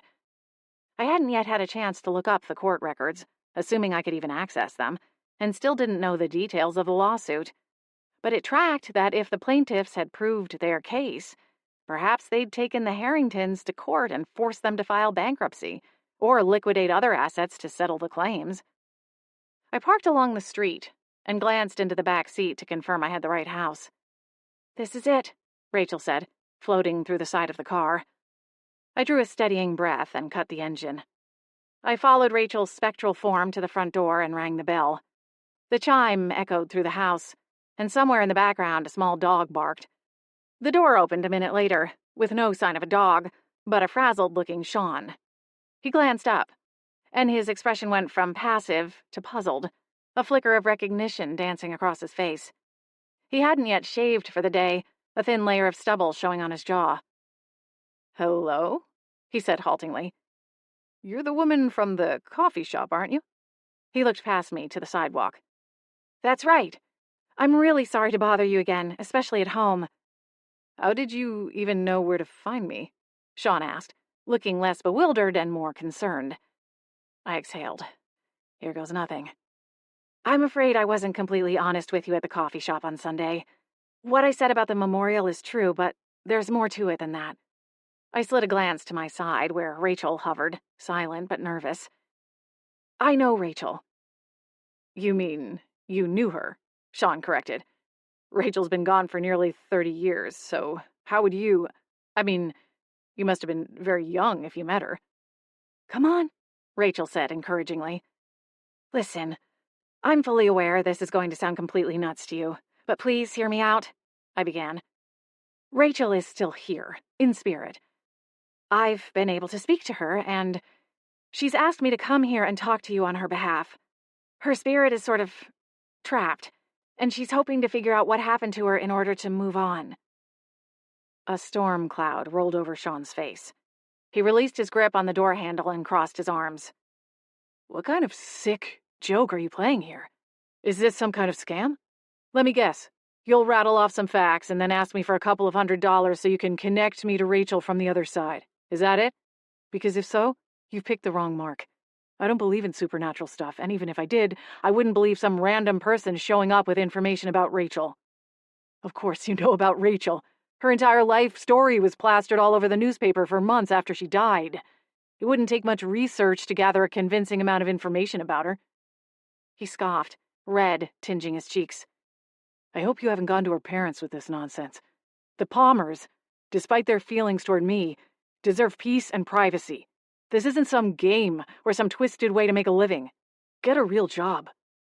Shame rolled over me, even though I knew I wasn't trying to hustle or scam him. He spoke with such authority and indignation it was impossible not to feel guilty. "Sean, it's not like that. Please, just listen," Rachel said. "Ask him to ask you something that only I would know. I promise you, this isn't a game. I don't want your money. I'm just trying to help Rachel."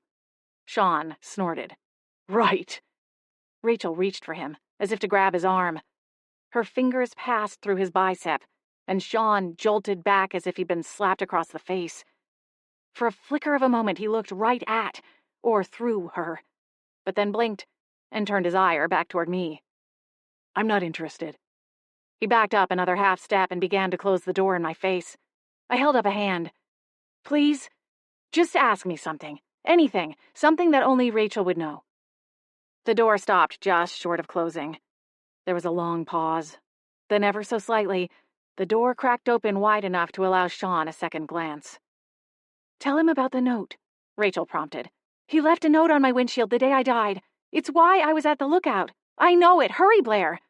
"I know you left a note on the windshield of Rachel's car the day she died," I said, stumbling over the words. I glanced at Rachel. She nodded encouragingly. "It said to meet her at your spot. She thought you were going to get back together again. Is that true? Were you there?" Sean shook his head. "See, now I know you're lying. I never left a note for Rachel. I wasn't anywhere near our spot. After I found out she died, I thought she must have gone up there by herself to have some time to think. You can ask my friend Max.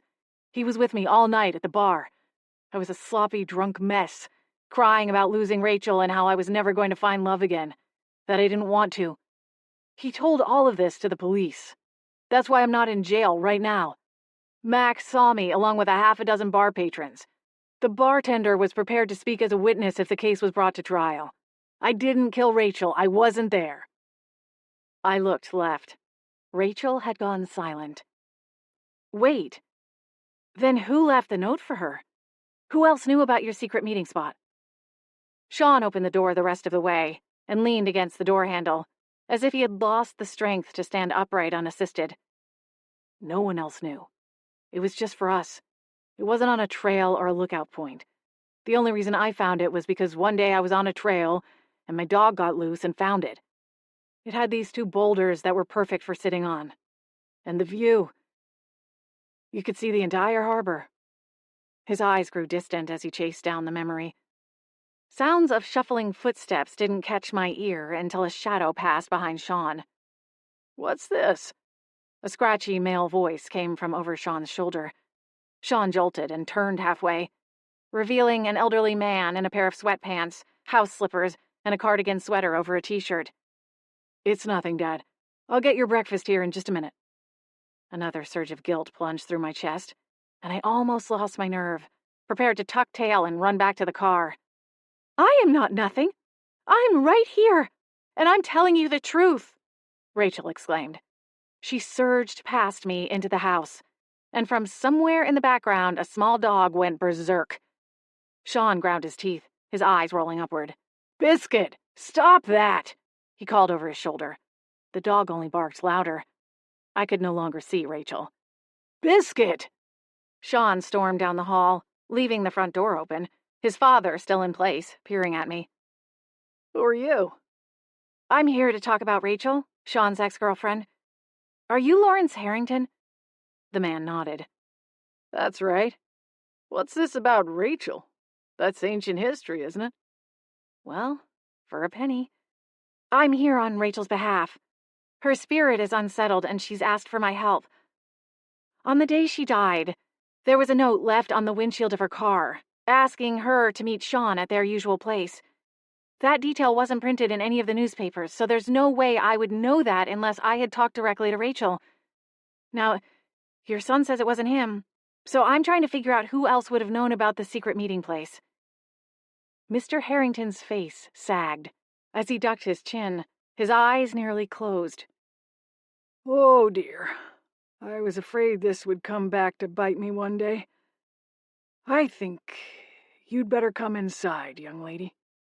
I blinked, scrambling to cross the threshold before he could change his mind, or before Sean came back and threatened to call the police and turn me in for trespassing. I followed Mr. Harrington through the house and found Sean in the kitchen, scolding a yappy, sandy-brown Pomeranian who stood on his hind legs, his front paws braced on a baby gate that appeared to wall off a walk-in pantry. "Biscuit, enough!" Rachel was in the living room, still trying to speak to Sean. "How can you say it wasn't you?" she cried, floating nearer. "It was your handwriting. You're the only one who could have been there. I don't think you pushed me, but there's something you're not saying, and I need to know what it is." Her fury at not being heard or recognized or acknowledged vibrated through the room. The hairs on the back of my arms stood up, and my stomach sank. She bellowed a scream, raw and desperate and broken. And then, several things happened at once.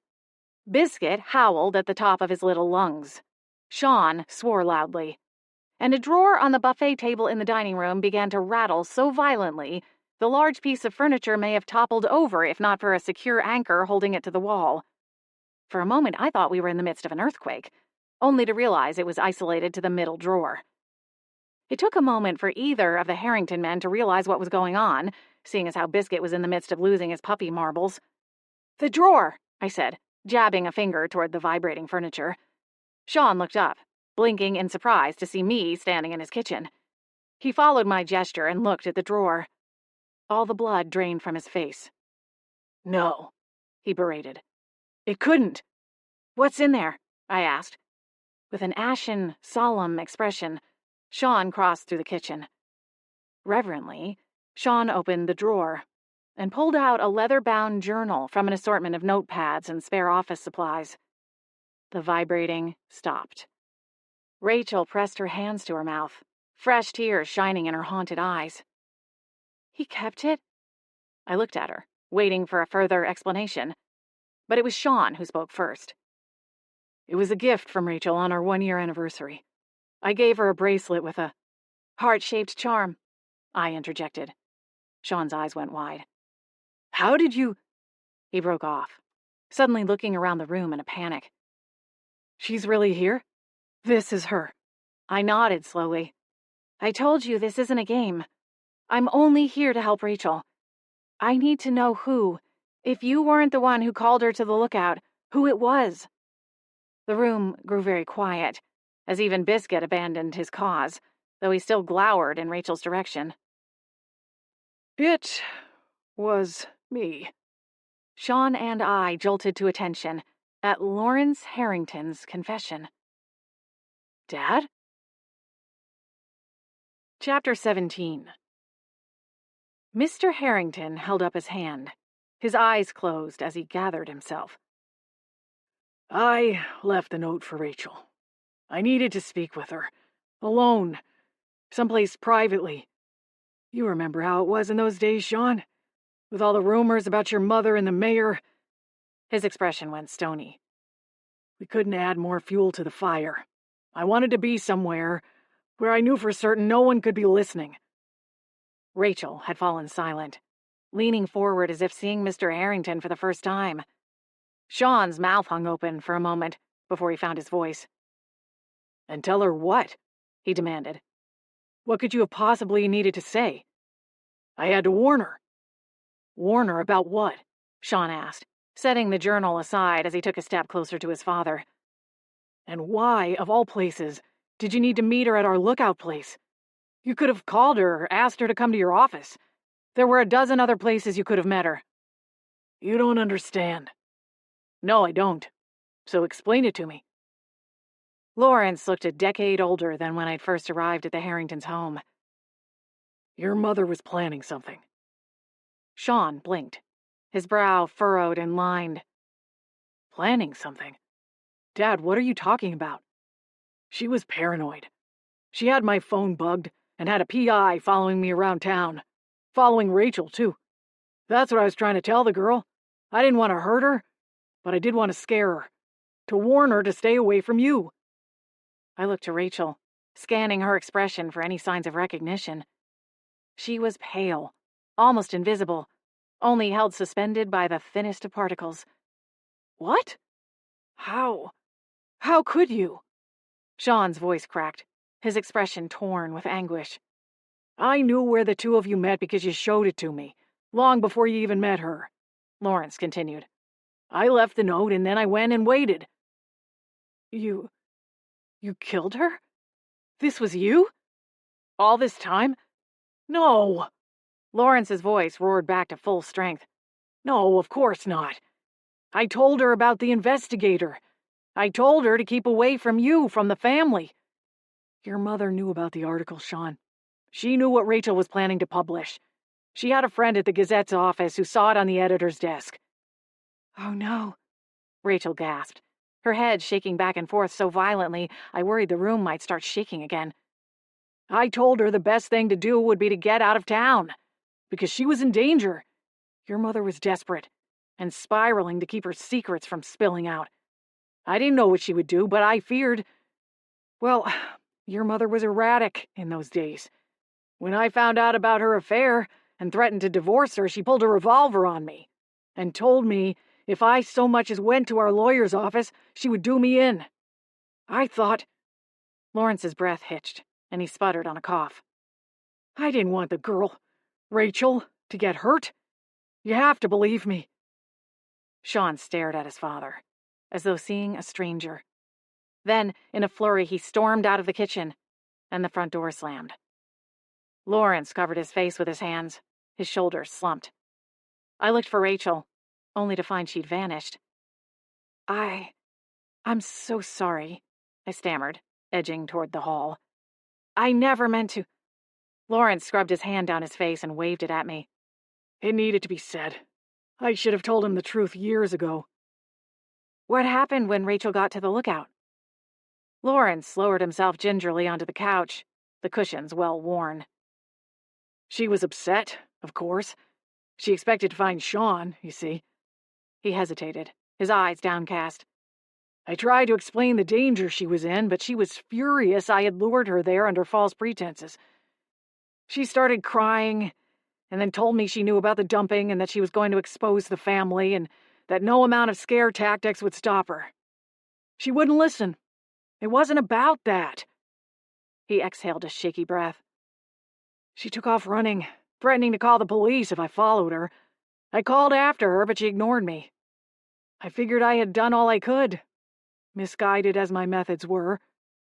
Lawrence lifted his gaze to meet mine. 3 days later, I saw the report that she'd been found by a boat captain. He spotted her red coat on the side of the cliff and called the police. A misty sheen rolled across the old man's eyes. I suppose I may as well have pushed her, huh? If she hadn't been running away from me, she might still be here today. You have no idea how many times I've played it all through my head. He fell silent. I stood numbly, realizing the depth of his pain and regret. I reached for something to say, but everything that came to mind felt so hollow and inadequate. "Thank you," I finally managed, "for telling me what happened." He gave a miserable nod, barely lifting his chin as he stared down at his gnarled and weathered hands resting on his knees.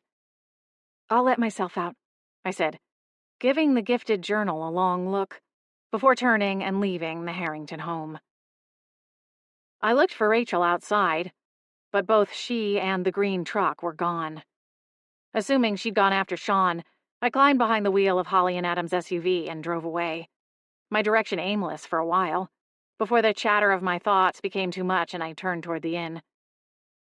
Mr. McDougal and Sir Pickles were in the living room, the former having returned to his reading, while the dragon dog snoozed at his feet. Mr. McDougal stirred at the sound of the door closing, and offered a polite smile as I stooped to remove my boots. "Out for a morning walk?" he asked with the polite interest of a fellow traveler. "You're braver than me. I'm afraid I didn't do my proper research and didn't realize how cold it would be this time of year. My last visit was in the summertime, and I spent so much time outdoors enjoying the beach and hiking. This trip was poorly planned on my part, although I am enjoying the peace and quiet, and nothing beats the company of a good book, in my opinion." He chuckled good-naturedly. Sir Pickles let out a snore, tiny smoke rings billowing from his slitted nostrils. "It is pretty miserable out there, isn't it?" I agreed, as I unwound my scarf and dropped it onto a peg beside the door. "Have you gone to the coffee shop in town? Siren Song? It's nice and cozy, and they make really good coffee." It sounded lame upon delivery, but my mind was elsewhere. "I just might have to stop in," Mr. McDougal said brightly. "Thank you for the suggestion." I nodded, and offered a slight wave before extracting myself from the conversation. I padded down to the basement in socked feet and changed my laundry over from the washer to the dryer, knowing I'd need at least a few of the items before my date with Brandon. I returned to my room, hoping I might find Rachel waiting inside, but found it empty. As I stood at the foot of the bed, folding the previous load of laundry, footsteps creaked overhead, and the muffled rumble of Adam's voice filtered through from the second floor. I wanted to talk to someone and tell them what had happened, but Adam was probably on a work call, and he wasn't really in the loop when it came to the ghost situation anyway. So instead, I turned on a podcast, finished folding the load of laundry, and started detangling my hair. Harmony and Holly still weren't home by the time I set out to meet Brandon. The day had been more productive than expected, as I binged my way through half a season of the true crime podcast I'd been listening to for the past few weeks, keeping my hands busy cleaning my room, and scaled the small mountain of laundry. I even managed to fold it all and put it into the dresser, which was about as rare an occurrence as leap day. Since I was running a bit ahead of schedule and felt the desperation to keep moving and not dwell on the thoughts of Rachel or the Harringtons, I decided to meet Brandon at work instead of waiting at the portal for him to meet me as planned. The SBA headquarters was housed inside one of the taller buildings within the Seattle Haven, though it still had nothing on the skyscrapers and the not-so-magical version of the city. The Haven had a far smaller population, with no need for high-rises. Still, the SBA building was modern and polished, lending it a sense of prestige among the surrounding buildings. I took the elevator to Brandon's floor and stepped into a maze of cramped cubicles, the air buzzing with the sounds of ringing phones and agents barking orders. Floating pens hovered next to desks, taking notes in midair, reminiscent of the way I'd signed for the flower delivery at the apothecary. The pens would sometimes pause in midair, waiting for agents to dictate further information. As I made my way through the labyrinth, I skirted careful glances into the cubbies I passed, noting how each space was tailored to its occupant's specialty. Some desks were scattered with potion vials, their contents shimmering with subdued colors, while others had crystal balls and runes, ready for discerning. One cubicle was plastered with maps that shifted and changed, highlighting magical disturbances across specific districts. A water cooler in one corner provided more than just hydration. Brandon had once explained the water contained trace amounts of a cognitive boosting potion, helping the agents focus and hone their minds through long days on the job. At the center of it, like a spider on her web, was a pink-hued creature with multiple tentacles, adept at handling an old-school switchboard of calls, patching people to the various magical departments housed within the headquarters building. I found Brandon's cubicle near the back of the large room. His cubicle was neat and orderly, sans most of the personal touches people often kept at work, though there was one photo tacked to the soft padded wall, a school photo of his niece, Penelope, who was 8 years old and a spelling bee champion. Stacks of folders sat in two distinct piles, one on either end of the desk, and Brandon sat bent over the space in between, scribbling on a notepad as he read from an open tome. His button-up shirt was cuffed to the elbows, revealing well-muscled forearms. I tried not to stare for too long. Gently, I rapped my knuckles on the side of a metal filing cabinet, and Brandon jerked upright, panic etched into his handsome face. Blair, what are you... He lifted an arm and checked the large black watch strapped to his right wrist. Am I late? I smiled and shook my head. No, I'm early. Just thought I'd save you the trip over to the inn. Or were you just dying to see me?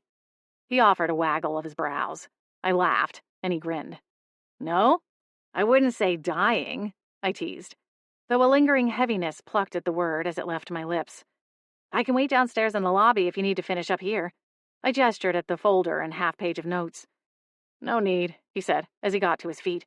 He rolled down his cuffed sleeves, pity, and grabbed his coat off the back of his chair. This can all wait until tomorrow. He started to round the desk, but stopped and backtracked, one finger extended into the air. Oh, I have this for you. He rummaged through a drawer and produced a manila folder with the Beechwood PD emblem printed on the tab. Oh, my face fell. I should have texted you, but, you can keep that. I quickly recapped my morning.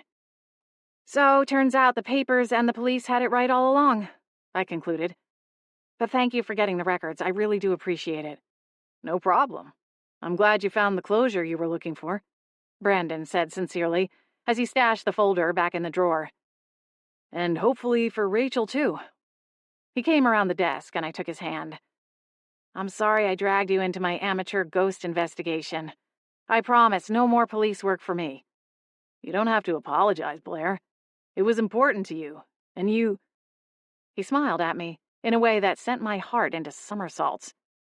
Are important to me. Heat rose in my cheeks at his words. I laced my fingers through his. Now, what do you say we go and rock out? Brandon asked, giving a little too much dad energy as he lifted one hand and made devil horns with his fingers. I'd say do that in public and I'll pretend we're not together, I teased, batting his hand down. I giggled all the way to the exit. The sounds of the office faded away as we stepped onto the elevator. Brandon waited for the doors to slide closed before gathering me fully into his arms and kissing me deeply. When we parted, just on the verge of breathless, he smiled and ran the pad of his thumb over my cheekbone. You did promise we'd pick up where we left off the other night. That I did. And I pulled his face gently back to mine, more than making up for the lost time. Chapter 18. A single word pulled me from the hazy moment spent clinging to sleep just before the alarm was set to go off. Footprints. Suddenly my eyes snapped open, staring up at the ceiling, wide awake. The next word that came to me was, ouch. Because a 90s grunge band had taken up inside my head, pounding out a little ditty that relied entirely too much on the bass. How many drinks had I downed over the course of the concert? I tried counting them back, but the memory was a little fuzzy after the fourth. You've got to get a better coping mechanism, I mumbled to myself through a cringe as I pushed into a sitting position and swung my legs over the side of the bed. Hey, at least the room wasn't spinning. Boots stared up at me from the floor beside my slippers, his amber eyes holding a world of concern. I'm all right, I told him. Thanks for coming to check on me, though. Painfully, I leaned forward enough to scratch under his chin. That seemed to do the trick in assuring the overprotective cat, because he turned and marched across the room, then slipped out through the cat flap with a soft meow.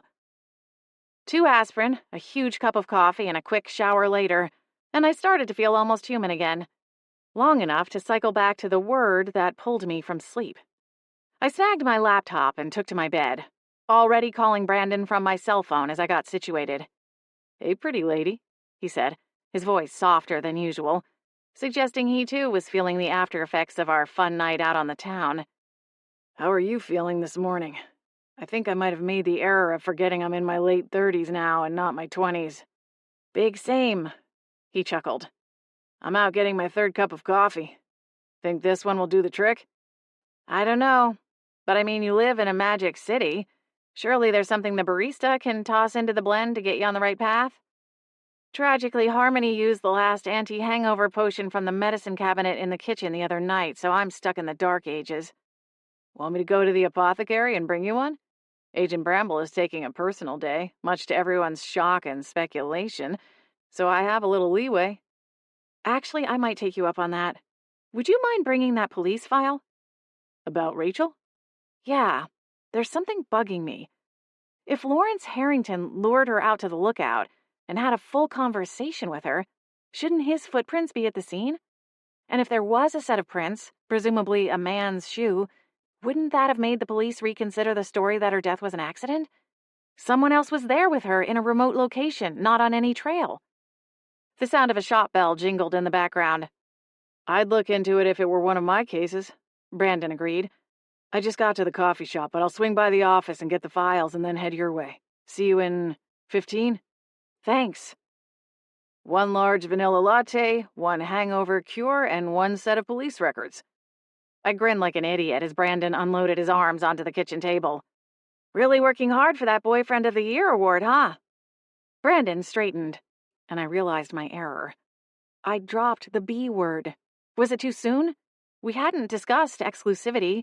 But then if we weren't, what the heck was he doing here, ditching work to bring me coffee and hangover cures? I held up a hand, cringing at myself.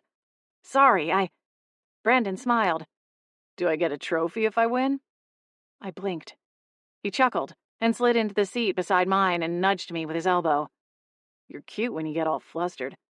My cheeks warmed, likely oscillating somewhere between fire engine and ripe cherry tomato on the color wheel. I've been out of the dating game for a while, but I like the way it sounds, he continued. Of course, if you prefer, we could try out other terms. Significant other? Special someone? Boo thing? I cracked up laughing and leaned into his side. Boyfriend is fine. Whatever you say, sweet pea, he teased, laughing along with me as my nose scrunched. Sweet potato? My little rutabaga? Why do I have to be a vegetable? Because sweet banana or sweet pineapple is redundant. I rolled my eyes, still grinning wildly. I see. Brandon loosened the stopper on the hangover potion and handed it to me, his eyes sparkling. Thanks. I threw it back, using a gulp of latte as the chaser, and already felt better. So what are we looking for here?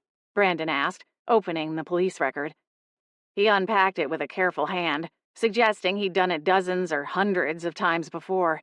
He fanned out the contents neatly, waiting until it was all arranged before reading so much as a single line. "Pictures of the lookout from where Rachel fell," I said, already nudging through an array of photos. "This looks like it. Sean said there were 2 boulders to sit on and enjoy the view." Brandon considered the photos. "I don't see any prints. Are you sure this is where she fell?" "Well, maybe not exactly where she fell, but she was there, thinking she was meeting her ex, and that's where Lawrence confessed to speaking with her." Brandon twisted the clearest photo to one side, then gestured. "It's almost too neat here, too smooth. See how over there it's all rocky and rugged?" He gestured at another photo, then displayed them side by side. He blinked, then shook his head. "I don't know. To me, it looks tampered with. Like someone used something, a shovel maybe, and smoothed this bit over." I was still considering the photos when Brandon's phone chirped and buzzed. He swore and dug it out of his jacket pocket. "It's Naira," he said. "Uh-oh, busted," I said, shooting him a grin. Brandon got to his feet. "I should get back." He looked at the pictures, then me, his brows drawing together. "You're plotting something." I shrugged. "I'm just going to see if I can get some more information. If the PI Mrs. Harrington hired is still around, he might have something for me. After all, he was the one following Rachel around." Brandon considered it, then met my gaze. "You'll be careful?" I held up my hand, the same way Harmony had not so long ago, and offered a solemn nod. "Witch's honor." He smiled. "Good. After all, I can't have anything happening to my favorite rutabaga," he said, pressing a kiss to my lips before I could protest. I smacked a hand into his hard chest. "Maybe you should be careful before you find yourself in the pages of one of these things," I said, pointing at the police folder, still spread across the table. Brandon laughed, then kissed me again, lingering this time. At least until his phone buzzed a second time. "Arrgh," he groaned, shaking his head as he backed up a step. "See you later." I nodded, and he answered the phone as he turned and left the kitchen via the back door.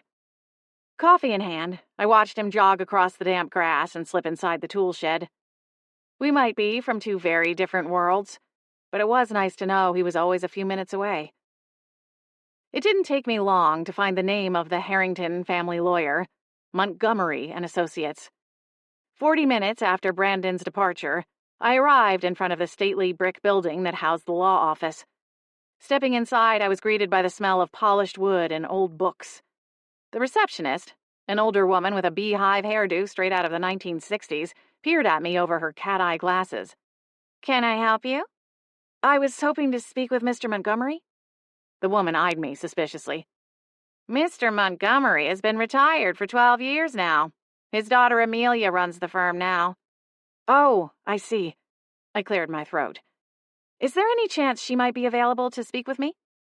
"Let me check," the receptionist replied, picking up a phone and dialing an extension. "What is your name?" "Blair McGill." The woman nodded and held up one finger, motioning for me to wait. After a brief conversation, she hung up and looked at me. "Amelia can see you now. Follow me." As we walked down the hallway, I couldn't help but admire the antique furniture and framed certificates that adorned the walls. Amelia's office was no different. A massive wooden desk took center stage, flanked by overflowing bookshelves and framed family photos. "Ms. McGill, have a seat," Amelia said, gesturing to a plush armchair in front of her desk. She had an air of authority about her, which I guessed was necessary for her line of work. "How can I help you today?" "I'm doing some research into the Harrington family, specifically around the time of Rachel Palmer's death." I watched Amelia's expression closely, but she revealed nothing. "I understand your father worked closely with them during that time." "He did," she nodded. "But I'm afraid my father retired many years ago. I've taken over the firm since then." "Right. Well, I was hoping you could give me the name of the private investigator the Harringtons used back then. I have a few questions for him about the Palmer case." Amelia frowned, hesitating. I held my breath, hoping she wouldn't stonewall me. "Well, normally I would push for more information, but the Harringtons were never clients of mine, and frankly my father spent too much of his time and energy trying to keep them out of the mud." Amelia shook her head, clearly frustrated. "Whatever this is about, I'd rather not get involved, if it's all the same to you. I just need the name of the investigator, and if you know where I might find them." With a nod, Amelia flipped open a leather-bound book on her desk and scanned through a page. Gideon Crestwell worked for my father in those days. He's no longer in business, but he's on the company Christmas card list. Let me just see. Ah, yes, there it is. She scribbled down an address and passed it to me. Seaglass Care Home over on Maple. I plucked the card from her manicured hand. Thank you, I really appreciate it. I stood to leave, but hesitated in the doorway. Can I ask, do you know anything about the lawsuit involving the sale of the Harringtons plant? Amelia replied with a bitter scoff. What do you think I was referring to when I said the Harringtons dragged my father through the mud? As a lawyer, I'm trained to always have a defense, an angle. But what they did? She shook her head again, disgust evident on her face. It was pure greed. Right. I bobbed my head. Well, thanks again. Mm-hmm. Amelia waved a hand, already lost in her work. Fortunately, it was a short walk to the care home, a quaint, ivy-covered building tucked away at the end of a tree-lined path, not far from downtown.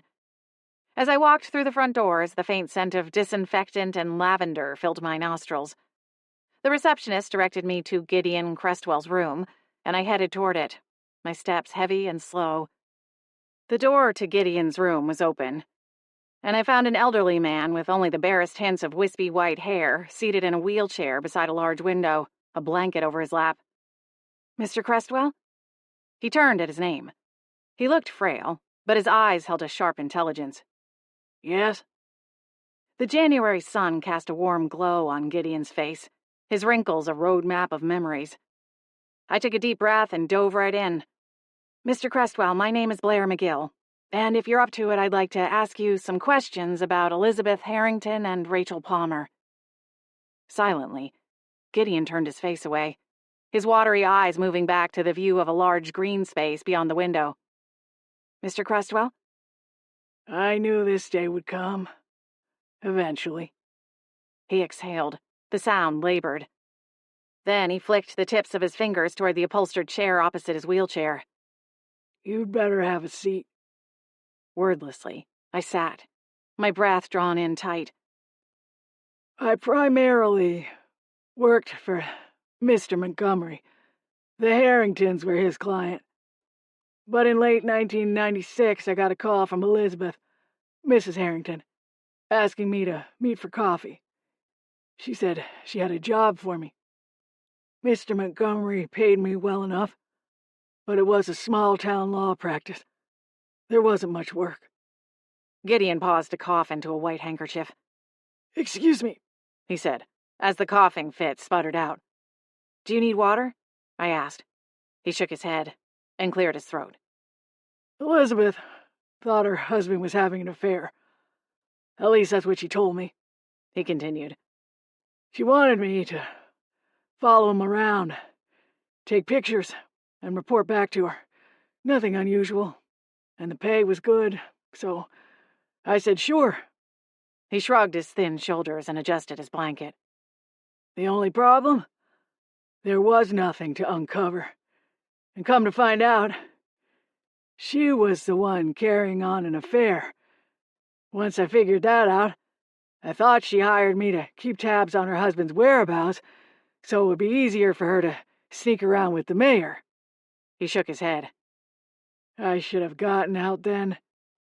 Did she have you put listening devices in Mr. Harrington's office? Gideon nodded. Phone taps, too. The works. And she was having you follow Rachel, too? For a moment, it seemed as though the old man wouldn't answer. But then he looked down at his hands, now trembling, and let out a sigh laced with regret. That came later. But yes, Elizabeth grew paranoid. There were rumors swirling. Rumors about her and the mayor. Some people claim to have seen photographs of a, shall we say, delicate nature. She wanted me to find them. But no matter how hard I looked, I couldn't find anyone with anything more than a rumor or a story. In hindsight, I don't think the photos even existed. But that didn't matter to Elizabeth. She wouldn't believe you, would she? No, she wouldn't. Gideon exhaled, the breath rattling in his lungs on exit. Lawrence was threatening to divorce her, and she got desperate. Eventually, she made me a new offer. A final offer. She wanted me to get rid of Rachel. Make her disappear forever. Gideon looked up at me, his eyes filled with shame. That was how she put it. You understand. I nodded, even as a wave of nausea rolled over me. I'm an old man, Miss McGill, and I don't have much time left. I want to get the truth off my chest before I pass. My heart pounded in my ears, drowning out the drone of the TV in the corner and the light chatter of the other residents who went about their morning completely oblivious. I forced myself to maintain an even tone. What happened to Rachel? Gideon shook his head. I couldn't go through with it. But I couldn't turn Elizabeth down either. Because of the money? Because I was afraid of her. Of what she would do if I said no. I'd become another loose end for her to clean up. He swallowed hard. So, I came up with a plan. Gideon sighed, his frail body sinking further into the armchair. I followed her that day, up to the lookout. I thought she was meeting Sean, the Harrington's son. I know Sean. Right. He nodded. I stayed back, figuring I could catch her alone once Sean left. I was halfway to the lookout spot when I saw Lawrence heading through the woods. I ducked behind a tree before he could see me, and he carried on. By the time I got to the lookout, Rachel was gone. I waited a bit, trying to figure out where she could have gone, and I was about to give up and go back down the hill when I heard her coming. Gideon trailed off, his eyes haunted and distant. A single tear broke free and made its way down his cheek. I'm not a bad person, Miss McGill, but... His voice cracked. I had no choice. I had to go through with it, or it would be me on the line. Or my daughter. Rachel was someone's daughter, too, I said, my voice cold. Gideon's eyes squeezed shut. He swallowed hard and ducked his chin in a small nod. I know. I'm so... sorry. What happened next? She didn't see it coming, Gideon said, his voice a raspy whisper.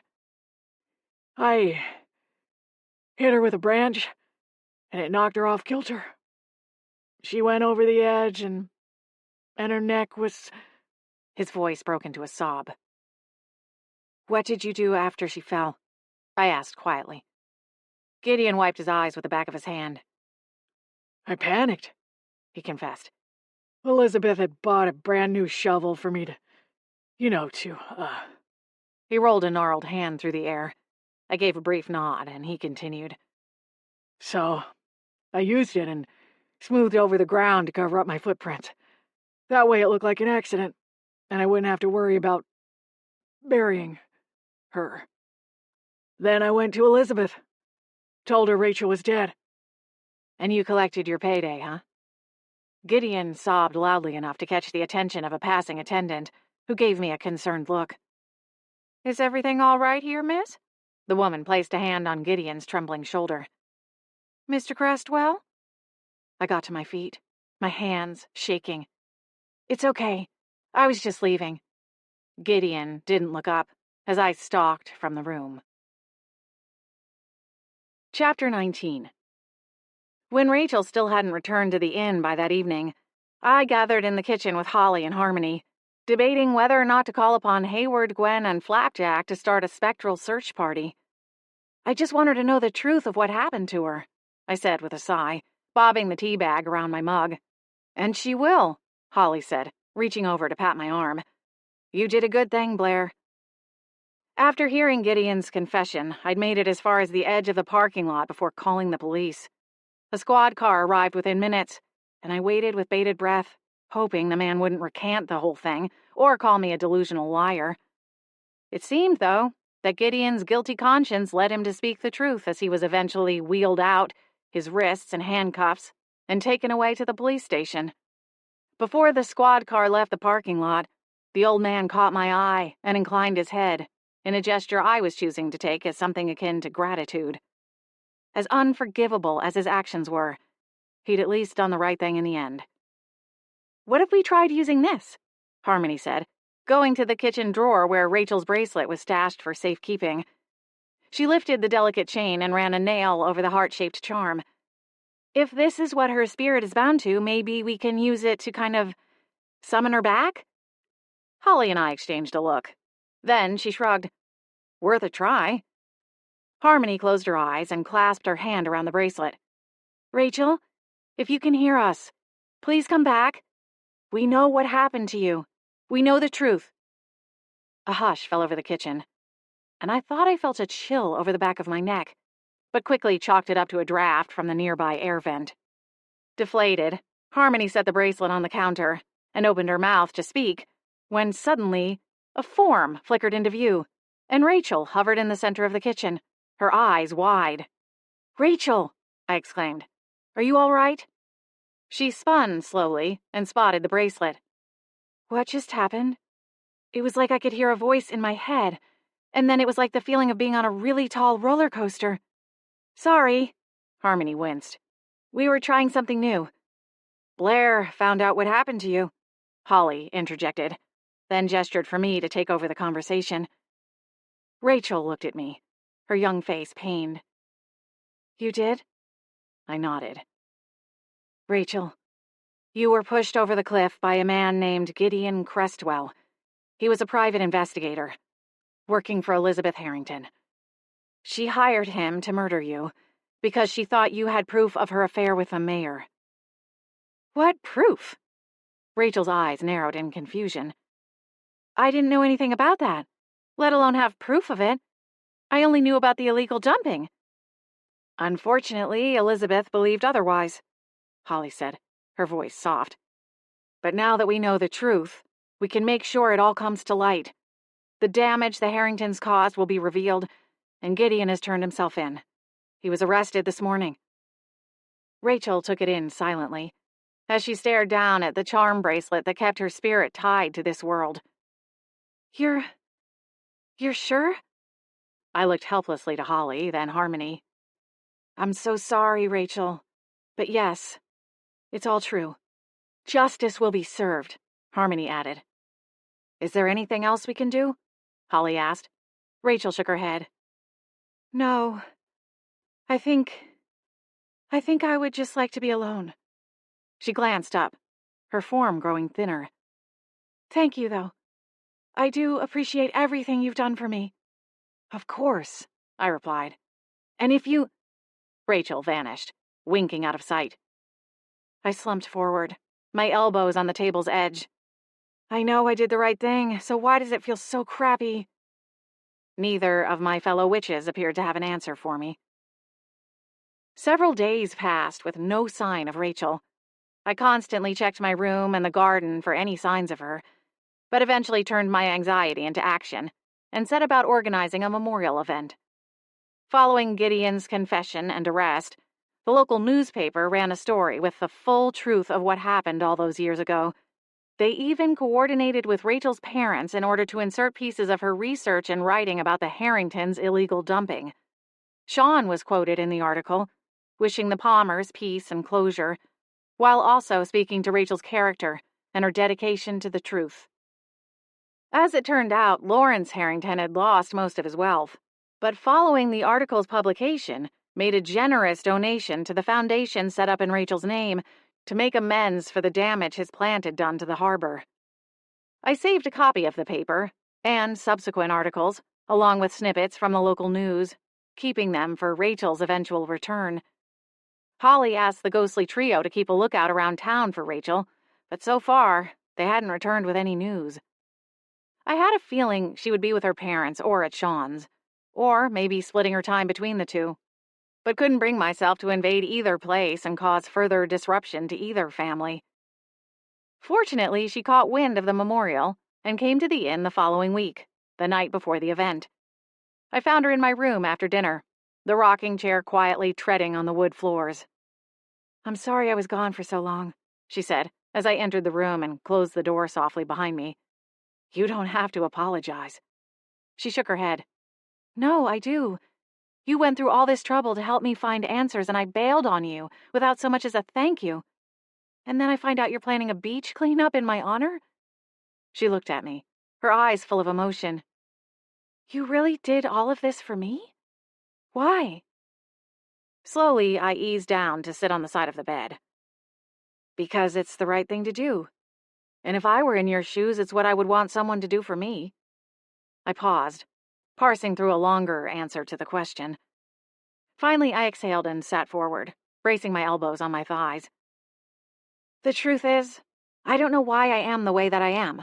A witch, I mean. Like I told you before, this has all been really sudden, unexpected, and strange. But I guess when you showed up, it showed me that my powers, complicated as though they may be, can be used for good. I have access to this new world now, and it only seems right that I try to find some way to use that to help other people. Otherwise, what's the point? Rachel didn't seem to have an answer for that. She remained silent for a few minutes, slowly rocking. Besides, I always enjoy a nice day at the beach, I added, with a small smile. Rachel breathed a soft laugh. In January? In Washington. Well, okay, Fiji would be preferable, I replied with a laugh. But I'm working with what I've got. Rachel smiled. Thank you, Blair. It doesn't feel adequate, but it's the only thing I can think to say. You're welcome. I wanted to ask her where she'd been the past few days, and what was happening with her parents and Sean. I wanted to know how she felt now that she knew the truth about her death. But in the end, I kept those questions to myself, and asked instead if she would like to come to the memorial. You don't have to, of course, I hurried to add. There's no pressure. Rachel nodded. I'd like to be there. And I think Sean is going too. That's how I found out about it in the first place. I was there when he got the invitation in the mail. Thank you for including him. Of course. Rachel paused, staring down at transparent cuticles, likely an old habit. I think my parents would have liked to extend an invitation. My mom, at least. But it's been hard for them. Even with Gideon's confession and the article in the paper, I think my dad is having a hard time letting go of his feelings towards Sean. I winced. I was wondering about that. They're doing their best, but I think it's something that only time can heal now. However much they have left. She fell silent for a long moment, her gaze moving toward the window. That's something I've been thinking about a lot more the past few days. I mean, I'm still here. She looked down at herself, as if checking to see if her status had shifted. When she saw it remained unchanged, she shrugged and lifted her gaze back to meet mine. I thought once I found out what happened to me, I'd get this ticket to go on to the other side. The other world, as those other witches called it. I nodded. What if I'm just stuck like this? What if my parents pass on and go over to the other side, no questions asked? I mean, they have their closure now, right? So what if I stay stuck here? Without them? I wish I had the answer. But unfortunately, there's not much I can do to help with that one. At least, not from where I'm sitting now. I feel like all of this magic stuff is some kind of vast, unexplored ocean, and all I have is a teaspoon. I can only take tiny sips at a time. Rachel nodded, and we sat in our shared experience for a while. Well, you shouldn't drink ocean water anyway, Rachel said after a moment, lifting her chin to reveal a half-corked smile. Surely someone has told you that by now. I laughed, and she joined in. It was the first time I'd heard her laugh. The sound sweet and melodic. It fit her just right. Eventually, Rachel rose from the rocking chair and turned toward the window. I should go. You don't have to. You're more than welcome to stay here. It's game night, which I realize might sound lame, but I promise board games have gotten way better since the 90s. Rachel smiled, but shook her head. I know this probably sounds weird, but I think now that Sean knows I'm here in spirit. He can sense me when I'm nearby. The past few nights, he's brought out his guitar after dinner and played a lot of the old songs he used to play for me when we were dating. It's nice spending time with him, even when we're still so far apart. My heart squeezed under the sudden weight in my chest. But I'll see you at the event, she promised. Okay. Good night, Rachel. Good night, Blair. She faded through the window, pausing momentarily in the garden before flickering out of sight. I sighed and flopped back on the bed, wondering if Sean did in fact sense Rachel, and thought about what that might mean. If somehow love was even stronger than the rules of magic. Chapter 20. The cold sea breeze whipped my hair across my face as I stood and addressed the crowd gathered on the beach, trash bags and metal pickers in hand, ready for the cleanup event. Gazing out at the crowd gathered on the rocky beach, I spotted the familiar faces of Harmony, Adam, Holly, and Miriam, her wings safely stowed from view. Mr. McDougal and Sir Pickles had ambled down from the inn, eager for something to do. Sir Pickles wore his shaggy terrier disguise, though I thought for sure I saw a pair of smoke rings billow from his nose as he sniffed at a piece of driftwood. Amongst the familiar faces were dozens I did not recognize, spaced sporadically along the shore, groups of Rachel's family and friends, bundled against the chill in their warmest sweaters and raincoats. I tapped the wireless microphone to test it, the sharp thump echoing out over the slate-gray waves. "Thank you all for coming today," I began, my voice low and solemn. "For those who don't know me, my name is Blair McGill, and I'm with the Beechwood Inn, the hosts of today's event. We're here today to honor the memory of Rachel Palmer." My eyes found Rachel's parents, standing at the edge of the parking lot of the beach access point. With Ben's walker, traversing the sand and rocks was out of the question, so we'd made sure to keep close to the asphalt before dispersing to begin the cleanup. "I know it means the world to Rachel's family that you're all here to celebrate her life and support this cause that was so important to her." As I spoke, a flash of color caught my eye. Sean, in a peacock blue coat, was walking onto the beach, one arm draped across the shoulders of a teenage girl. My gaze ping-ponged back over to Rita and Ben.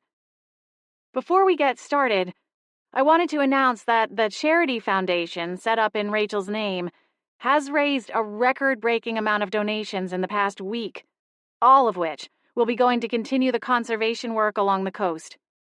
A ripple of applause clattered in reply. Rita spotted Sean, lingering near the back of the crowd. And Rachel appeared, from thin air, standing near them, her face tight. My stomach clenched. Rita caught Sean's attention and smiled tentatively as she waved him over, a wadded tissue in her hand. Sean made his way over slowly, his teenage daughter trailing shyly behind him. Rita immediately wrapped him in a fierce hug, one he returned just as tightly. Rachel's father stepped up to shake Sean's hand, his grip lingering for a long moment. A lump caught in my throat, and I moved the microphone away from my mouth to clear it. Rachel floated next to me, gazing at her family and Sean with silver tears swelling in her eyes. "Thank you," she whispered, "for bringing everyone together." I offered a subtle nod, blinking back sudden tears before taking the microphone. "Rachel would be so proud of what we've accomplished together," I told the crowd. "And I know this is just the beginning of the positive changes we can make in her memory. So, everyone, grab a bag. There are gloves and extra supplies in Mr. Johansson's truck. The cafe across the street has free coffee, tea, and water for everyone wearing a volunteer badge, so make sure you've got yours on. The restrooms are also available should you need them." While the crowd, armed with trash bags and determination, dispersed, I watched Rachel's parents and Sean as the three stood off to the side, talking quietly. Rachel hovered nearby, a silent witness. "What about sticks, Mama? Do we pick those up too?" Valoria asked, wearing goggles, gloves, and a floppy purple hat. It was a witch's hat, though no one would suspect it as anything but a child's eccentric accessory. "I think the sticks can stay here," Holly replied absently, her attention snagged on Samuel, who was toddling off in pursuit of a small crab. Adam caught the boy and threw him into the air with a laugh. "Come on, wild one. Let's go chase those birds instead." Holly sighed as she watched the two run off together. "He's going to turn him into a dog, isn't he?" Miriam laughed as she came to stand beside her. "Perhaps, but that wouldn't be all bad, would it?" "Oh, sure. What could be better than some father-son dumpster diving?" "Maybe you can get a 2-for-1 on rabies shots," Harmony chimed in with a wicked grin. Holly waved her trash-collecting stick at her. Harmony stuck out her tongue. then jogged ahead to catch up with an errant potato chip bag caught in the breeze. Or, perhaps more accurately, the handsome man in a volunteer firefighter's jacket who'd also seen the bag fly by. "It feels so good to be out making a difference," Mr. McDougal chimed in, stooping to pick up a discarded soda can with surprising agility for a man of his age. Sir Pickles, in his terrier form, scampered around him, a wagging tail accompanying every find, though I couldn't help but notice he seemed more interested in chewing on the trash than retrieving it. "Sir Pickles," I admonished with a chuckle, "I think you're supposed to be helping, not snacking." He paused mid-chew, looking up at me with those guilt-ridden eyes only a dog can muster. Then, with a huff, he spat out the soggy paper and resumed his search for more rubbish, albeit with slightly less enthusiasm. "Good boy," I praised him, ruffling his fur as I passed by. As we continued our efforts, I kept glancing over my shoulder to Rachel's parents and Sean. After a long while, another round of embraces was exchanged, with even Ben folding Sean into a quick hug before extending a hand to Sean's daughter. Rachel watched the tender moment unfold between her parents and the man she'd once loved, or still loved. I felt my heart swell in my chest and blinked rapidly against the salty breeze, trying to keep from breaking down in tears.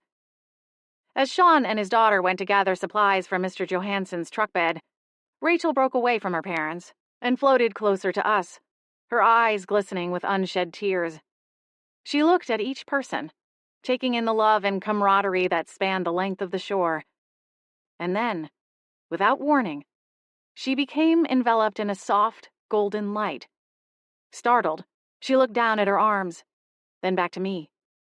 "Blair," she said, her voice wavering with emotion. I think it's time." I stared at her, understanding dawning on me. This was the moment we had all been working toward. The moment Rachel could finally find peace. "Are you sure?" I asked hesitantly, my heart heavy with a mixture of sadness and relief. Rachel nodded, her smile bittersweet. "I'm ready. But before I go, there's something I need to ask you." "Anything," I promised, choking back my own tears. "Please tell Sean to keep playing the guitar. It makes him so happy. And please tell him that I'll look for him on the other side," she whispered, her gaze locked onto him as he smiled at his daughter and snapped on a pair of latex gloves. "Of course," I agreed, swallowing the lump in my throat. "I will." "Thank you," Rachel whispered again, before turning her attention back to me. "I'll never forget you, Blair." "Neither will I choked out, my vision blurred by the tears streaming down my cheeks.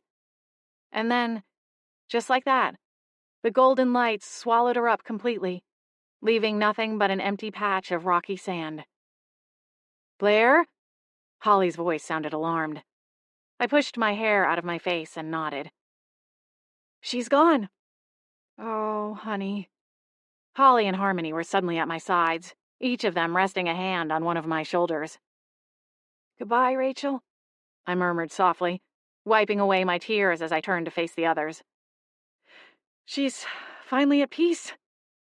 "Let's finish this cleanup in her honor," Adam suggested, his voice steady and determined. "Agreed," Holly said, sniffing back her own tears as she picked up another piece of litter.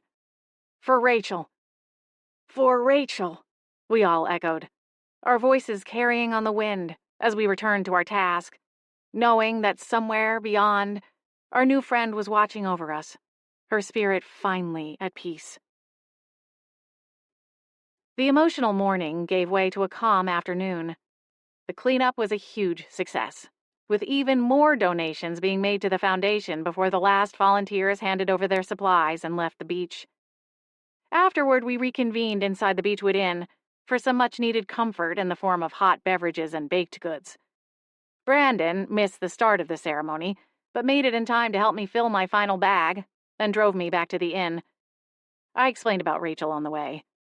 He didn't say a lot, but listened, and in that moment, that was all I needed. We gathered around the large wooden table, nursing our cups of coffee and tea, nibbling on pastries. The atmosphere was subdued, but not entirely somber. Flapjack, Hayward, and Gwen arrived in a flurry of voices. "Good news. We heard your ghost is down at the beach," Flapjack announced, bursting through the kitchen table. I leveled the spectral cat with a stare. "You don't say." Brandon stifled a laugh. Holly smiled and brought over the kettle to top off her tea.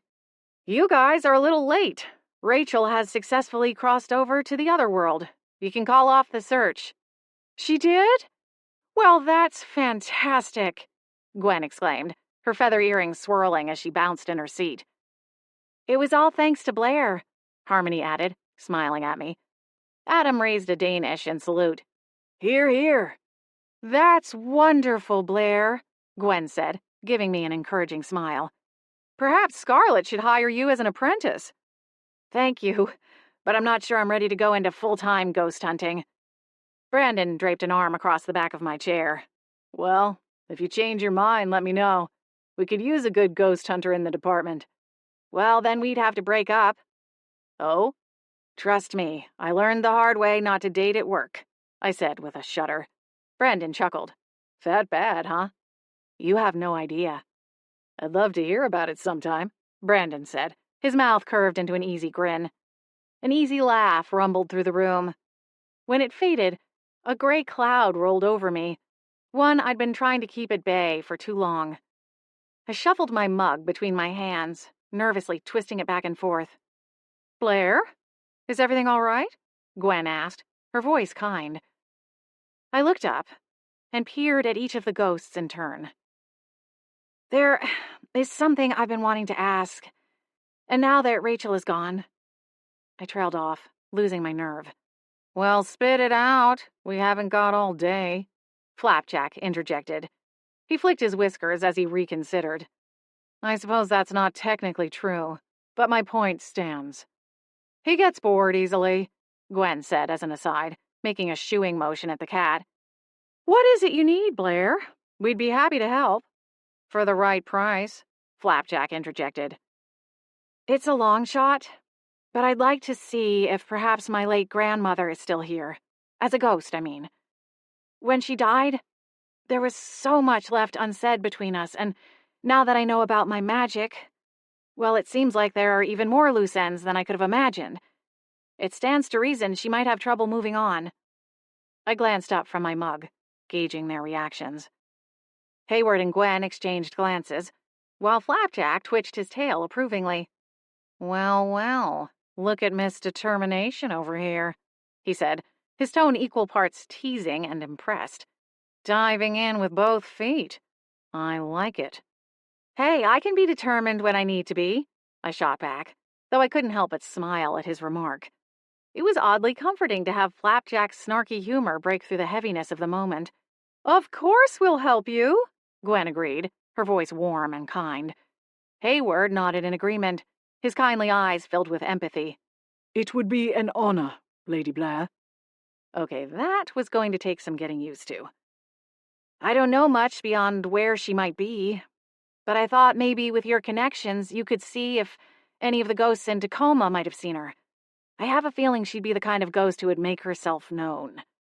Gwen nodded.